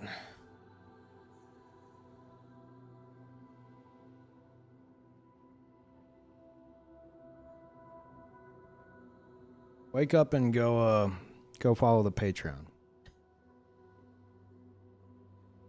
Speaking of, I intended today to release the first book club bit and the first piano video. Depends on how long this stream goes. That might spill over until tomorrow. We'll see. Classic. I know. I wasn't going to stream today, but then like the urge kicked in and I was like, was like, I really should buckle down and like get that done and get Peeve TV up and running again. And I was just like, man, I've streamed like once in like the past week, maybe twice. And, you know, the urge kicked in. I just like dealt with like the cat's litter and stuff. So I was freshly showered and I was like, okay. Okay, fine. I'll just start the stream. Right before you decided to leave, I was typing out a funny dev moment. A funny dev moment guy because... Dev moment guy? Dev guy moment, I assume you mean. Because Gil-Yam found it funny. Okay. Experimental, thank you. Again, if I missed that. I don't know if you noticed this, but in the Lumiere prologue, many of the NPCs that share the same voice actor are placed next to each other. The VAs were confused why, but Gil-Yam just thought it was funny. So you talk to... You'll talk to like one and then like the next one has the exact same voice as the previous one. Okay. That's weird to do in the fucking prologue. That's insane. That's unhinged levels of... Yeah, I did it as a prank. It's like, I feel like people could be like, oh my God, this is like... This guy sounds exactly like this guy. Sounds like these are all the same voice actor. Unless they're, I don't know what, I can't recall what they sound like. So maybe the voiceovers are just so good that for those characters that like you can get away with it. That is funny though. I did notice though that Gustav's apprentice, like the main one, is named Gil-Yam. I didn't realize that until I was watching him. What's his name? Marco Meatballs playthrough, which I talked about earlier. One of y'all got me watching that, and I should fucking ban you because you've just like locked me into what I assume is like a fucking 60-hour playthrough, like in its entirety.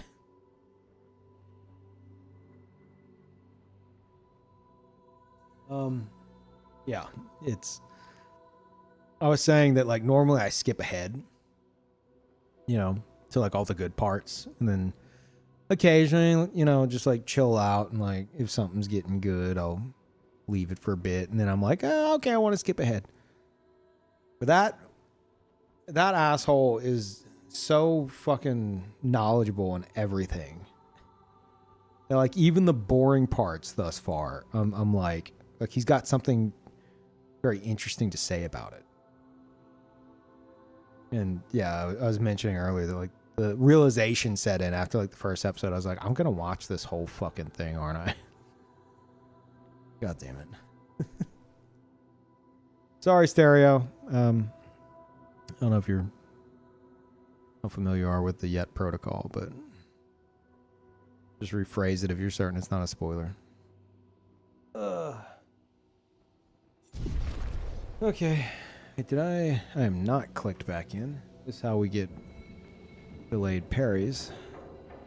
Okay.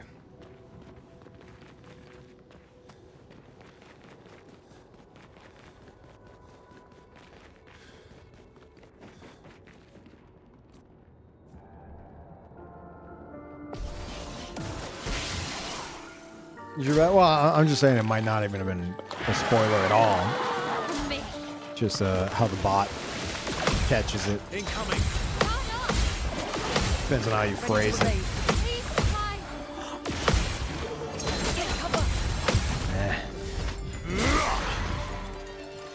The goofy thing with the baguette costumes. I mean, the baguette costumes themselves are goofy. I don't think so. Is there like some kind of Easter egg with them? Last chance. Well matched.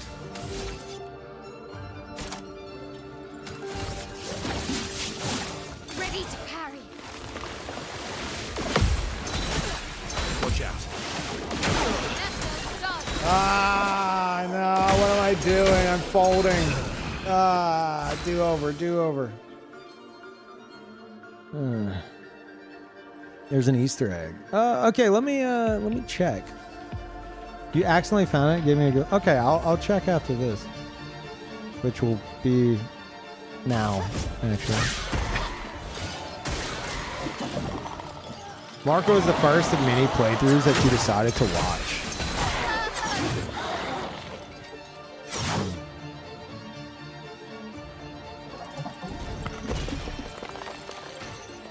I will say, like, I don't know.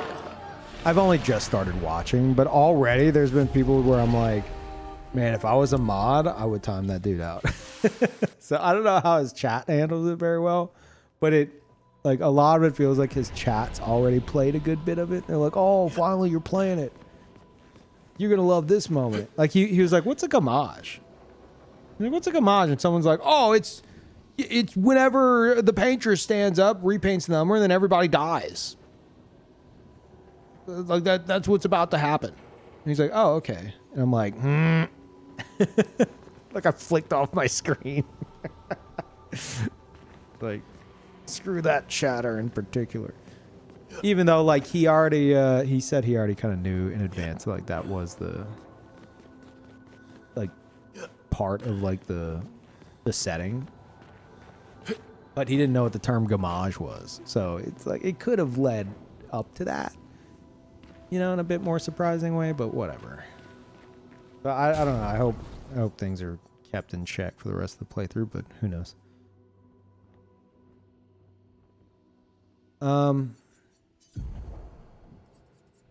Yeah, let me...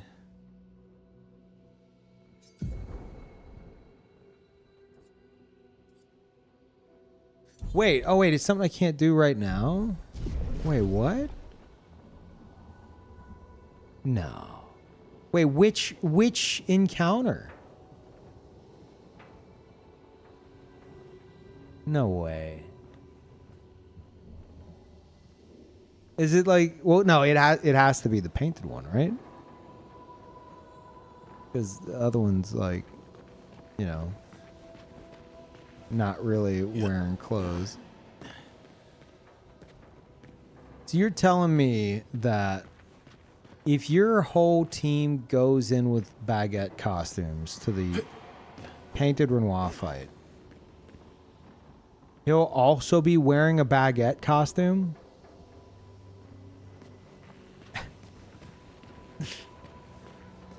Is that what I'm understanding?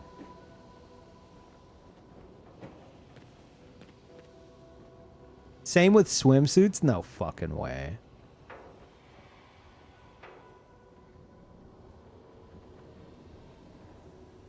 In Lumiere. Wait, you're talking like the end of everything? No. It works with all versions of Painted Renoir. Baguette and swimsuits. Okay, well, wait. I'm getting conflicting things here. Oh, you're talking about old Lumiere. Okay. You're saying old Lumiere, but Lemoyne's saying it works even in like if you had everyone in a swimsuit for the Gustave scene. Are you telling me that dude's going to come in with a cane, like shirtless and in a Speedo or something?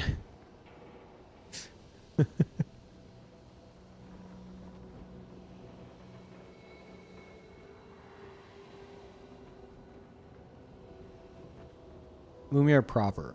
Okay, well, then why are y'all talking about Painted Renoir? I don't understand.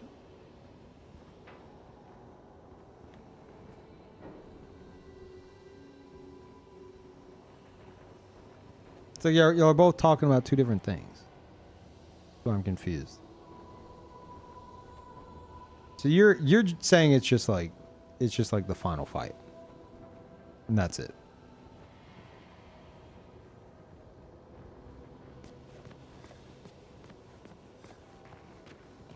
Regardless, like, that's funny as fuck. So if everyone's in swimsuits, he'll be in a swimsuit. Does it have to be the whole team? Or just the ones fighting? surely the whole team, right? To activate it.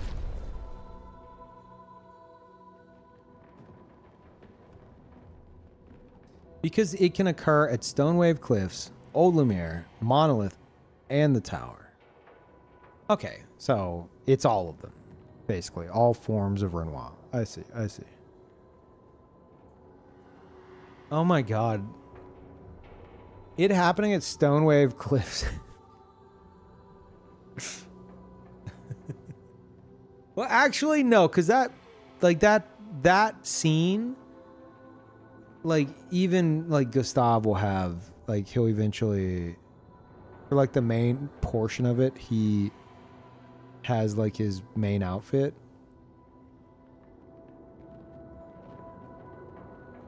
I don't know if they show Renoir prior to that. Is it only during the fight segment, or is it in the cutscene as well? That's crazy. I love shit like that. That's so fucking stupid.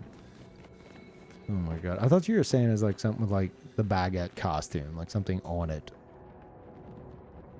Yeah, that's something I would have never have discovered. Only the final scene is outfit forced, really. Well, I mean, I know that like where it like Gustav's arm like ejects and stuff, like that's outfit forced as well. I've seen that. There's a few scenes where that's the case. I just don't know. Maybe I don't know. Maybe you see Renoir in the scenes surrounding that with it. Thank you, Dork. Welcome back. Appreciate that. Okay. Everyone's in baguette. What's the swimsuit look like? And do both versions of them have different outfits? Like, do they both have the same swimsuit?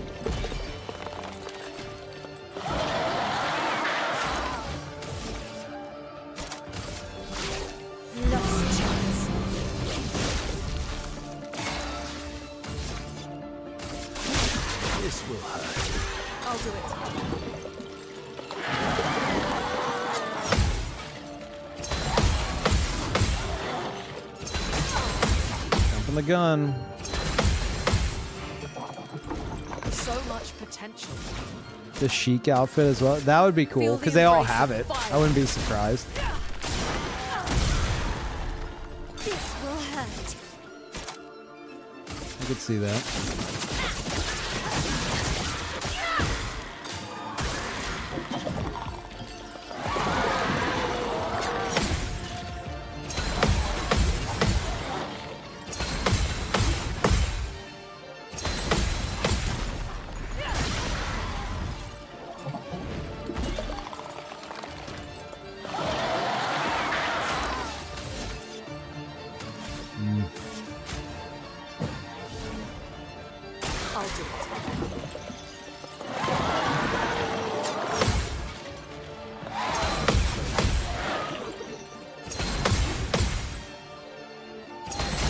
Okay. Okay. I'm ready. Let's dance.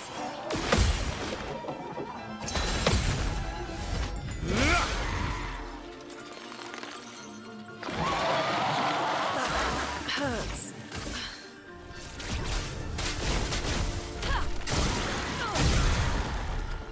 You can do it.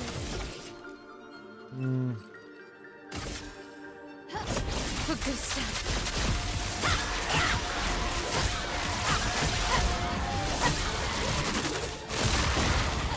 Cut him down.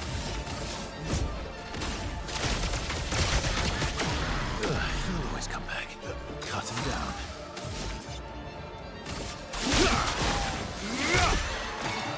Please, mine.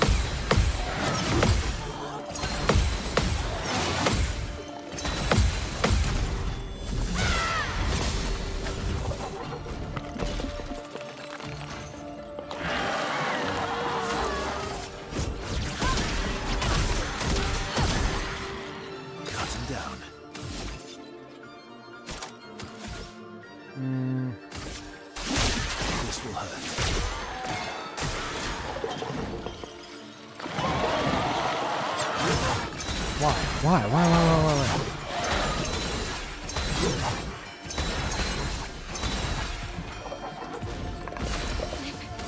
Okay.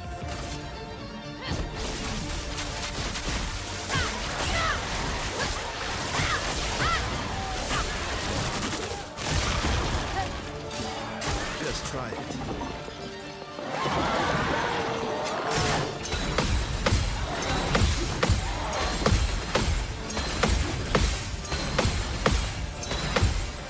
Ugh.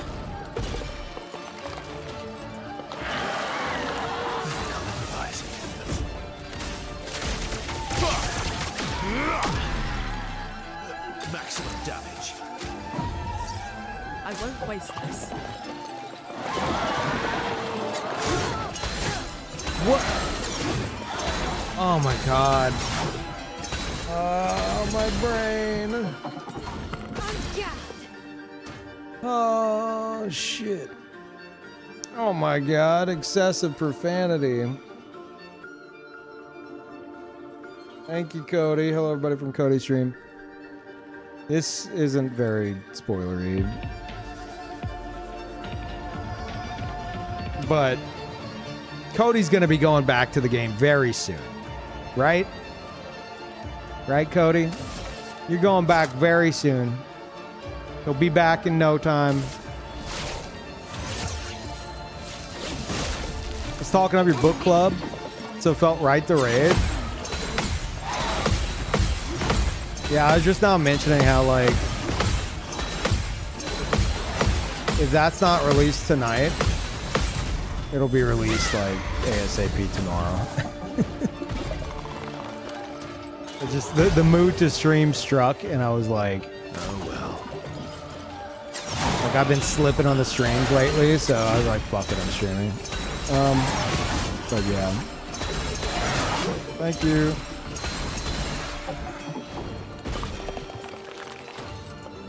Working through chapter 1 again. Yeah, like I've already been through chapter 1 like twice now.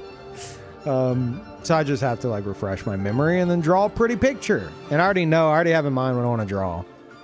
I want to draw the this is like the very beginning of the book, but I love the way they describe how how's it worded? Her mind fell away. And like I picture in my head like what it would feel like to have your quote unquote mind fall away. And it's like falling into like an abyss within yourself and looking up and seeing like two shafts of light where your like eye sockets would be. Like I want to try to draw that. Doesn't seem like it'd be too hard, but very shadowy sketch. It's probably going to look like shit, but whatever.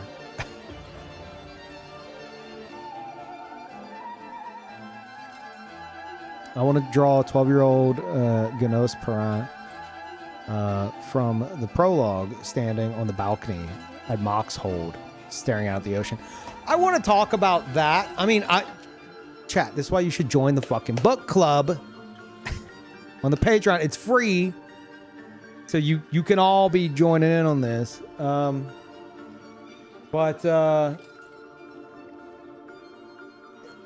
Okay. Mock's Hold. Which I think they also references Mock's Vein. Anyway. It, like... is there like a fucking statue there that is actually animated? It sounds like it. I've read through that opening twice, and I'm like it talks about how it like groans and like hisses and stuff, and I'm like, is it just because of like the fires, or is there like a literal like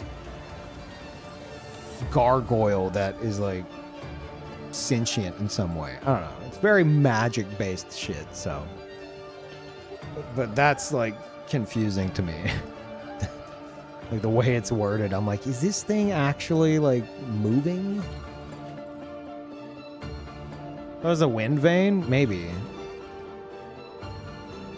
And the wind was changing direction. Oh, you see it as a wind vane. I picture it as like a big like fortress with like a fucking gargoyle overlooking it, and for some magical reason the gargoyle is like groaning and like reacting to stuff. I don't know. Yours is probably more accurate. I couldn't quite get the proper picture because that was tripping me up. Like they made it sound like Mox Vane itself was somehow animated. And that was fucking with me. Wildly different interpretations, yeah. I'm sure our view of everything below that's going on is fairly accurate. But I couldn't get a proper like image of like Mox Vane itself. Like it was very confusing to me. I'll reread it and we'll see. Yeah. Hell, book club's already off to a great start, judging by, you know, the last 3 minutes. But yeah, I'm gonna reread that today.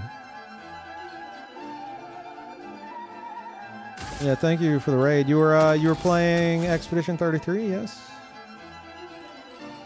I assume. Yeah. Actually, let me do this. Of course, yeah, of course. Naturally. Let's have some fun. I just took a break, so naturally my viewers have fallen asleep. As is tradition. I'm gonna take a break. It wasn't even that long of a break. I won't lose again.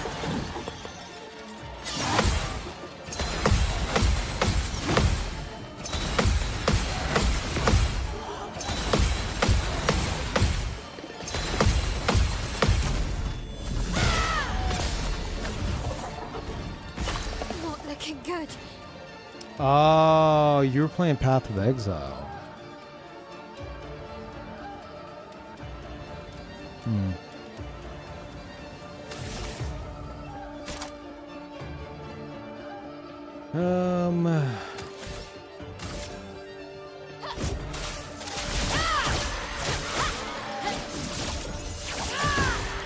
Well, I don't have time for that.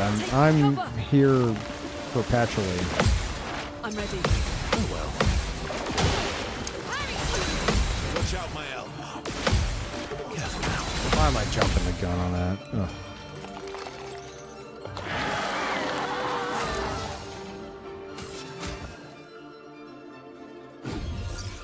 I won't waste this.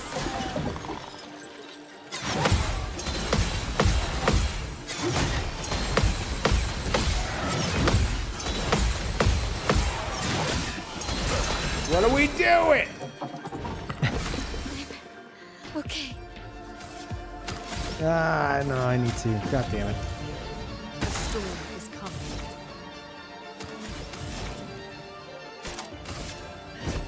Lightning dance!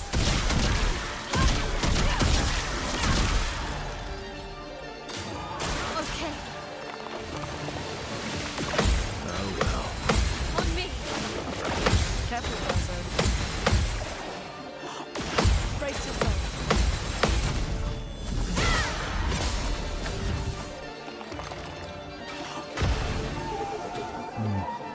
Careful, Mael.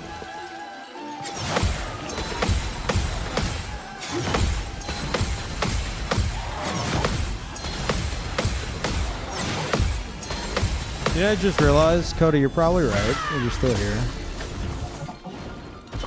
It being called Mox Vane, Can do it. it's probably talking about some form of weather vane.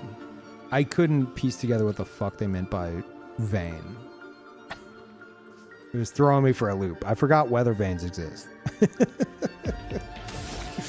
You're probably right.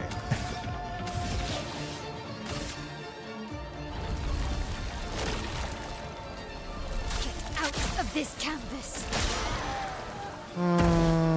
Could have been better. Begins. Prepare for annihilation. Ready to evade. Oh, what was that, Lumina? Here's the vein on Mox's hole.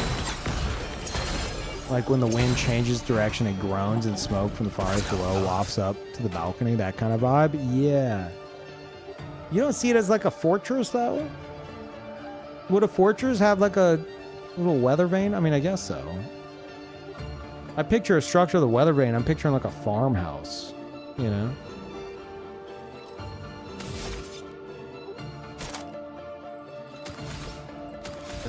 I guess I don't see why not.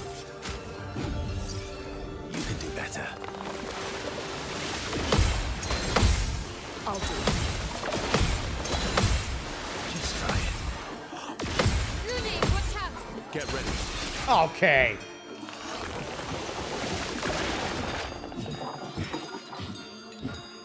The elements dance. Maybe you should try to draw it. Do that. Because I want to go, oh. Include that in the drawing. So I go, okay. I don't know. I just feel like a scrawny little weather vane on top of a fortress looks weird in my brain, but I don't know. It makes sense. Like what? They're in a fortress, so they don't need to know the direction of the wind.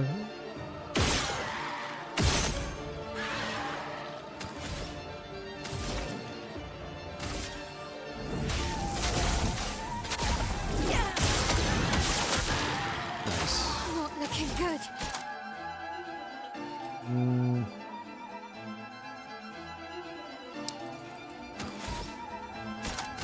Void, take everything.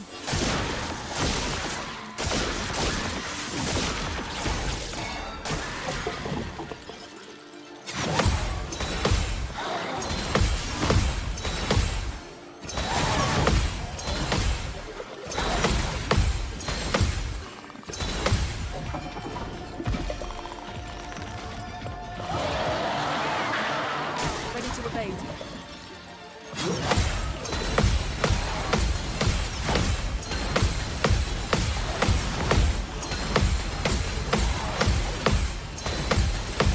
Really wants Luna dead. You're outmatched.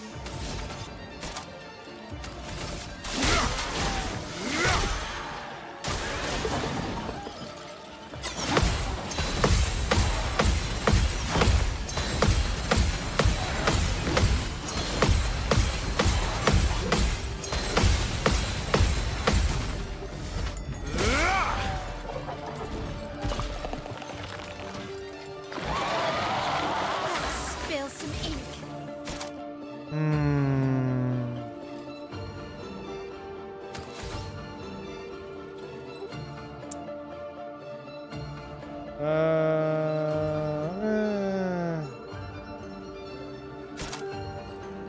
Yeah, fuck it, whatever. Void, take everything.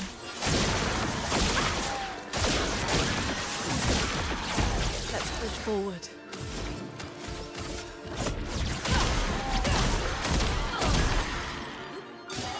Get ready. I'll do it. Just try it. Watch out. Got mains to get to. Time to lurk. Later, Peeve. Go to y'all. All right, later, Axiom. Okay. This shit. Here we fucking go.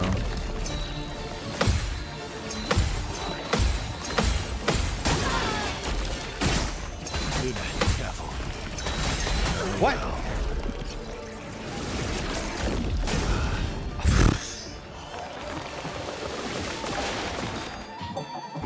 Are we on like the... Is this not the third bar? We're on the fourth? Today. Oh, I didn't even look at the thing. Fuck.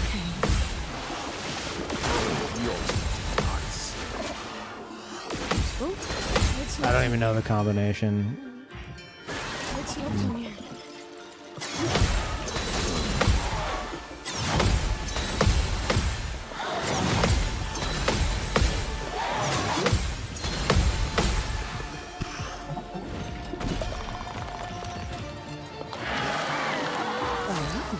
This is spooky. This is too spooky.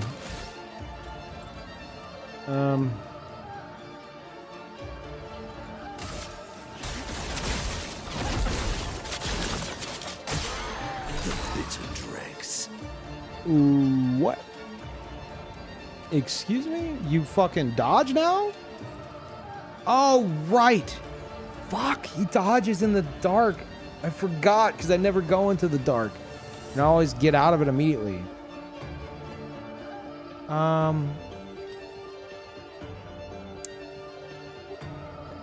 Oh, boy. I guess I'll just fail the trial. Okay. I'm trying to fail. Thank you.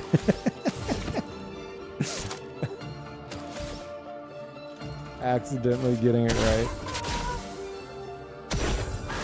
Waiting.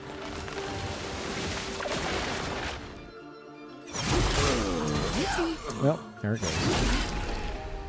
He's floating now? I mean, he always looks like he's fucking floating.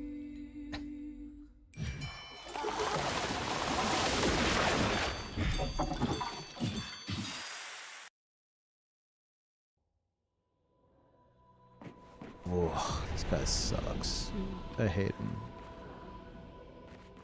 I hate him so much.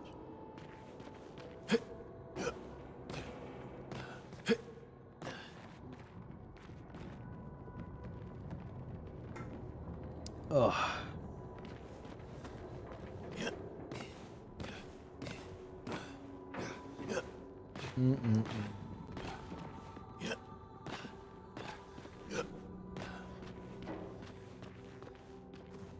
Chat, what are you guys up to? I need a breather. I need a breather, and I need to wake up, chat. What are you guys doing? Aside from sleeping. Not wanting to start work. Fair. That's fair. Pretending to work. Also fair. Playing Elden Ring. Chatter on YouTube says I'm lurking. Working from home. Nearly sleeping. 12:30 a.m. Nope. Nope, not allowed. Sleeping in this stream is now banned. You guys have done too much of it. We had a solid, like, how long have I been streaming? 14 years? Jesus Christ. The realization. Oh, fuck. We had a solid 14 years of you motherfuckers being like, Peeve, I love sleeping to your stream. But the problem is, like, you want to be like, ah, Peeve, you're getting old, lol. The problem is you're also getting old. These motherfuckers are falling asleep easier now to the stream. So you're not allowed to sleep anymore.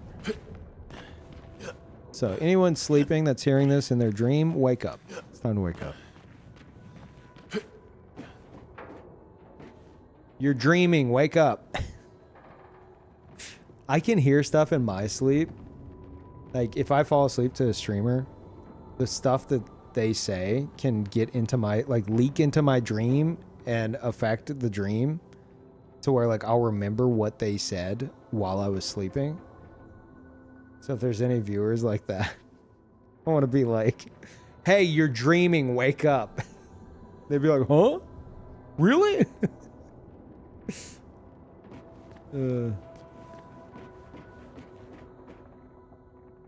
YouTube chatter says, I started watching in high school. I'm now 30. Feel old, Peeve. No! Stop! That's not true. That's impossible. Oh.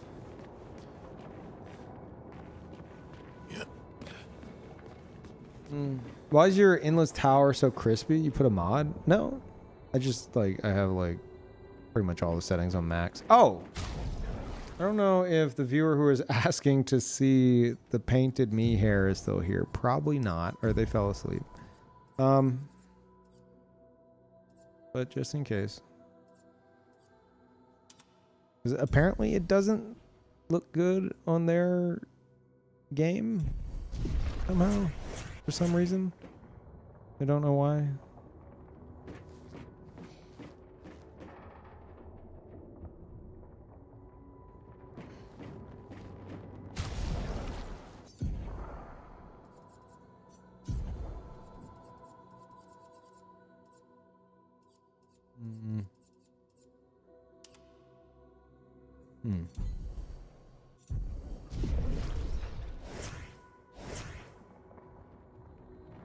Alex introduced me to you a few years ago. Ah. God, I wish he would play this game. I would love to see Alex play this game. But these days I don't think he's big into like super hyped up like games that can be like backseated and spoiled on stream. And I get it. I fucking get it. But man, I'd love to see it. Same, I still remember Edgy 2012 Peeve. Yep. Yeah. Wasn't a phase, Mom. Oh, is there any progress in Tower today? Zero. Zero progress. Absolutely none. This is my painting. I'm here forever.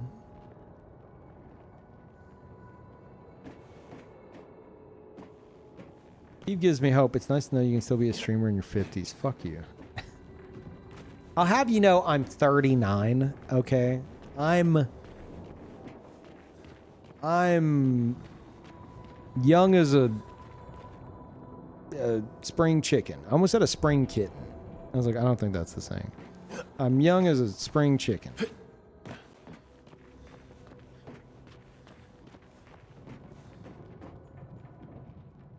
And then in March, we're going to have a birthday stream where I turn... I'll take a note from Rob CD and just never let myself age past 39. He's like in his 40s, and like the joke in his stream is that he's 29, and he tells people he's an IRL streamer in Japan, and anyone he meets, they're like, how old are you? He's like 29. They're like, It's always so awkward because they know he's fucking lying. He's like, oh, I'm 29. And they're like, oh. I'll just tell everybody from now on I'm 39.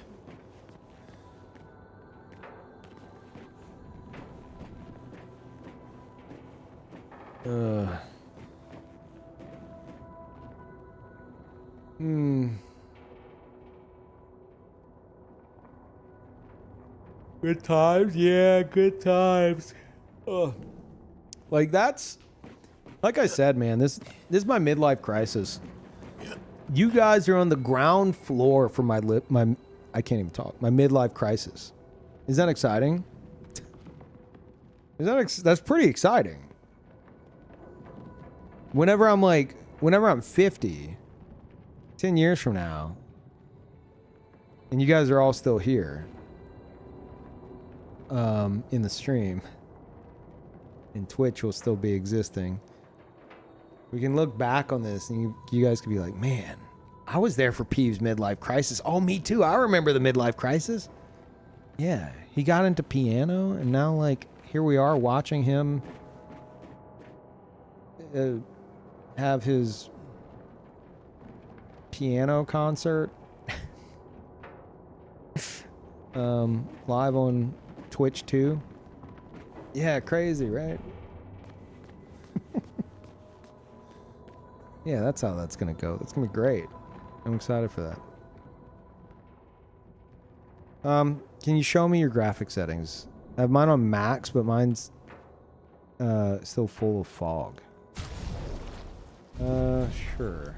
I did put a lot into the graphic settings in terms of like fucking with everything. And I'm on a 5080. 50? Yeah, 5080.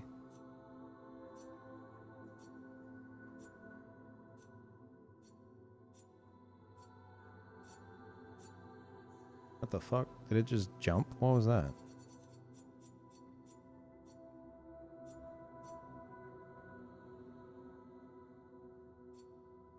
Why did it jump? Am I crazy? Did my mouse appear or something? Anyway. Yeah. The main things I found to maintain frame rate while not, like, I'm not using any scaling type. Well, obviously DLSS, DLA8, like resolution scale is 100% though. Like that's the closest you can get, like turning everything off. So there's no like frame generation. And so in order to maintain 60 FPS with my graphics card, with all that on at 1440p, the key I found was shading. Like shading is fucking brutal, which is different than shadows. So shading goes first, and then after that, I think shadows would be the next big one.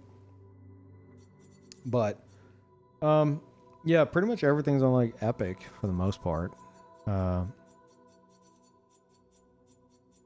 I don't know how much this helps you, but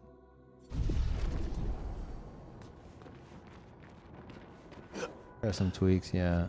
You have your game on max. So like you have everything on Epic. It's full of fog. I mean, yeah, just compare the menus and see what's different. I don't know if like the scaling would fuck with that. I'm not sure.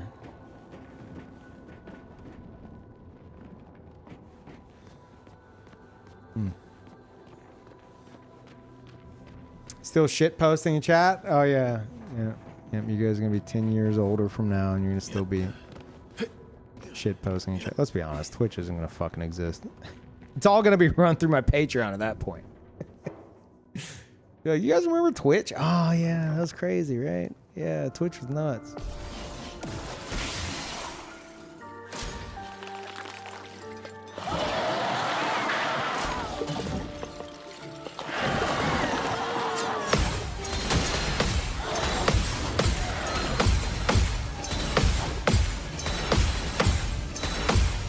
We're still 5 times against this asshole? Fuck no. 1 times against this guy. I don't respect him enough to give him more health.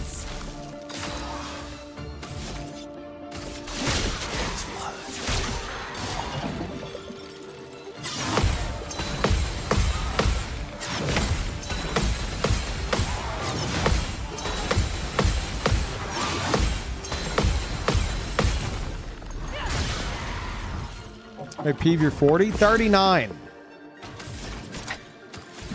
Get it right. At least for the next 3 months.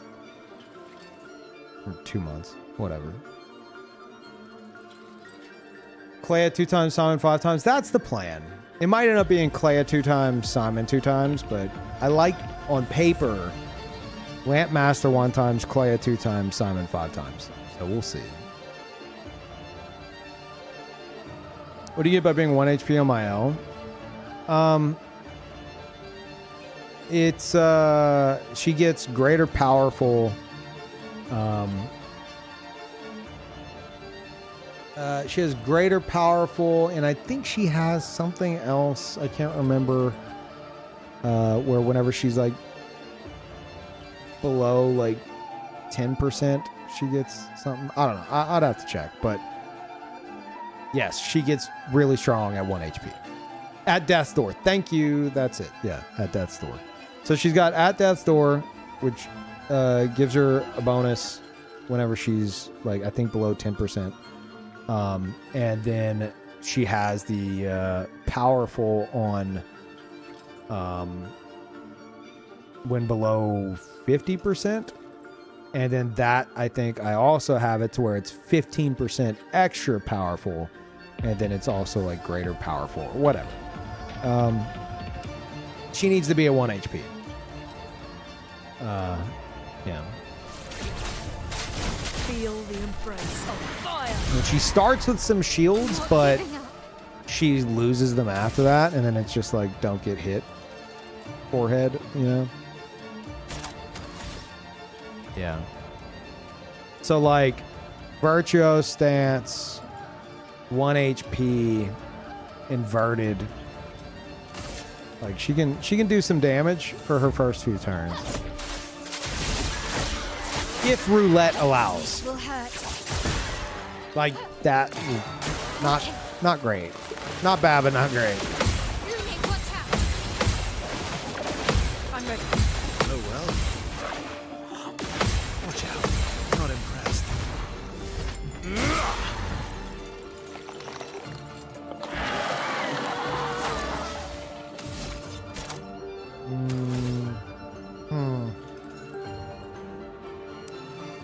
Honestly, Your end is nigh. My turn. Prepare for oblivion. Incoming.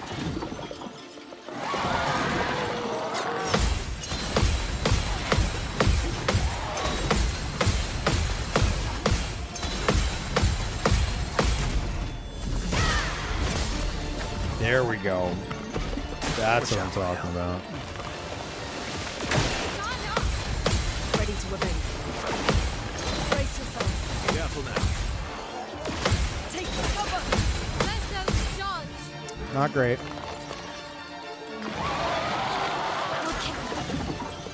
All right, Onima. Onima, if you missed it, I showed off her hairstyle. You'd have to go back and check if you missed it.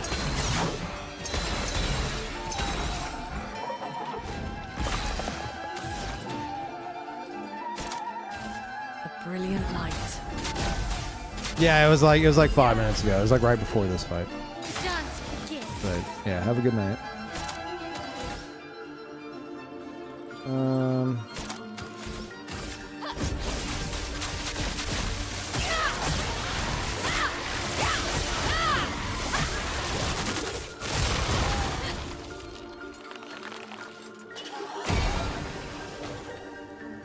Let's carve a path.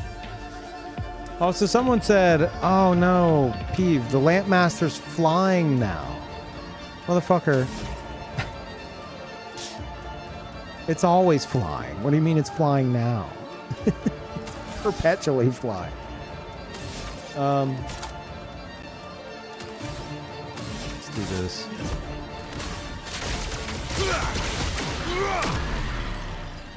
Last ditch effort.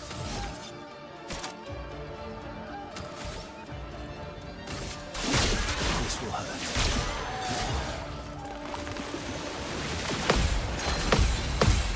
Oh well. I'm ready. Let's go dodge. Please, God, I'm so hungry, and that conversation I had with Cody like a few streams ago, oh, more than a few streams ago, like a week ago, about sandwiches got me thinking like, man, I want some good sandwich makings. It's been a while. Because like I lived off sandwiches for so long and I made myself fucking sick on them. I was like, I'm gonna, it's been a while since I've done like some solid like deli and cheese, deli meat, deli cheese sandwiches. I'm back on my sandwich kick. All I want to eat is my fucking sandwich makers that I have. So goddamn good. And that's all I'm thinking about right now is that sandwich I could go make downstairs. And the crazy thing is my sandwiches would probably make you guys be like, what the fuck? It's like I mean, I got two different types of meat, but like the one I've been enjoying is like I think it's like a maple honey turkey. And then some Monterey Jack cheese. And that's it. Peeve, what about the condiments? Nope. Nothing. No mustard, no mayonnaise, nothing. Just meat, cheese.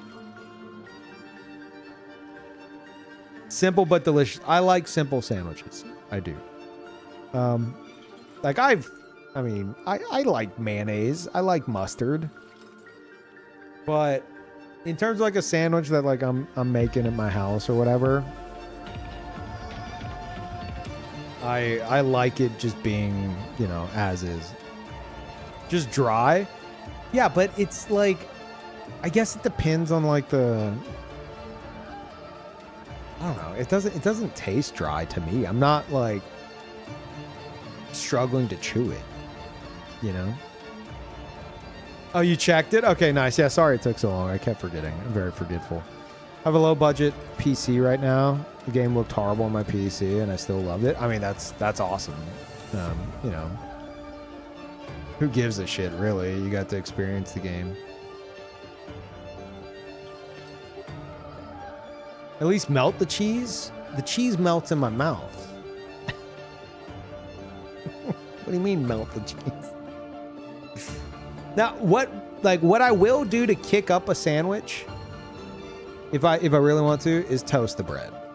Like that's about as far as I can be fucked to kick up a sandwich. Toasted bread, dry sandwich. That's fucking crazy. That goes crazy.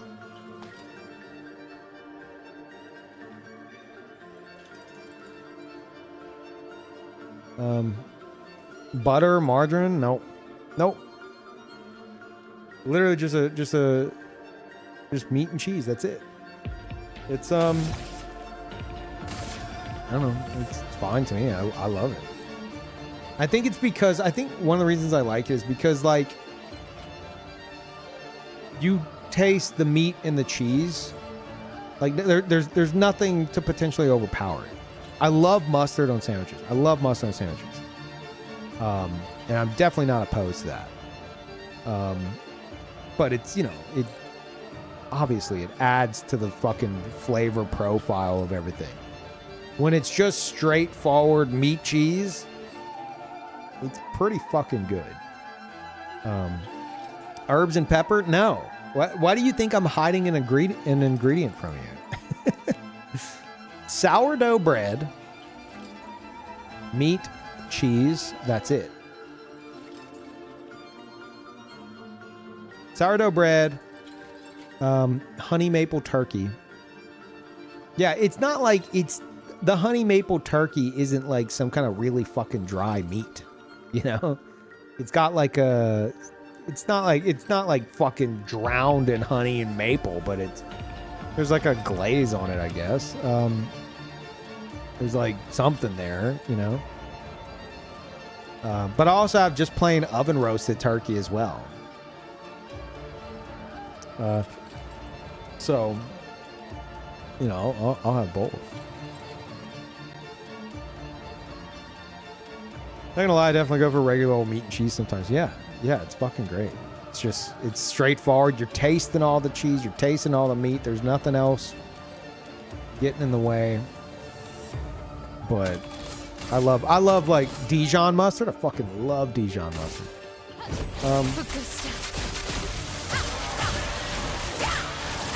But like I found that I get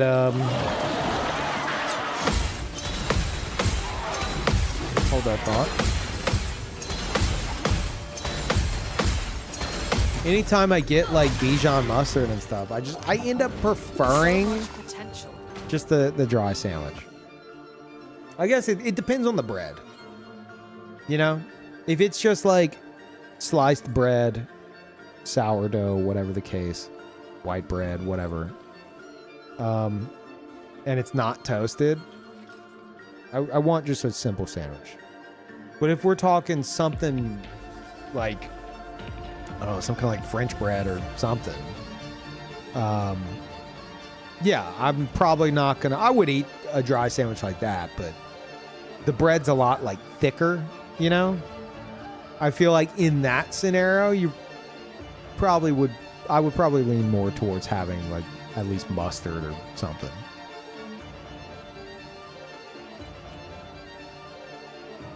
Do you eat the crust, bend the crust, are you good old crazy guy who stores the crust and noms on it later? That I would say that sounds crazy, but that also sounds kind of genius. If you store the crust and then do something with it to kind of kick it up a notch, that's kind of fucking genius. Like turn it into like a snack and then you can have your crustless sandwich. That's fucking big brain shit. I've never considered that. Post crust clarity. Shut the fuck up. No, my you want to know what I do? It's just as is. You know, I don't take the crust off or anything, but as a kid, I was all about crustless sandwiches. So much so, some of y'all know where this is going, so much so that the name Peeve is derived from me having crustless sandwiches as a child. I was so about crustless sandwiches that, you know, that meme of the domino, like the guy setting up the dominoes and it says like, you know, whatever started the whole thing and then it ends at something. It's like, for me, it's like cheese mayonnaise no crust sandwich as child, and then twitch.tv/Peeve is like the top domino. Yeah, I mean, just a quick rundown of how I got my nickname. My mom would always ask what kind of sandwich we wanted. I would say cheese mayonnaise no crust. Me being a stupid child, I was like, I bet I could say it really fast. And so I'd say cheese mayonnaise no crust, cheese mayonnaise no crust, cheese mayonnaise no crust, chimney-a-cust. And so she would say, what kind of sandwich do you want? I would say chimney-a-cust. And she knew what that meant. But I had two older brothers, one younger brother. My two older brothers are like, get a load of this fucking idiot. Let's make fun of him. So they took what I did with cheese mayonnaise no crust and like mashed all the words together, and they started stacking on nicknames. So over the course of probably like 5 years, they just, any nickname they could think of for me at any point got tacked on to this one long one that all started as chimney-a-cust. And it landed at, probably like 5 years later, Baby Princess Waxeat Thuskamy Nushkiel Peem Jr. And it was such a thing amongst my brothers and our friends and stuff that like our friends would try to learn my nickname. And one of them, we're on like vacation, one of them goes, wait, what? Okay, how do you say it? Baby Princess Mushka Peeve? And they thought it was the funniest shit they've ever fucking heard. So they called me Mushka Peeve for a while, and eventually just got shortened into Peeve. So, Peeve is short for Baby Princess Waxeat Thuskamy Nushkiel Peem Jr. I unofficially have the longest nickname in the world, and it all started with a sandwich. A crustless sandwich. There you go. Feel the embrace of fire. But, much to childhood Peeve's dismay, I don't take the crust off my sandwiches anymore. I got distracted.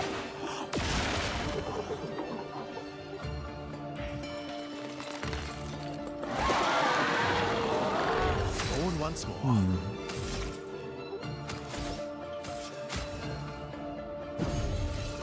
You can do better. You secretly want to? No, I don't fucking care, really.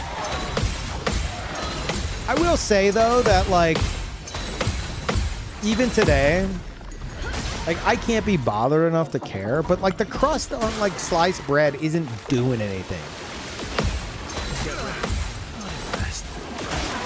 Like, I am so not paying attention. As a child, I wasn't wrong. You know? It's like the crust is just, it's just extra texture that, let's be honest, isn't the greatest. So unless there's something special going on with the crust, I don't really care for it. But I do not fucking care enough to like take it off every time. All this time we've been calling you a horrific name that your brothers made up to torment you. Yes, but also the nickname Peeve became like my actual nickname. Like I've had that as my actual nickname since I was probably like 11 or 12.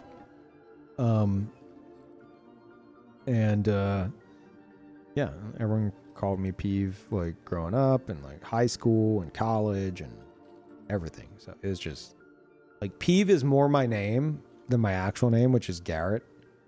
Like the only person who calls me Garrett is like my mom and like my grandma.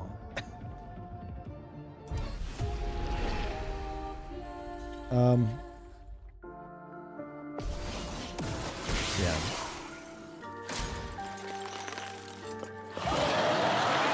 Looney, watch out!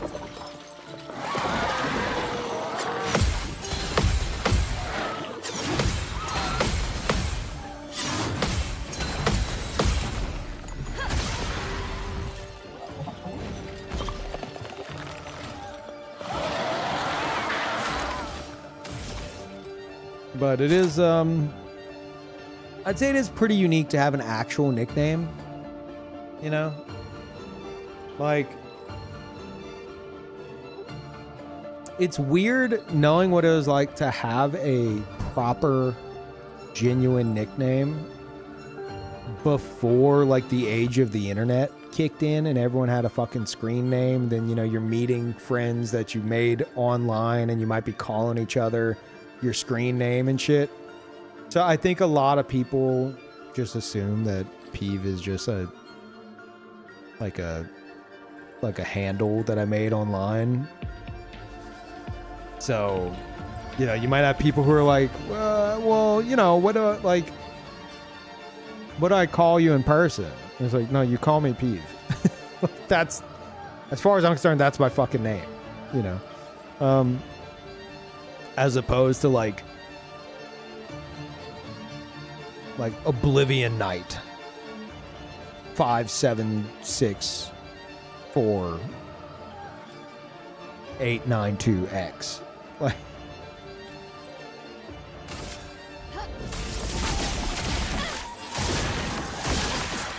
no, it's just Peeve.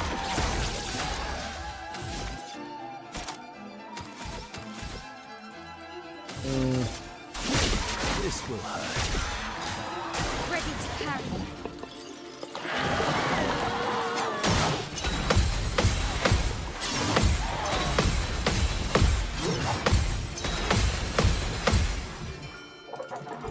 The elements dance. Crust is only good on seeded bread or tiger loaf. I'm not big on like seeded bread. I don't mind it. I don't mind anything really. There's very few foods, like so few that I can't really pinpoint any that have me going, ugh, I'm never trying that again. I can't really think of any that give me that reaction. But there's definitely shit I prefer. And like seeded bread and stuff, like whole grain bread with a fuck ton of multi-grain seeds and shit. I don't know. It's fine, whatever. But I prefer something more simple. Ready to evade.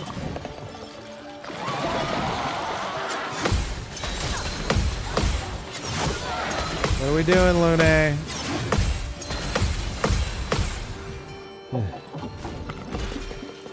Ironically enough, Gareth sounds like a name Peeve would name his edgy thief character. Okay, first of all, it's Garrett. No TH. And second of all, I wasn't really big on my actual name growing up. Because it, you know, amongst a sea of like John and Adam and you know, like names like that. Scott. No offense, Scott. I've done a lot of Scotts in my life, okay?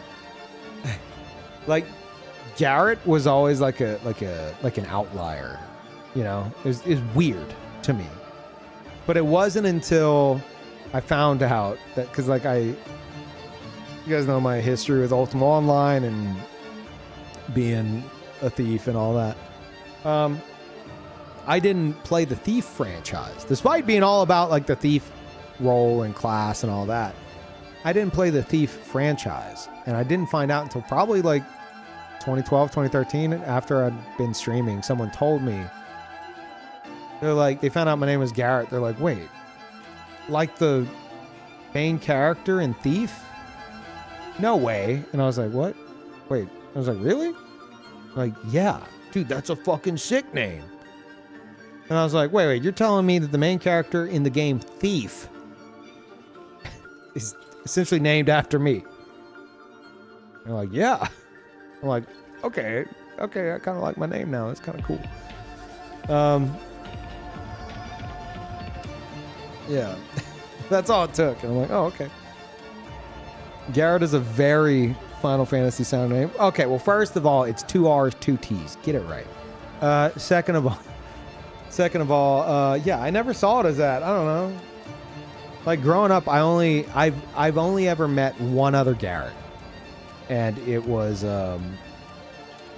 as far as I understand, it was essentially the person who my mom got the name from. It was like one of her friends or something named their kid Garrett, and she just really, really, really liked the name. And he's way older than me, so it wasn't like we were in the same class or anything. And she did it for me. All my brothers have very like standard names, and mine's just kind of the outlier, which I never liked growing up. So I always like embraced the nickname. Like I always had nicknames throughout my whole life. Yeah, it's, I don't know. These days I don't mind it.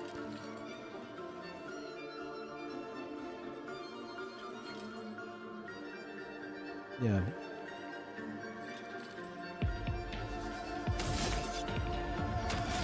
I'm about to have a son in March, and we're naming him Lannon.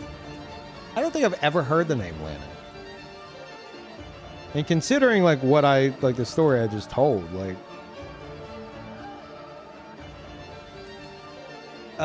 a unique name that you just don't hear very often, I think is something that like, you know, they could grow to appreciate over time. Or maybe Lannon's just a common name where you're from. I don't know. I've never fucking heard it. So to me, it's interesting. I'm like, oh, that's interesting.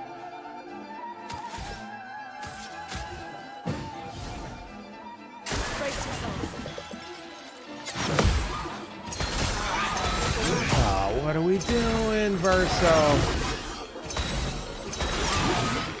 Like, I'm over here like, yeah, Garrett's an outlier, so you know, I wasn't ever really big on it. But like, honestly, if I had a kid like tomorrow, if I had like a little boy tomorrow, that kid's name is Verso. I would be that guy. It's like, I would be the guy who has the kid that whenever they're in like, I don't know, like 4th grade or something, teacher's doing roll call and it's like, okay, Timmy here, John here, Adam here, Verso here. I would be that parent. That would be me, 100%. 100%.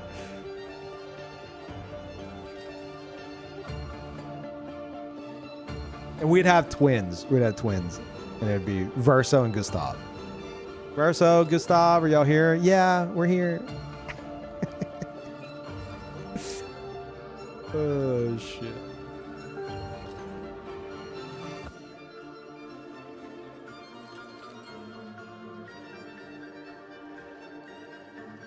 That's Rat. That is hilarious because yes, that's what people in my family called me growing up. Yes. Like my, all the adults in the family. Yes. That's crazy.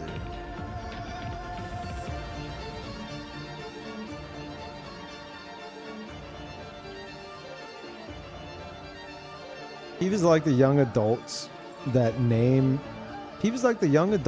their kids after Game of Thrones characters. Shake my head. Look, man, if I'm having a kid, I'm giving that kid like the most badass name ever. That's the way I see it. All right. I'm like you might go through some shit growing up, maybe, I don't know, maybe the kids will make fun of you, but you will appreciate this name when you're older. You're going to grow up and people are going to be like, dude, that's a fucking sick name. What's his name? Omega Verso. Like, whoa.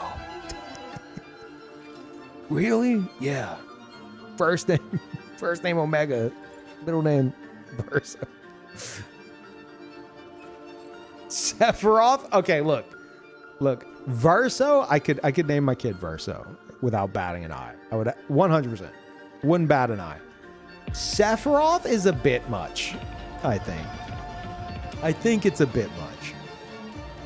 But then again, the wild success of this game and how I do think it's going to impact future generations of games and shit, and maybe the name Verso is like going to be on par with like Cloud in terms of like recognizability in the future.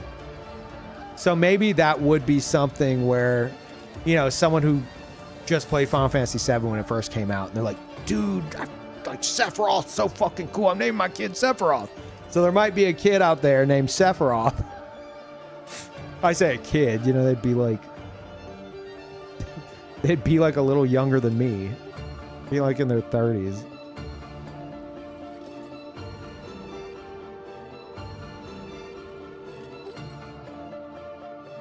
Still getting made fun of either way. I mean, Verso's just like, Sephiroth's a bit much. Verso's just a cool sounding name. Even without context, it's just a cool fucking name. It's a cool name. Like, that's why it works, I think. Because it's just fucking cool.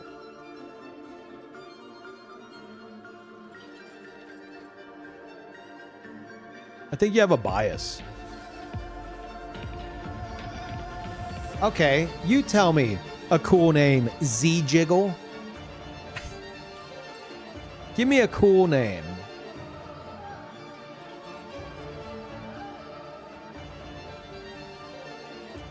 What'd you name a daughter? Honestly, I've always liked the name Alyssa. I don't know why.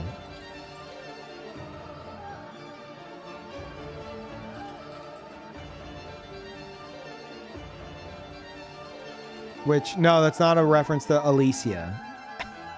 Just coincidence that they kind of start the same, but they're not spelled the same.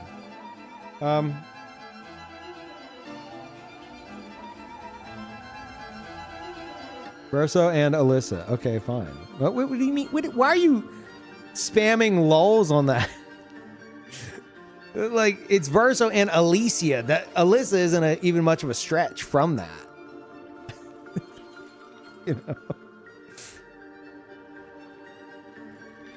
You know what? I'm gonna take it a step further.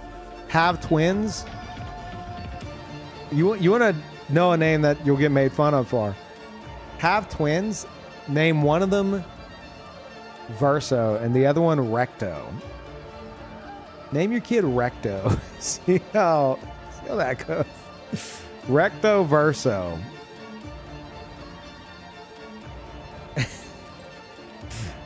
There's a lot of ammunition there for poor Recto, I think, for the duration of their life. there's a lot of potential there. Oh my god. Yeah, there's rectum references. There's erecto. There's so much. There's so much.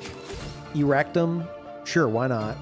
Just combine the two. Like it's free real estate, really.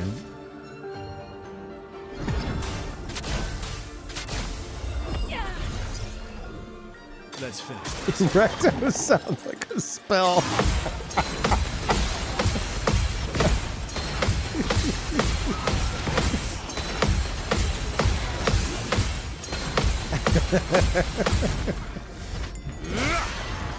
They don't need Viagra in like mystical worlds. They just cast Erecto.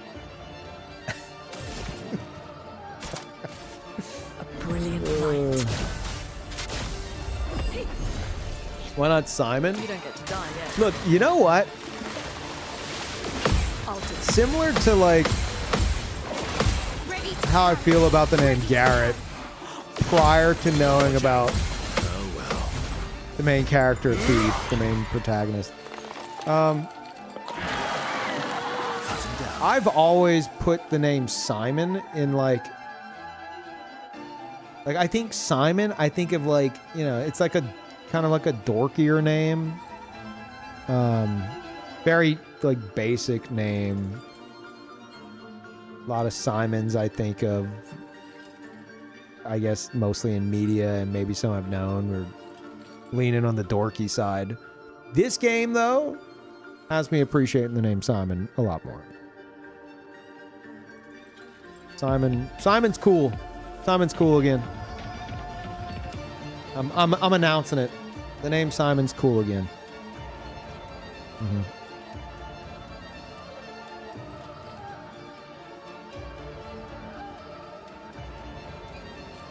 Reminds me of Simon Says commercial. I mean, yeah, obviously.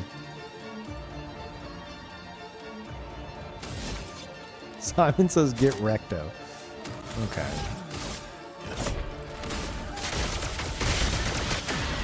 Always come back. I don't know. Like, I think there's a line you can kind of. There's like a balancing act you can do. I mean, I'm not a parent. I'm never having kids. But like, you know, maybe if I actually was, I'd put more caution on it. But there's some names that could be cool that are like pulled from a game or something, or a book or whatever. That can that are unique and can work without being over the top. I think Verso is one of those. There's also like, but like then there's also like Sephiroth, and I've heard of. Didn't some people actually name their kids Dovahkiin after Skyrim? Like that's. There's a line, okay. I don't think Verso crosses the line. I think it approaches the line, but it doesn't cross the line. Prepare for oblivion. I'm ready.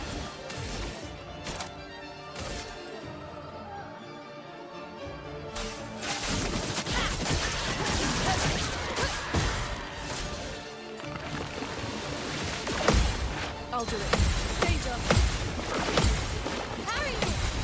I'll do it. Get ready. Parry it. Get down. Please survive.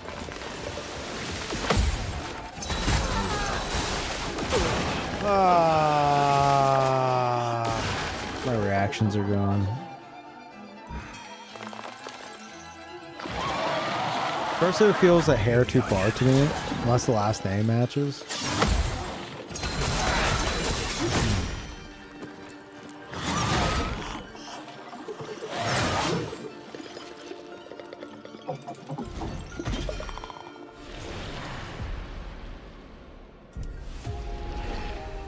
Shout out to the one woman from Reddit who wanted to call her daughter Everwinter Rain. That's... Is that like... Is their last name Rain? How's that work?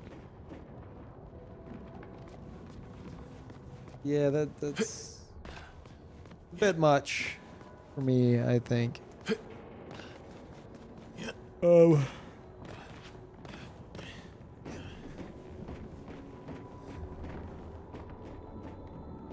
I'm trying to think of other names. Okay. Thinking of Elden Ring. Radon, a bit too much. Bit too much. You taking a step too far. Blythe? I think Blythe is like an actual common name in like some countries, but I could be wrong with that. But Blythe is that's a cool fucking name that I wouldn't be entirely opposed to. I think Blythe is a step further than Verso, honestly. But I mean, you know, if it is a common name elsewhere, maybe that's why I see it as that.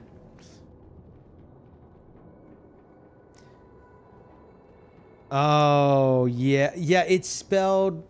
I mean, I just know Blythe is Blythe at this point, but it is spelled Blade with 2 Ds, like B-L-A-I-D-D. And, like, that's cool. That's fucking cool. Especially growing up, it's like, dude, your name's Blade? It's like, well, it's pronounced Blythe. It's a cool fucking name. It really is. But it get mispronounced constantly, at least in the U.S. Like, everyone would be like, Blade? Which, I mean, could work out in their favor. Like, okay, Timmy, Blade. It's Blythe, actually. That's it. That instant cool kid. 100%. Everyone else in the class is just like, dang. Yeah. It's like, that's Blade. What, really? That's it? Yeah, that's Blade. Isn't it pronounced Blythe? I don't know. Maybe. Why would it be? That's weird, but maybe.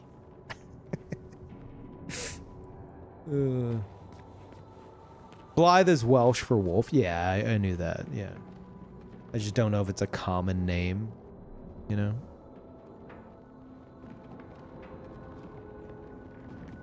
You have a coworker named Dagger? No way. If that's true, that's fucking wild. Like, that's what I'm talking about. That's awesome. You look at y'all's fucking reactions. Look at your reactions. I'm over here talking about naming a kid Verso, and you're like, Peeve, that's too much. And I'm like, this guy's name is Greatsword. And you're like, holy shit. That's crazy. That's such a cool name. Proving my fucking point.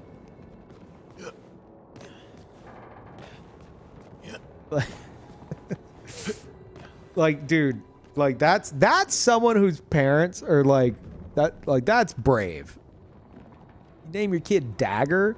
That's some parents that are like, we're gonna give our kid the coolest goddamn name that anyone's ever had. Like, that's wild if so. Holy shit.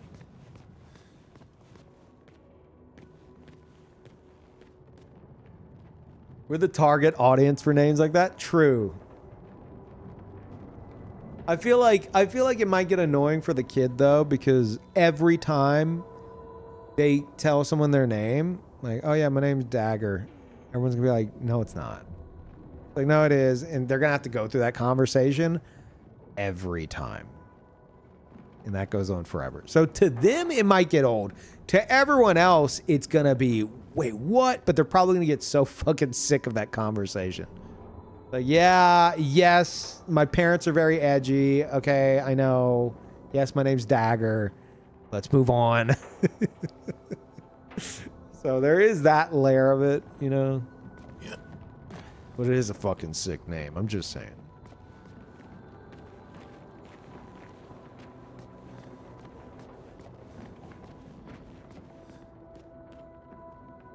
Something about Dagger, it surprisingly works.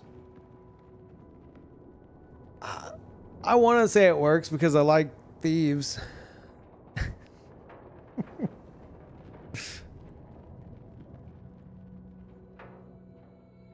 Yeah, no, it's a fucking cool name. For sure.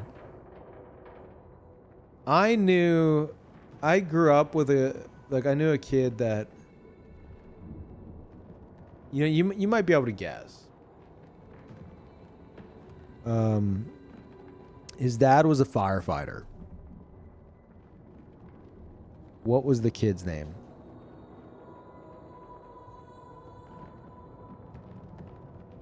Blaze, yes. First guess. Got it right. It was spelled different, but yeah. I didn't pick up on it until I was much older. I was like, wait a minute. That dude's dad was a firefighter. His name is Blaze.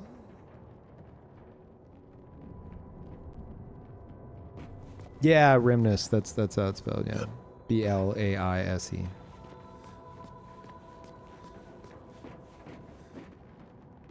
Fire truck. Yeah, no, you know what?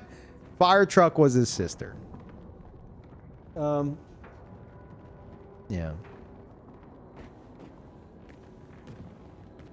I didn't even see YouTube chat. Extinguisher.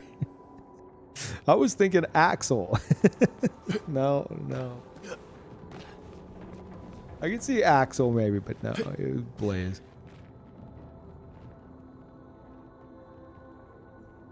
Oh.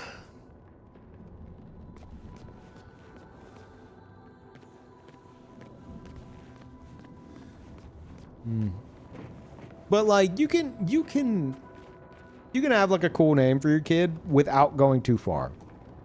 Like I said, like Blaze works. Like that works. Because I mean, as a kid, I never clocked it.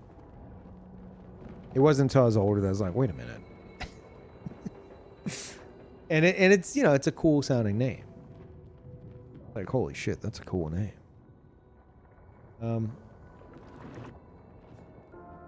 It's a bit on the fucking nose, but I think it works. Oh god, yeah, because like 420 blaze it means and stuff, maybe it's not so much these days. I'll do it. Careful, Verso. Ready to evade. I didn't consider that. That probably got real fucking annoying in college. That probably got real annoying. Hey, Blaze? Is it time for you? It's like, dude, I told you I don't smoke. Shut the fuck up. Leave me alone. But 420 you it. Like, all right, shut the fuck up, dude. We do this every day.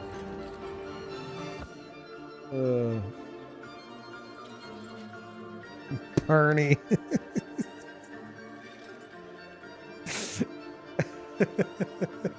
That's being a firefighter. You name your kid Bernie. That's like a very loose reference. Oh my god, that's funny.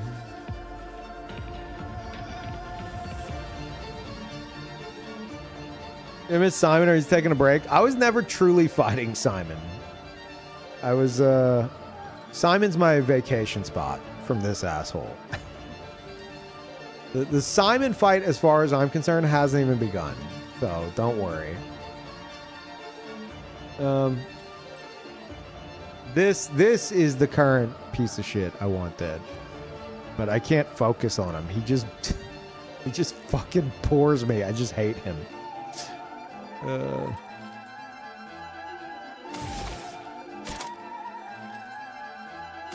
Like, he's not a bad fight. I think it's just some kind of like mental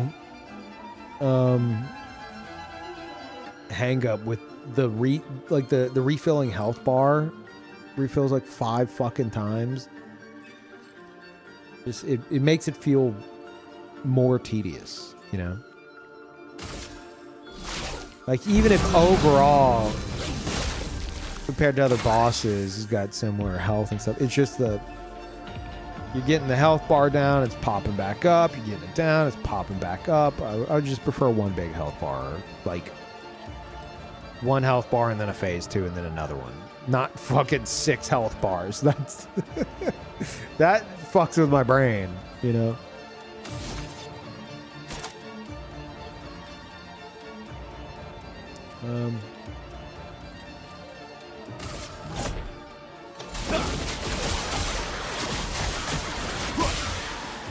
Careful now. Watch out, my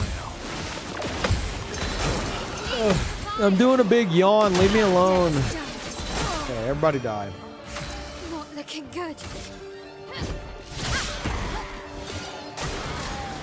Do it. You won't.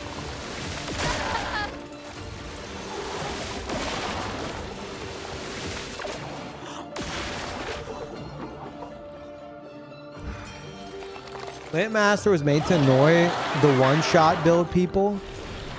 Oh my god, you're right. I changed my mind. I actually love him now. He's actually genius. I take it all back.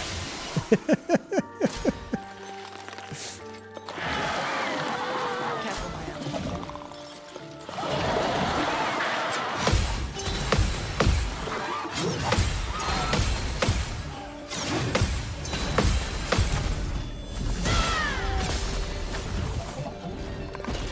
Yeah, you have to go through at least... You gotta go through like 6 health bars. And he's gonna get a turn. You know, multiple turns, ideally.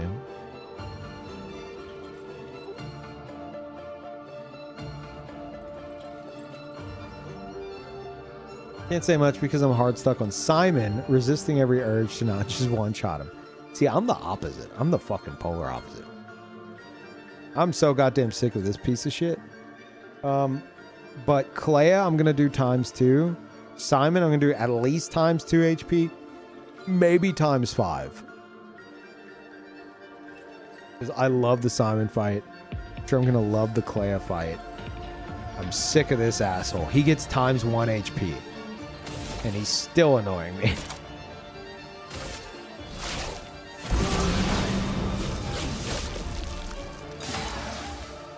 You gain +5 as well because boss have so much speed. Oh, you're talking about just in general. I'm not talking new game 5. I'm talking like enemy HP ×5. But yeah, like I've said before, I don't see much use to me going to higher new game pluses. Just because of how I already play and how I already balance things out for myself. I feel like if I went to higher new game pluses, it's like, oh no, the bosses are insanely fast. I'm like, okay, I'll just get some more speed on my characters, and then it's gonna just be, you know, essentially the same thing I'm experiencing now. But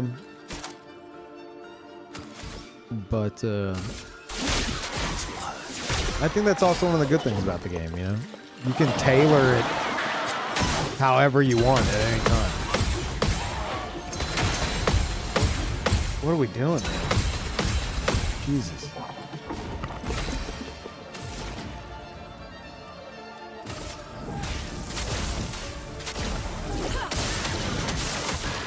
I'm not giving up.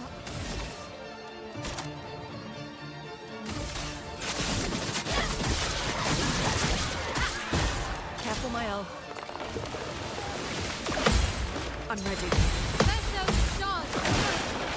Okay. Watch out, my hell. I'm ready. Bring it on.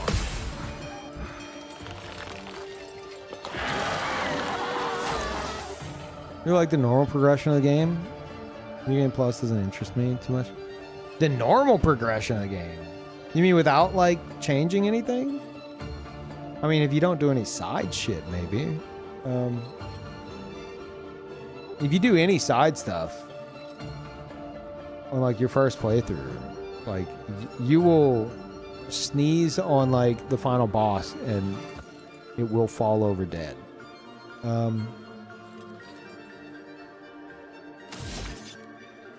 Yeah. I mean, I feel like that could be, you know, like you have to balance that out. So New Game Plus, like, I think would make that a bit better, if anything. I'm interested in New Game Plus for the lore. We're gonna do. I'm pretty hell-bent on a lore playthrough. Gonna go through and just dissect everything as it comes.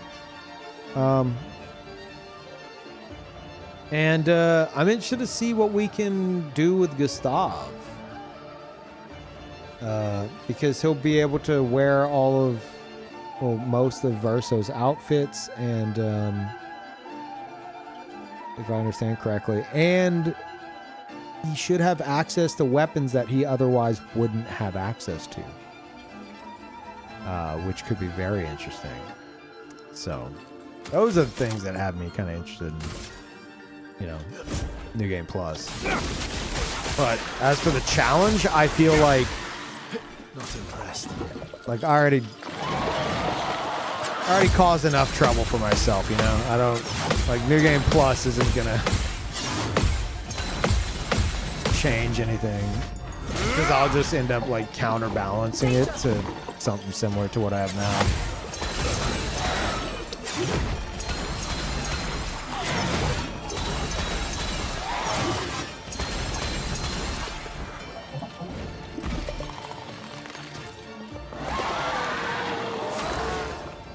I'm big into optimizing builds. I derive my fun from that, but I feel like the game got too easy with a good build on my first playthrough. I wish there was a harder difficulty than expert. People who want to optimize. I talked about that earlier. There was I think a recent interview with one of the devs that said, as crazy as it sounds, it said that they didn't expect as many people to like the game as how many did, and 2, for them to want to do all the side stuff. They didn't anticipate so many players actually engaging with the side content. So it's like the difficulty of the game is to experience like the genuine, like intended difficulty of the game. It's just like a straight shot. If you do side stuff, you're gonna be over leveled. Because they wanted it to where, like, you know, you don't feel like they expected people to just want to get through the story more than anything. So that's kind of what they tailored it around. And even though I think they said that's one of their biggest regrets, but not because of approaching it like that, but because they didn't make that clear to people. I don't know how they would have. Maybe at the start of the game where you're selecting the difficulty, maybe they would have put a bit of a text dump that's like, by the way, you know, just know this is intended for if you're just going straight through the game.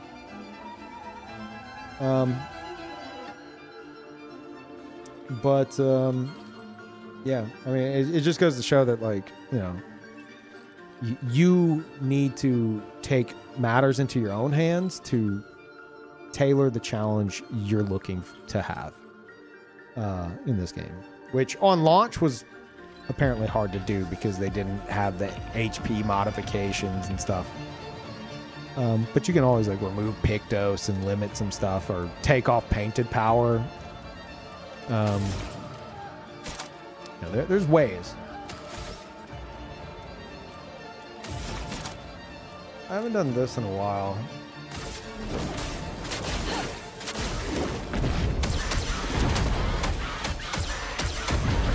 Man, that ability goes fucking hard early game. Right now, not so much.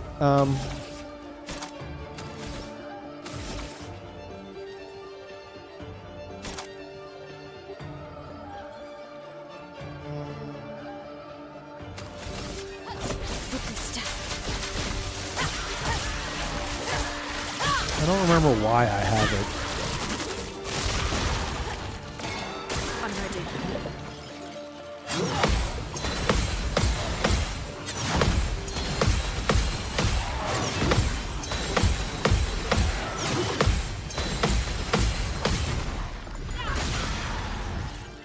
Play the whole game on times 5 as soon as you got the option, but no Lumina limit like you.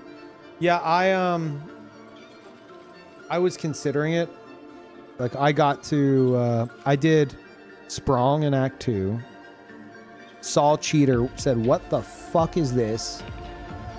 Went and got in a random fight, saw its potential, said, "We will not be using this." Didn't use it. I did Frozen Heart, I think before Sprong. That gave me a fuck ton of levels. This Act 2. And then like any other difficult thing I came across. Hell, right at the jump, like start of the game, came across that stupid chromatic pink sheep, and I fucking killed it.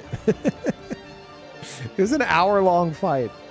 It was just Gustav and Lune. So the entire game, I like limited my levels. I think all the way up until the end of Act 2. I kept all my characters at like level 42 or something. I was like, okay, they're all the same level now. I'm not giving them any of these points. They never got any more stat points after that. And then I found out how hard like Pictos, like hard equipped Pictos can carry you, where you just don't even fucking need stats. And so I think I did 1 or 2, maybe everyone with 1 Pictos instead of 3. I don't remember how I did it. And I did that until Act 3. And then Act 3, I gave everyone their points back. I gave everyone their Pictos. Didn't worry. Well, no, I was still doing some Lumina limiting. I just didn't care to, like, you know, give them everything. I wasn't too fussed about it. Then I encountered Simon. I got Simoso. I was like, I'm fucking using this. But I'm also going to bump up the enemy HP so it doesn't carry me. And then eventually I stopped using Simoso. And I just kept adjusting the enemy HP as needed. But yeah, it's nice to have the tools, basically. Actually, fuck this. Get out of this, Countess.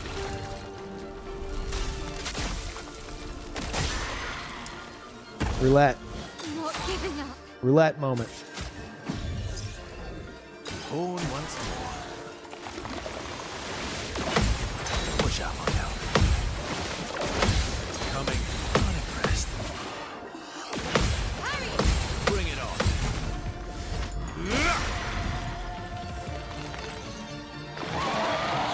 Overflowing with energy. Feel the embrace of fire. I'm ready.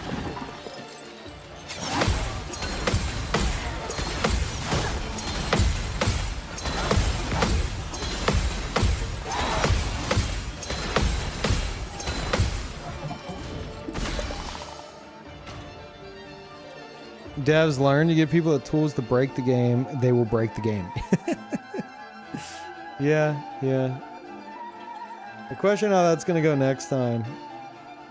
Next game they make them, if it's another RPG, they might be like, okay, motherfuckers.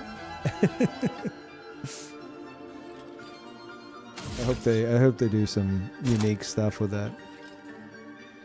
We have some water. Dude, all this yapping and like lore talking shit has been destroying my throat.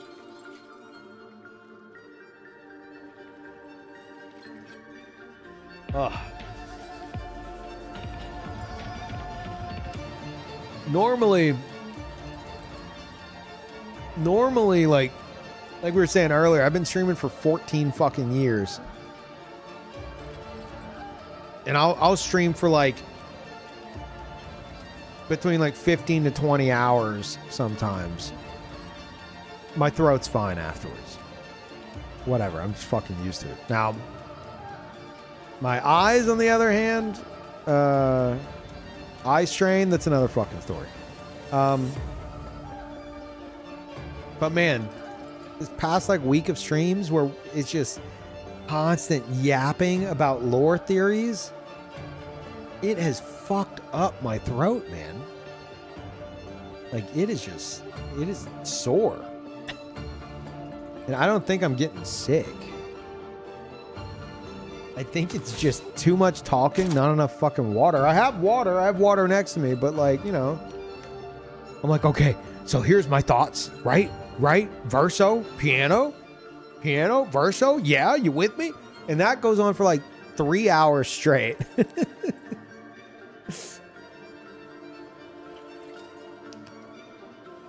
With no downtime.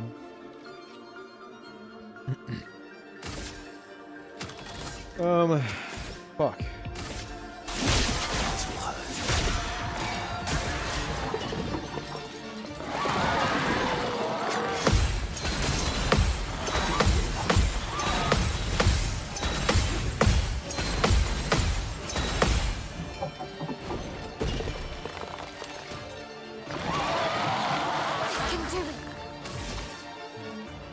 It's because of the dry sandwiches.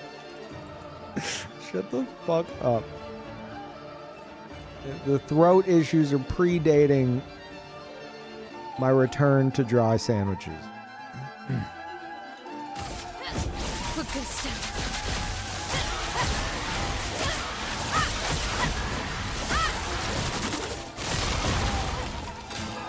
Watch out. Ready to evade. You need to watch out. Careful, my L. Watch out.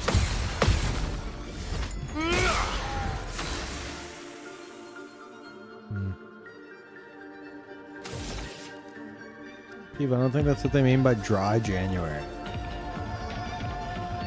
I've never heard that term.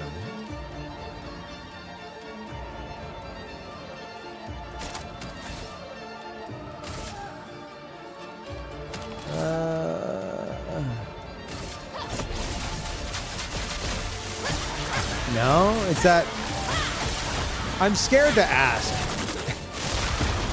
because I know about, you know, November, so that's where my brain goes to. But maybe it's like an alcohol thing. Is it no alcohol? Okay.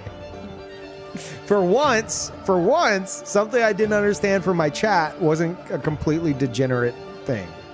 I'm proud of you.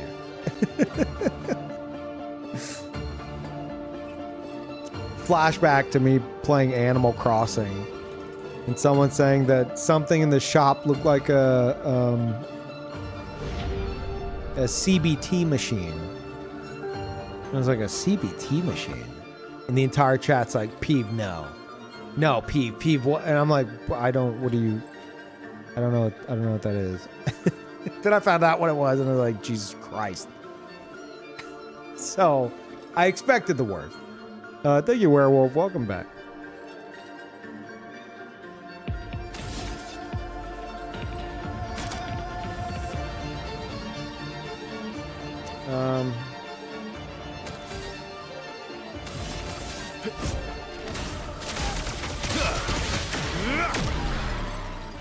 Cut him down. Prepare for oblivion.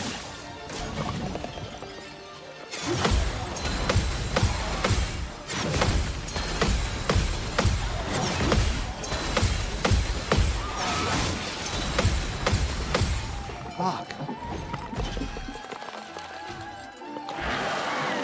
So much potential.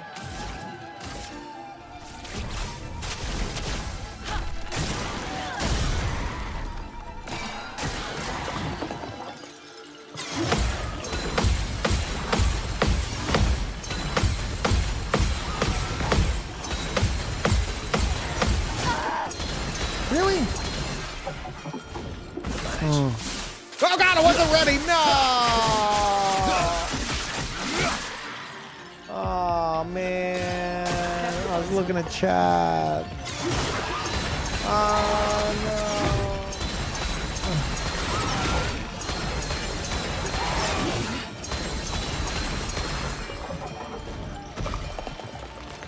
This is so sad.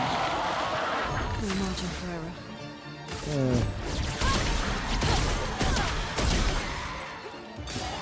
Lumina, careful. I'll do it. Why? What the fuck? What are we doing? Just kill him. Oh.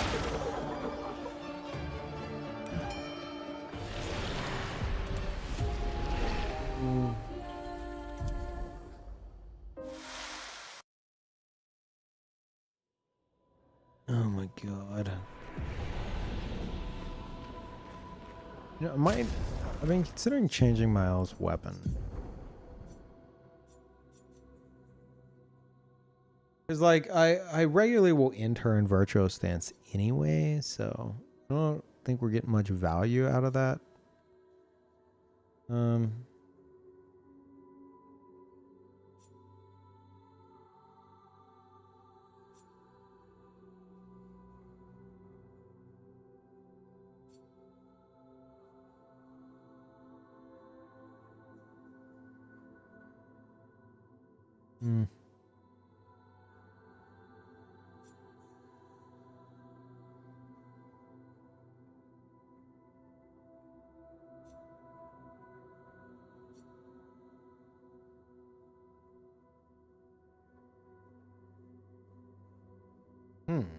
Counterattacks applied defenseless is pretty cool.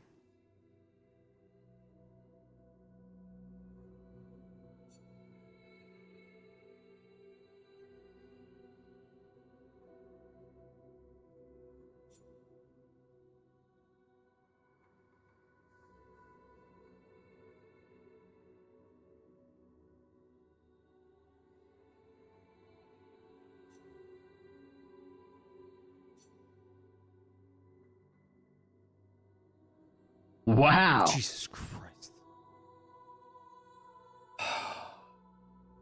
I was not ready for that. Been, aside from Werewolf sub 4 minutes ago, it's been 2 hours since we've had a sub.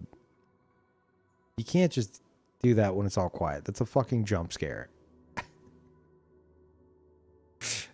That's just the alert, at least for me, is fucking loud. Thank you guys, Jin, for the 5. That's very generous of you.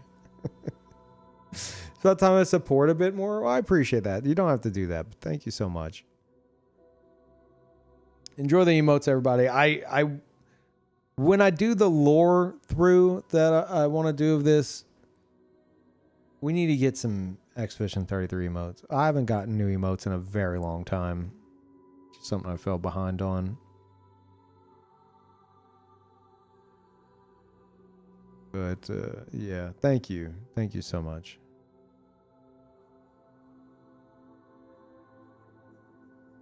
Yeah, she's only got 99 luck and agility. She's a glass cannon.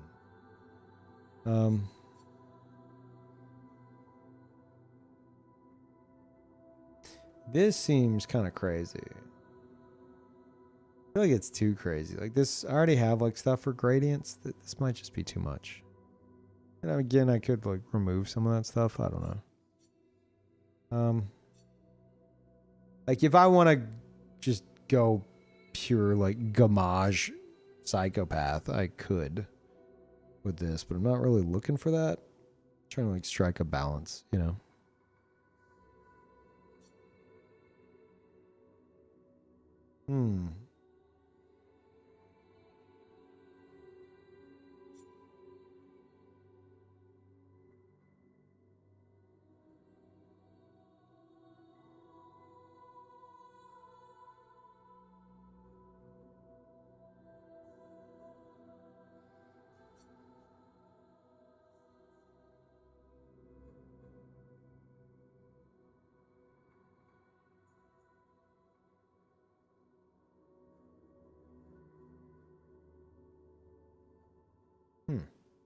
So you get a shield every turn?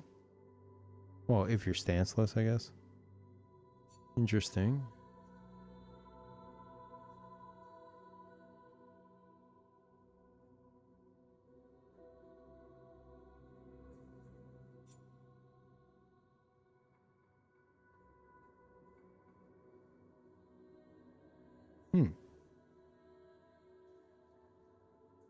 That's pretty cool.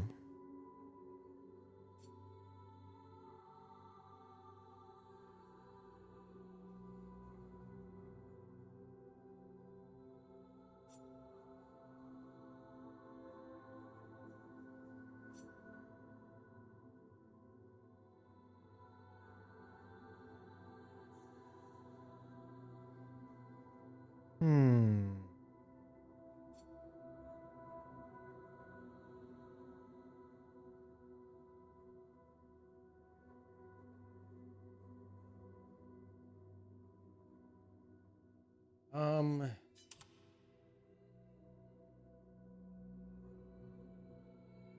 the fuck is that weapon even? I can't go to photo mode for it. What is this even? Can't tell what I'm looking at. What is this weapon? Looks like she's holding like a candlestick or something.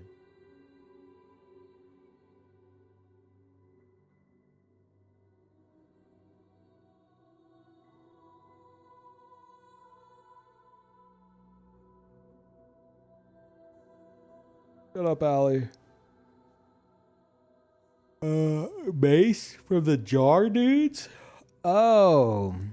Yeah, maybe. I mean, it's called a jarum, so.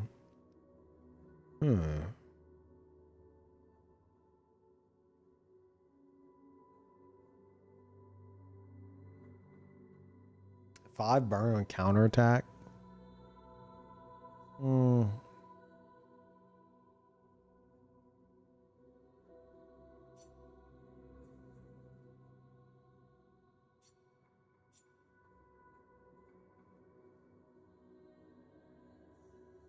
Honestly, I'm gonna just stick with this.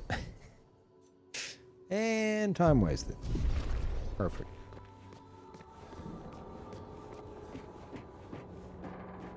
Oh, yeah. Speaking of support and stuff, chat, I'm pushing that Patreon.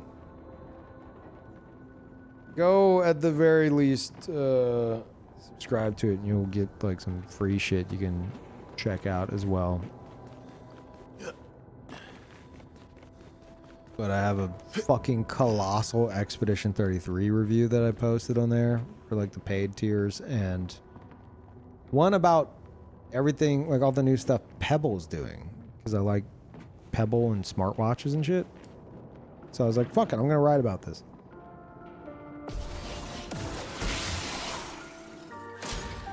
And the highest tier is gonna have the first piano video tomorrow.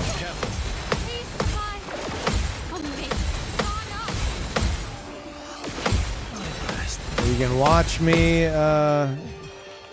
try to play the first part of Alicia. I still don't know how I'm gonna go about it. It'll probably just be like a bit of commentary of like, okay, here's what I learned, here's what I'm struggling with, etc. Yeah.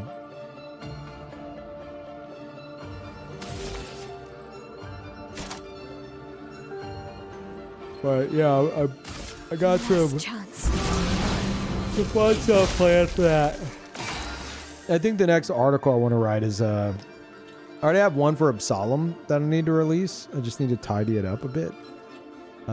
Which is that indie game I played. Like impressions of that more so than review. And I want to do, is the play date worth it in 2026 with like a dive into like all the new stuff on the play date, that little console that I have. Yeah. I mean, those are the articles I've planned. I've been enjoying fucking with all that. On me.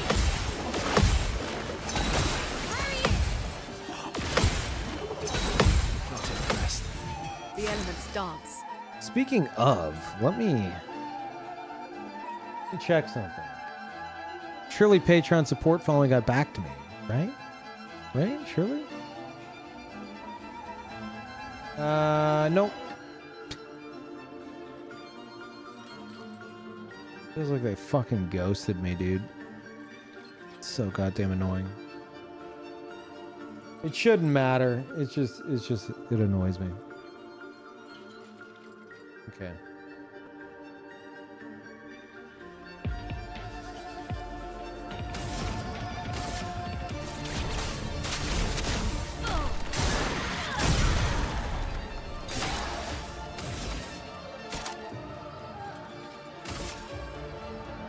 Prepare for annihilation.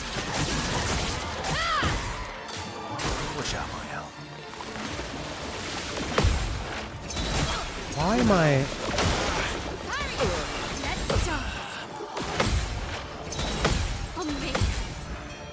Ugh. On me.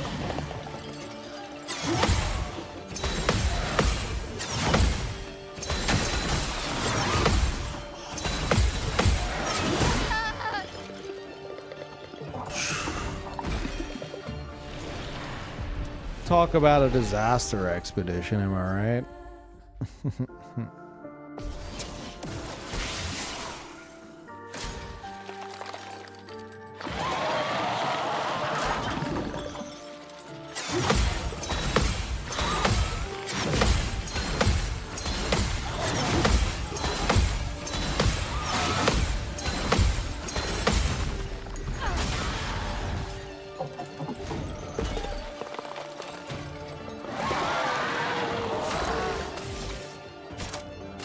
Last chance. Also, yo, Jimbo, it took me a moment to understand what the fuck you were talking about, but I mentioned 2 shafts of light. This will hurt. That's fair.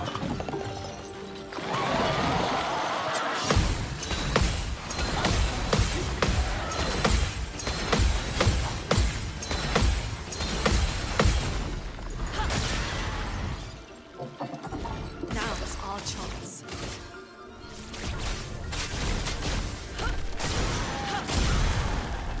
They can do it.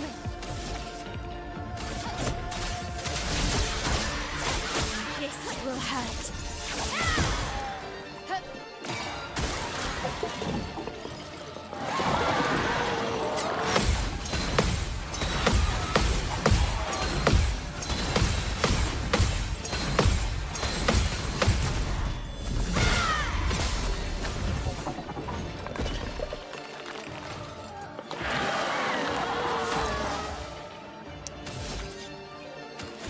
Ugh.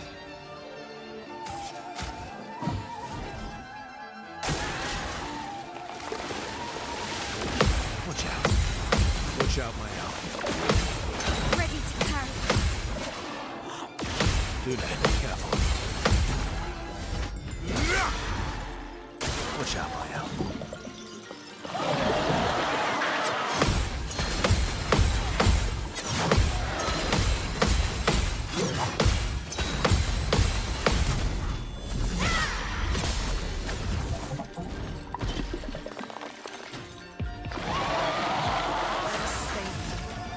Whoa, no, no, no, no, no.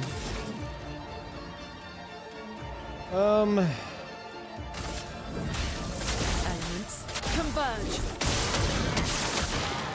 I'm not giving up. No, let's get Angel Eyes. Fuck it.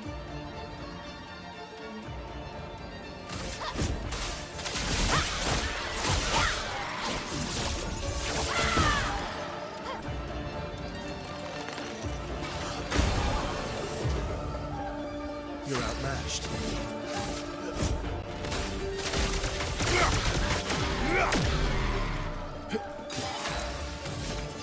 Prepare for oblivion.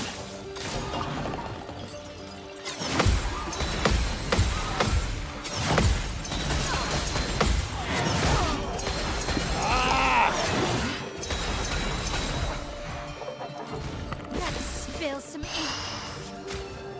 No. Last chance. Oh well.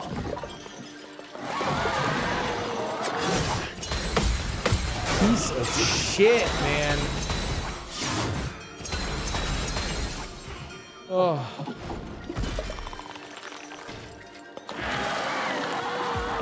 You can do better.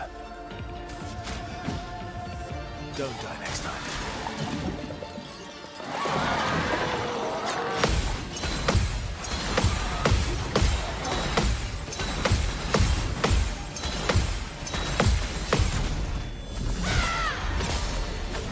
Holy. I can do it. Prepare for annihilation. Overflowing with energy.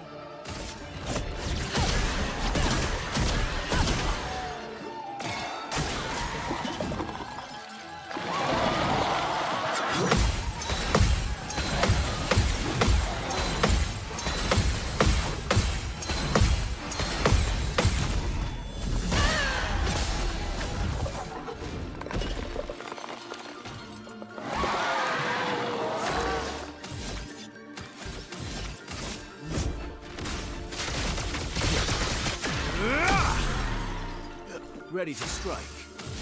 Anyone else tap their finger at the parry timing while watching? Your existence ends now. Z, you're the only one awake. Get ready. Incoming. John! Ready to evade.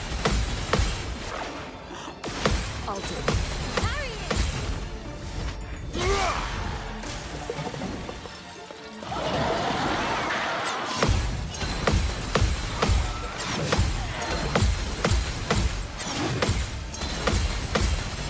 Hey, has anyone been watching Lobos' playthrough? I missed like his last stream. How far did he get? Dance begins.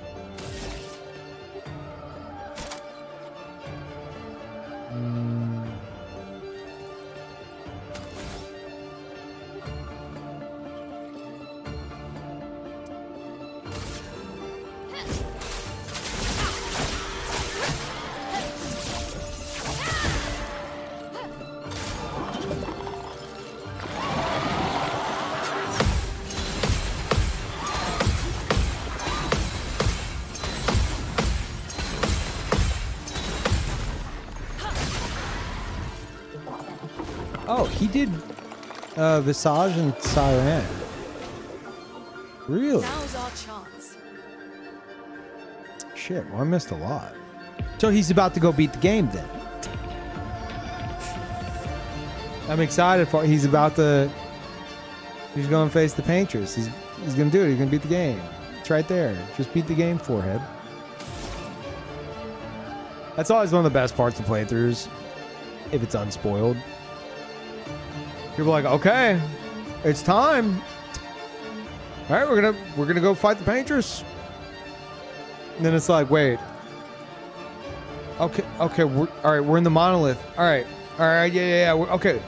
And they get to the top, and it's like, okay, here we go. This is it. This is everything. And then it's like, and then the fucking Gamage, and everyone's like, what the fuck just happened? Is it a bad ending? What's going on here? Oh, it's so well done if like unspoiled. You know what I did in that moment where Versa's reading the letter and Alicia's like, what will you paint? And then you see the and then the fucking the wave, the Gamage wave comes. I hit right bumper. I tried to parry it. And then I saw everyone get gamaged, and I was like I had this sinking feeling, and I was like, was it a gradient attack? Should I have hit R2 instead? Like, I thought it was something like that, because I'm like, I didn't piece together yet, you know, that it came from like Renoir and there's more going on there. I thought like I wasn't sure exactly what was happening. No, I think I did piece together, you know, it's coming from Renoir. But I didn't expect it. That's the last thing. I thought the game was over. Even though like we had just gotten Fly and stuff, like there was that layer of uncertainty, you know? You just got Fly, you just got the damage cap. In my head, I'm like, maybe it's, I don't know, maybe it's like some extra stuff at the end of the game, like after you've beaten it. Like, I thought this was like the ending cutscene.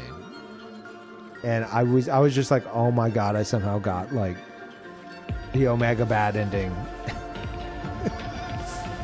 And thank you, Havoc.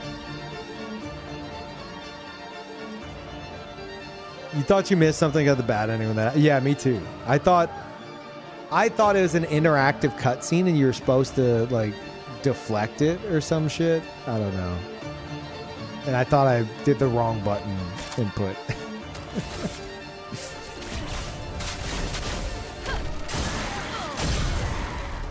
Time to end this. Oh no, the Paintress fight is intended. it's intent. The whole setup. It's a fucking setup. It's genius. It's a setup. You go to walk up to the Painters fight. Minoko goes, "We should make sure we're prepared, because when we go up here, there's no turning back." It's like so overdone intentionally, so that you think, oh, this is the gamer moment where the devs are letting you know this is the final fight.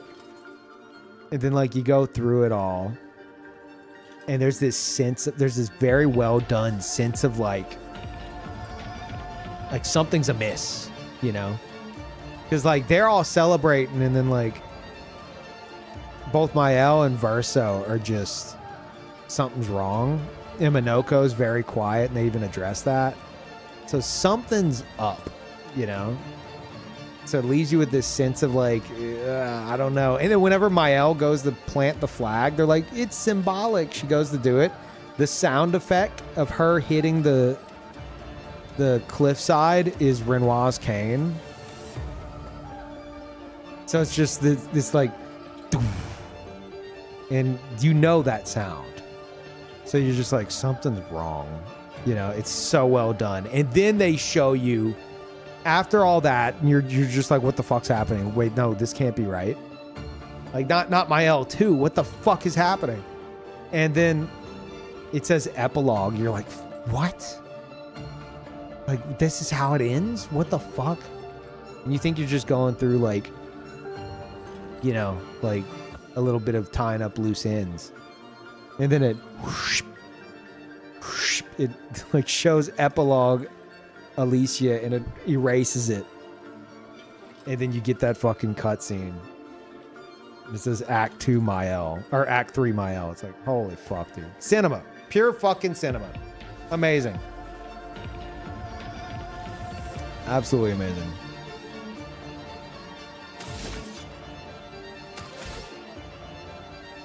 Painted Alicia stuff being optional is crazy.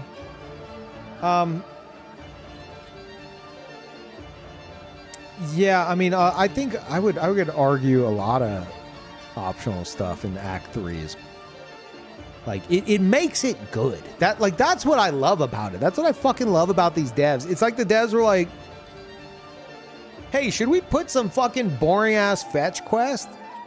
And like the entire room of dev teams were like, no, boo. So it's like the quest lines that you can go do, especially in Act 3, it's all, you know, really fucking interesting. Minoko's thing of bringing back Noko is, you know, whatever. Fight Goldberg. But the area, like the zone's very interesting. The dialogue's very interesting. Like, it's all really well done. Like, really well done. I appreciate so much that there's just not a bunch of fucking bloat in this game. Like, oh, we gotta really pad up those hours. We gotta make sure there's, you know, we want this to be at least a 100-hour game.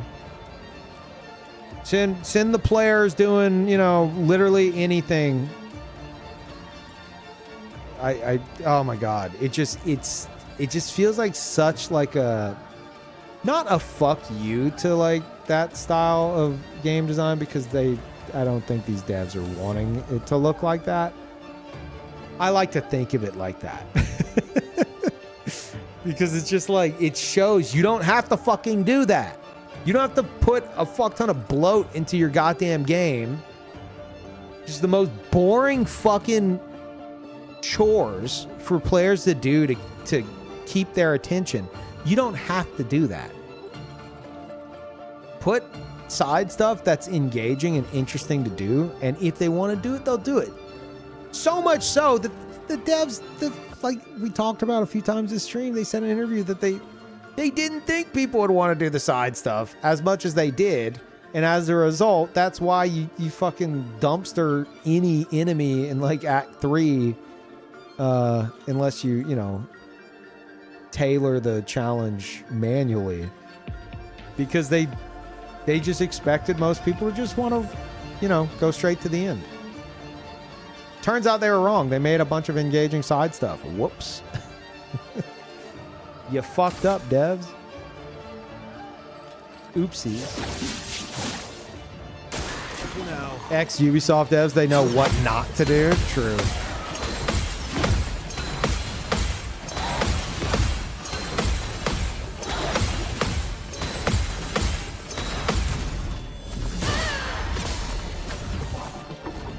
You can do it. All right. Come on, roulette. Oh my god. All right, here we go. Which one is this?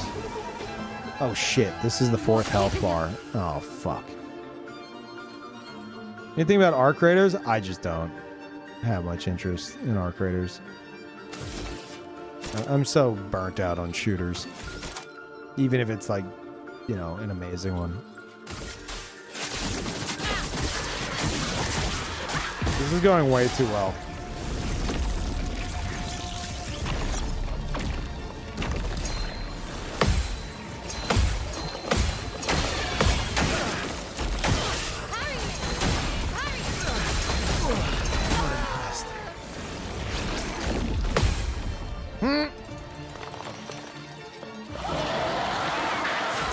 I'm okay.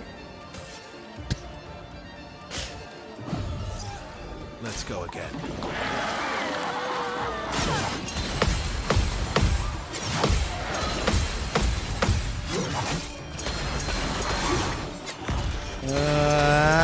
Come on, we can make some progress on this.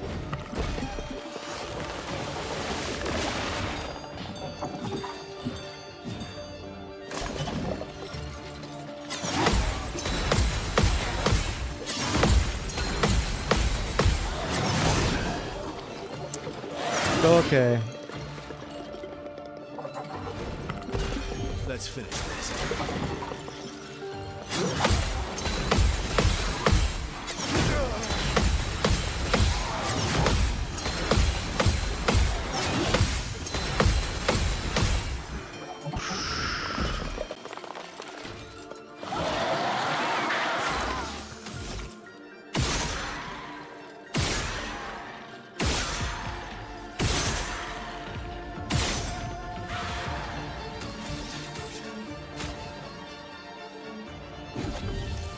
I won't waste this.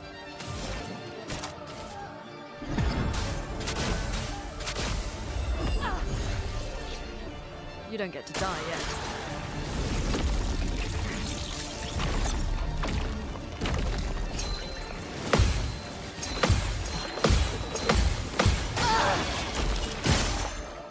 I'm ready. Danger! Take cover!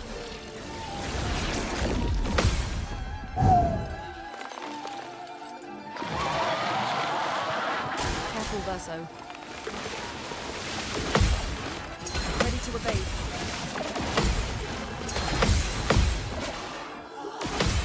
Brace yourself.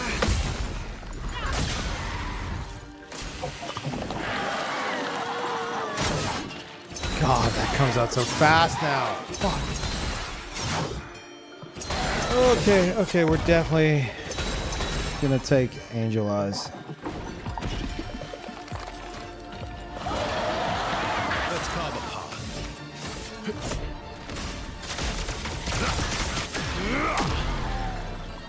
I'll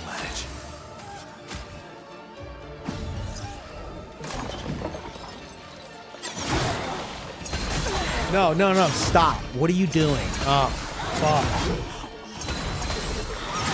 Of all the ones to get hit by. Okay.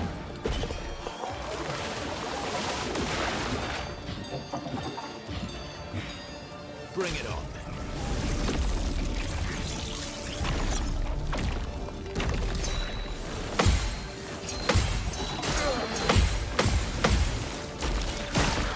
Bring it on. It's okay. It's okay. It's okay. It's okay. Let's go again.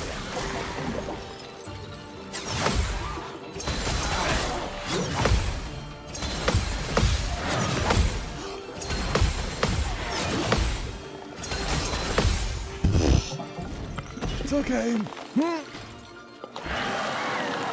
think I'll improvise. Oh god, what was the fucking pattern?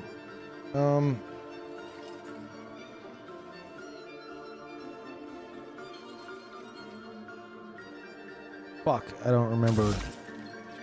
Yeah, okay, that's fine. Whatever. Okay. Let the ink flow. A brilliant light. Merci.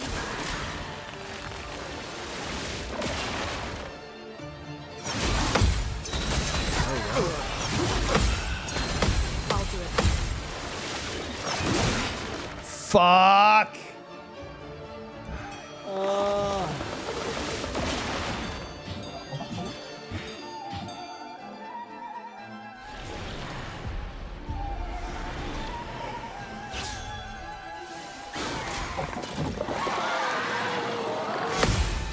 Okay. Okay. Okay. Feel better. Feel better. Good. Your turn to shine. Good. I feel better. I'm listening. Take your shot. I don't. Fuck. I'm not remembering the. Time to strike.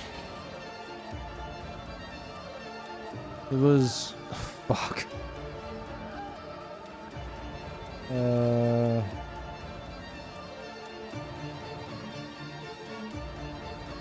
I think it ended in 2 on the left.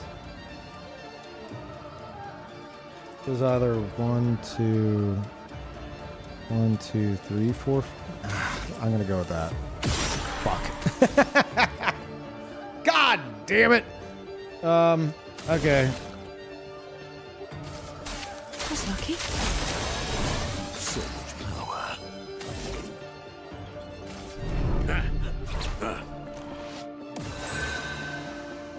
Now's my favorite part.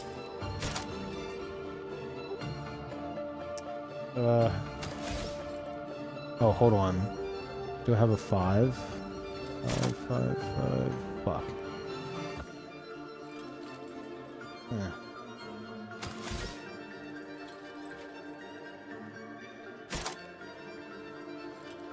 Okay, we're gonna do this. Right. That's fine.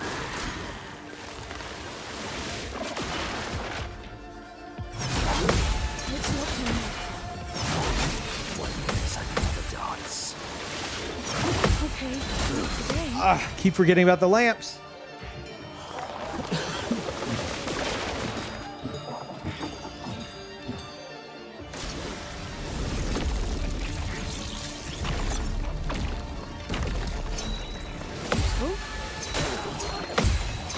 Peaceful.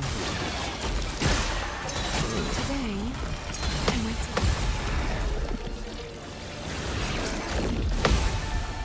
take your shot. Good. Oh, dude, I can't see shit. And I'm already forgetting the pattern because so much shit's happening. Ugh.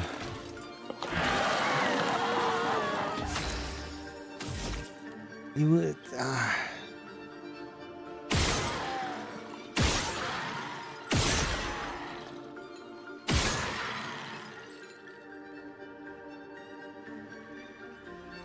It's either this one or this one. Oh no, I'm out of bullets. Shit.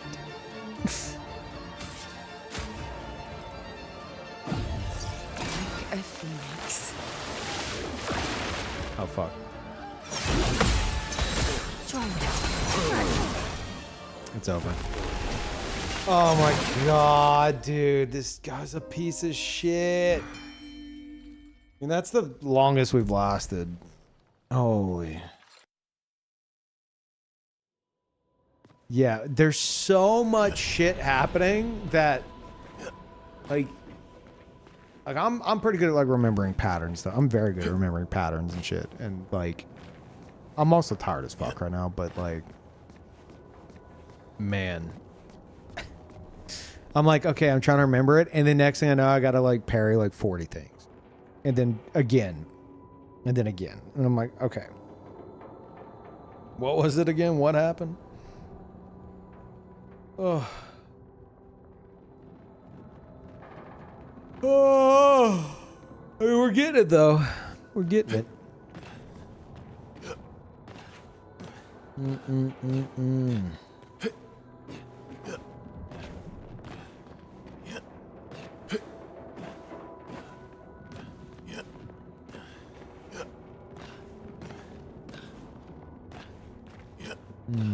Mm-hmm.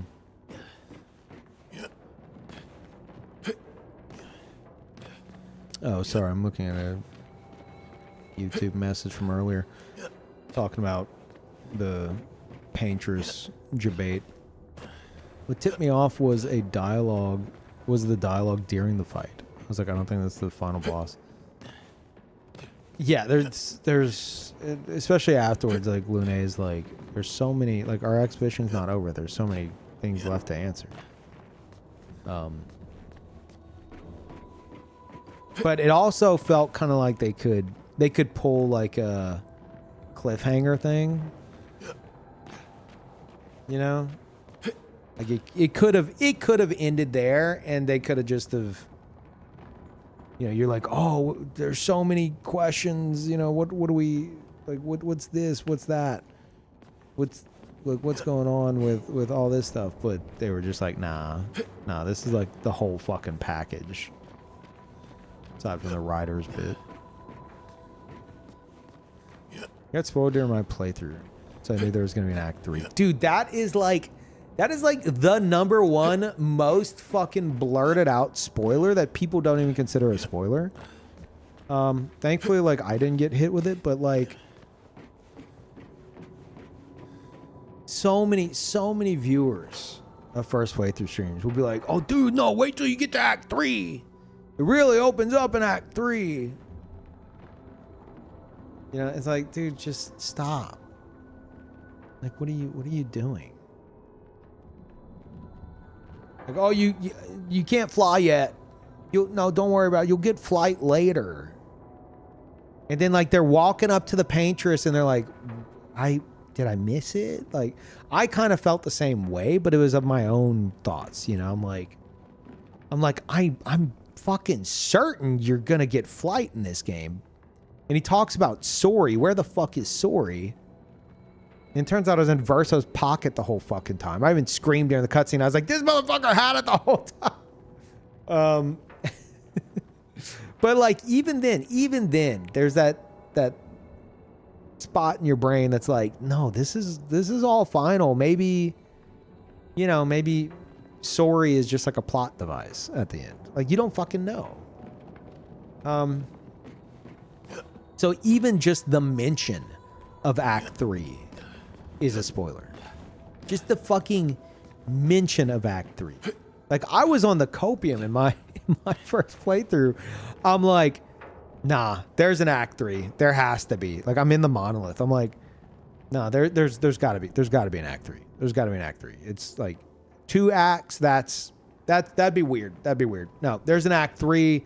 I'm gonna be able to fly.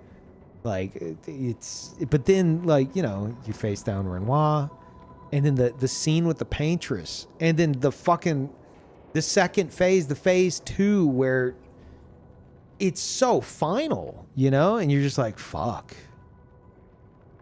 I don't understand, but maybe this is it. And like, you know, your mind's not really thinking about that because you're just stunned by the fight itself. But dude, early on, you'll have viewers that are like, oh yeah, Act 3 is my favorite and stuff like that. It's like, dude, that's a massive fucking spoiler. The devs definitely don't want, like, the devs want you to think the game is ending, which is why it says epilogue and then it erases and it says Act 3. Like, they want you to think shit's fucked, and it's over. And that just, yeah, that gets ruined a lot. To be fair, it's very obvious you get flying. No, I know it's obvious you get flying, but you get it in a cutscene at what appears to be the end of the game. To where, like, you're going to be questioning stuff. You're going to be like, I don't understand. surely there's more after this. But you're not like necessarily like, oh, there's definitely more after this. Because just that whole scene is so fucking like, how is this not the final boss? You know? Like, what do you mean this isn't the final boss?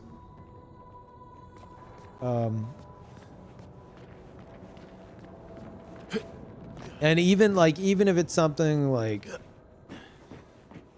even if it's something you picked up on and you're like, no, I'm 100% certain that doesn't mean you should blurt it out in streams. Because, you know, the streamer doesn't think the same as you.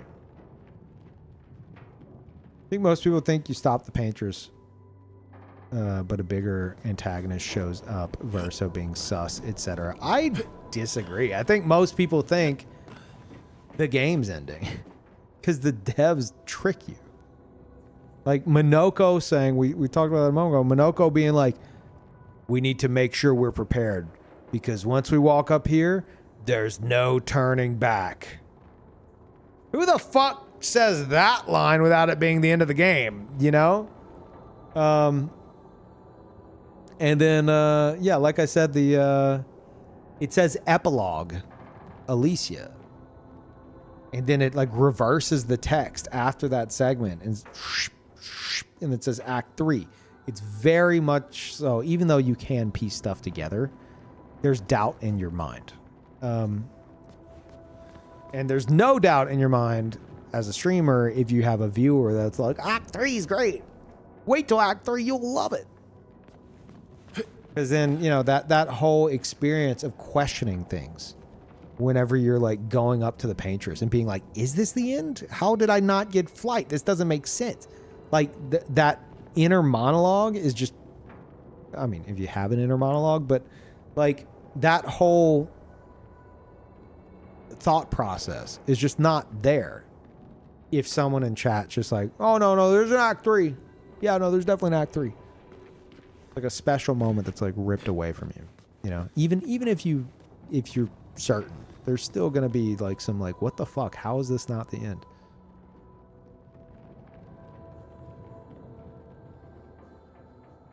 Oh, you got spoiled on Gustav because the fucking classic YouTube bait shit. Ugh. Oh my god. Oh, it got recommended to you on autoplay. That sucks. See, I was late to the fucking party by months, but I don't watch YouTube. So I really didn't get, I don't think I got spoiled anything. It's one of my least spoiled playthroughs, and it's like now like my favorite playthrough of all time. So well, YouTube thumbnails exposing things might be worse than Twitch spoilers sometimes, man. Like whenever I got to Act 3, I remember putting in my titles like, I didn't put Act 3, I would put like end game, you know, like end game or late game. Like just putting Act 3 right there is gonna spoil somebody. Like the biggest spoiler I drop that I'm like willing to drop is the mention of super bosses. I'll put like super boss in like my title. Because I remember whenever I was first considering playing it or I first started, like there are people who are like, dude, the end game super bosses are crazy in this, and I remember being kind of annoyed a bit. I'm like, oh, I kind of wish I didn't know that, but it's just like that's one of those things where it's like you can, it's a fucking RPG. You can assume that there's going to be some shit like that. Like, I think that's on the tamer side. And even then, it doesn't really change anything. Like, that's just me being picky. There better be a super boss, yeah. It's basically like, oh, there's tough bosses in this game? How dare you tell me that, you know?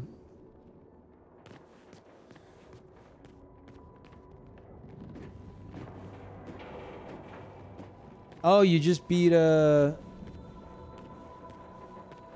Oh, Oh, you started playing it. Oh, okay. No, I read that correctly. You did just beat it. Yeah, congrats. Yeah, Lies of P was great. If you just beat it, I would say jump right into the DLC. If you're willing to. Because I haven't gone back to the DLC, not because of the DLC like not being good, but because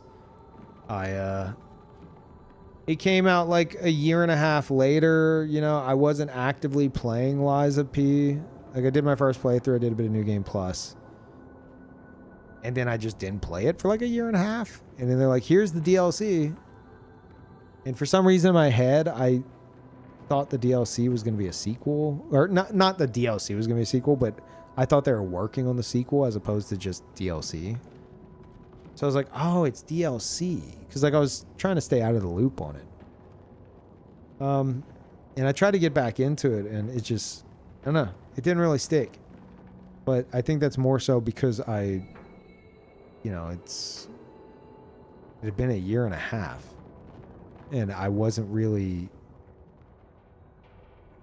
like deep diving into the game at that point at all.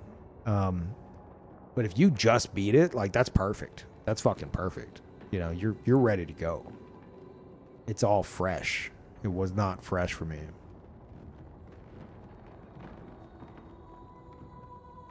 Yeah, did they shadow drop it? Yeah, I think they did. And I was like, oh fuck, here we go. And then I got in and I was like, okay, I need to, like, apparently I'm on New Game Plus. I need to do some stuff, and that kind of helped refresh my memory. But it's like, oh, this is cool. But I'm also thinking like, I don't know if I really feel like playing this right now.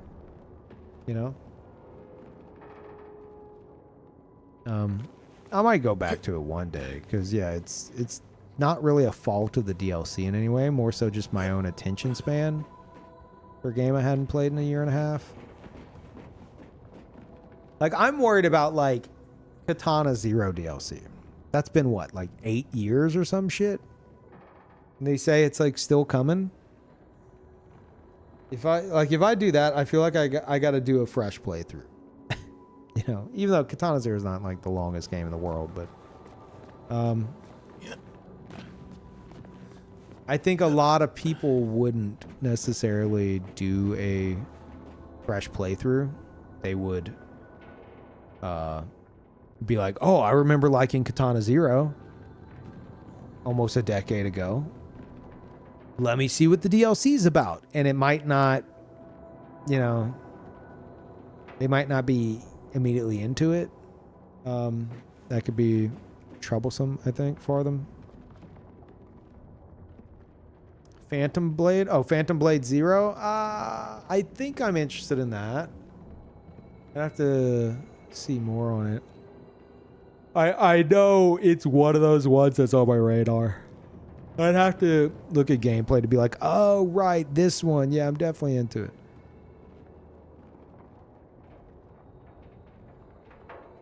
You know, look at this Katana Zero thing. Oh, Katana Zero is amazing. It's got a fucking amazing soundtrack. Katana Zero is it's like a like side scroll pixel art game where you're like a samurai and there's a bunch of fucked up shit happening. You're like a samurai in like a modern setting. All kinds of fucked up shit's happening. And it's a really cool story. The gameplay is so fucking cool.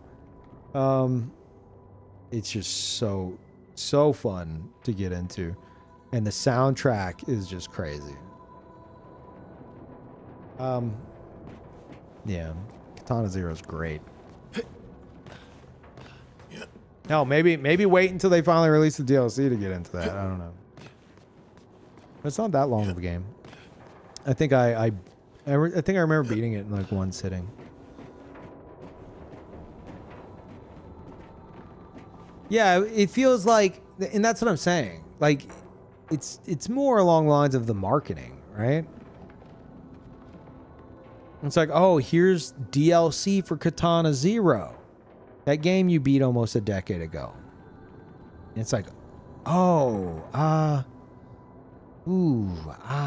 mean, I remember thinking it was cool. I don't know if I want to, you know, I've already played it. But if it's Katana Zero 2, even if it's like, I mean, I'm armchair game deving here, but like, even if it's like the stuff that was gonna be the DLC, but now it adds some more and it's Katana Zero 2, I think just from a marketing standpoint, that would get more people playing it.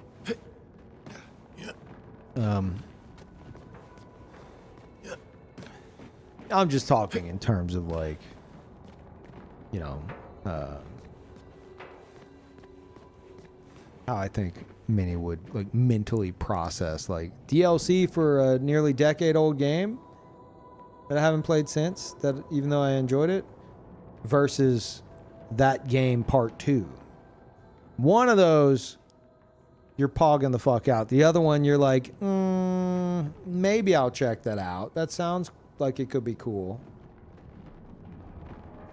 Like, after so much time has passed, it doesn't hit as hard, you know?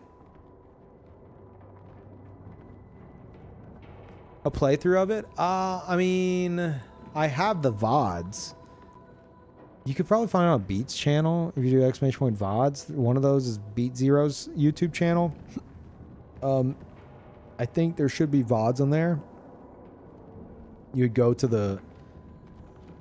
to Beat's channel and you'd click on the Peeve playlist, and then you would just have to scroll. It's all like, it's like over 1,000 of my streams all in like one massive playlist. So you'd have to scroll and then like Control F Katana Zero.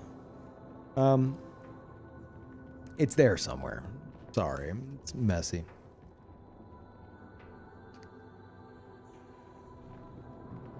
Oh my god.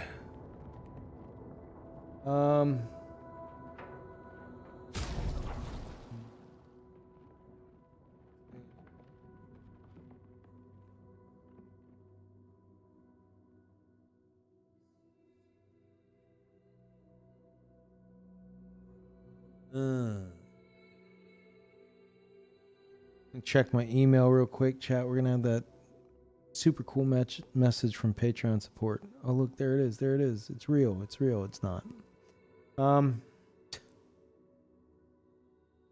Dude, my throat is like running on fumes here. My throat's running on fumes. We just had like a PB against the fucking asshole Lamp Master, so maybe we just call it. I'm just gonna call it here. Let me just send y'all over to Cody's Always On. He rated earlier, so might as well.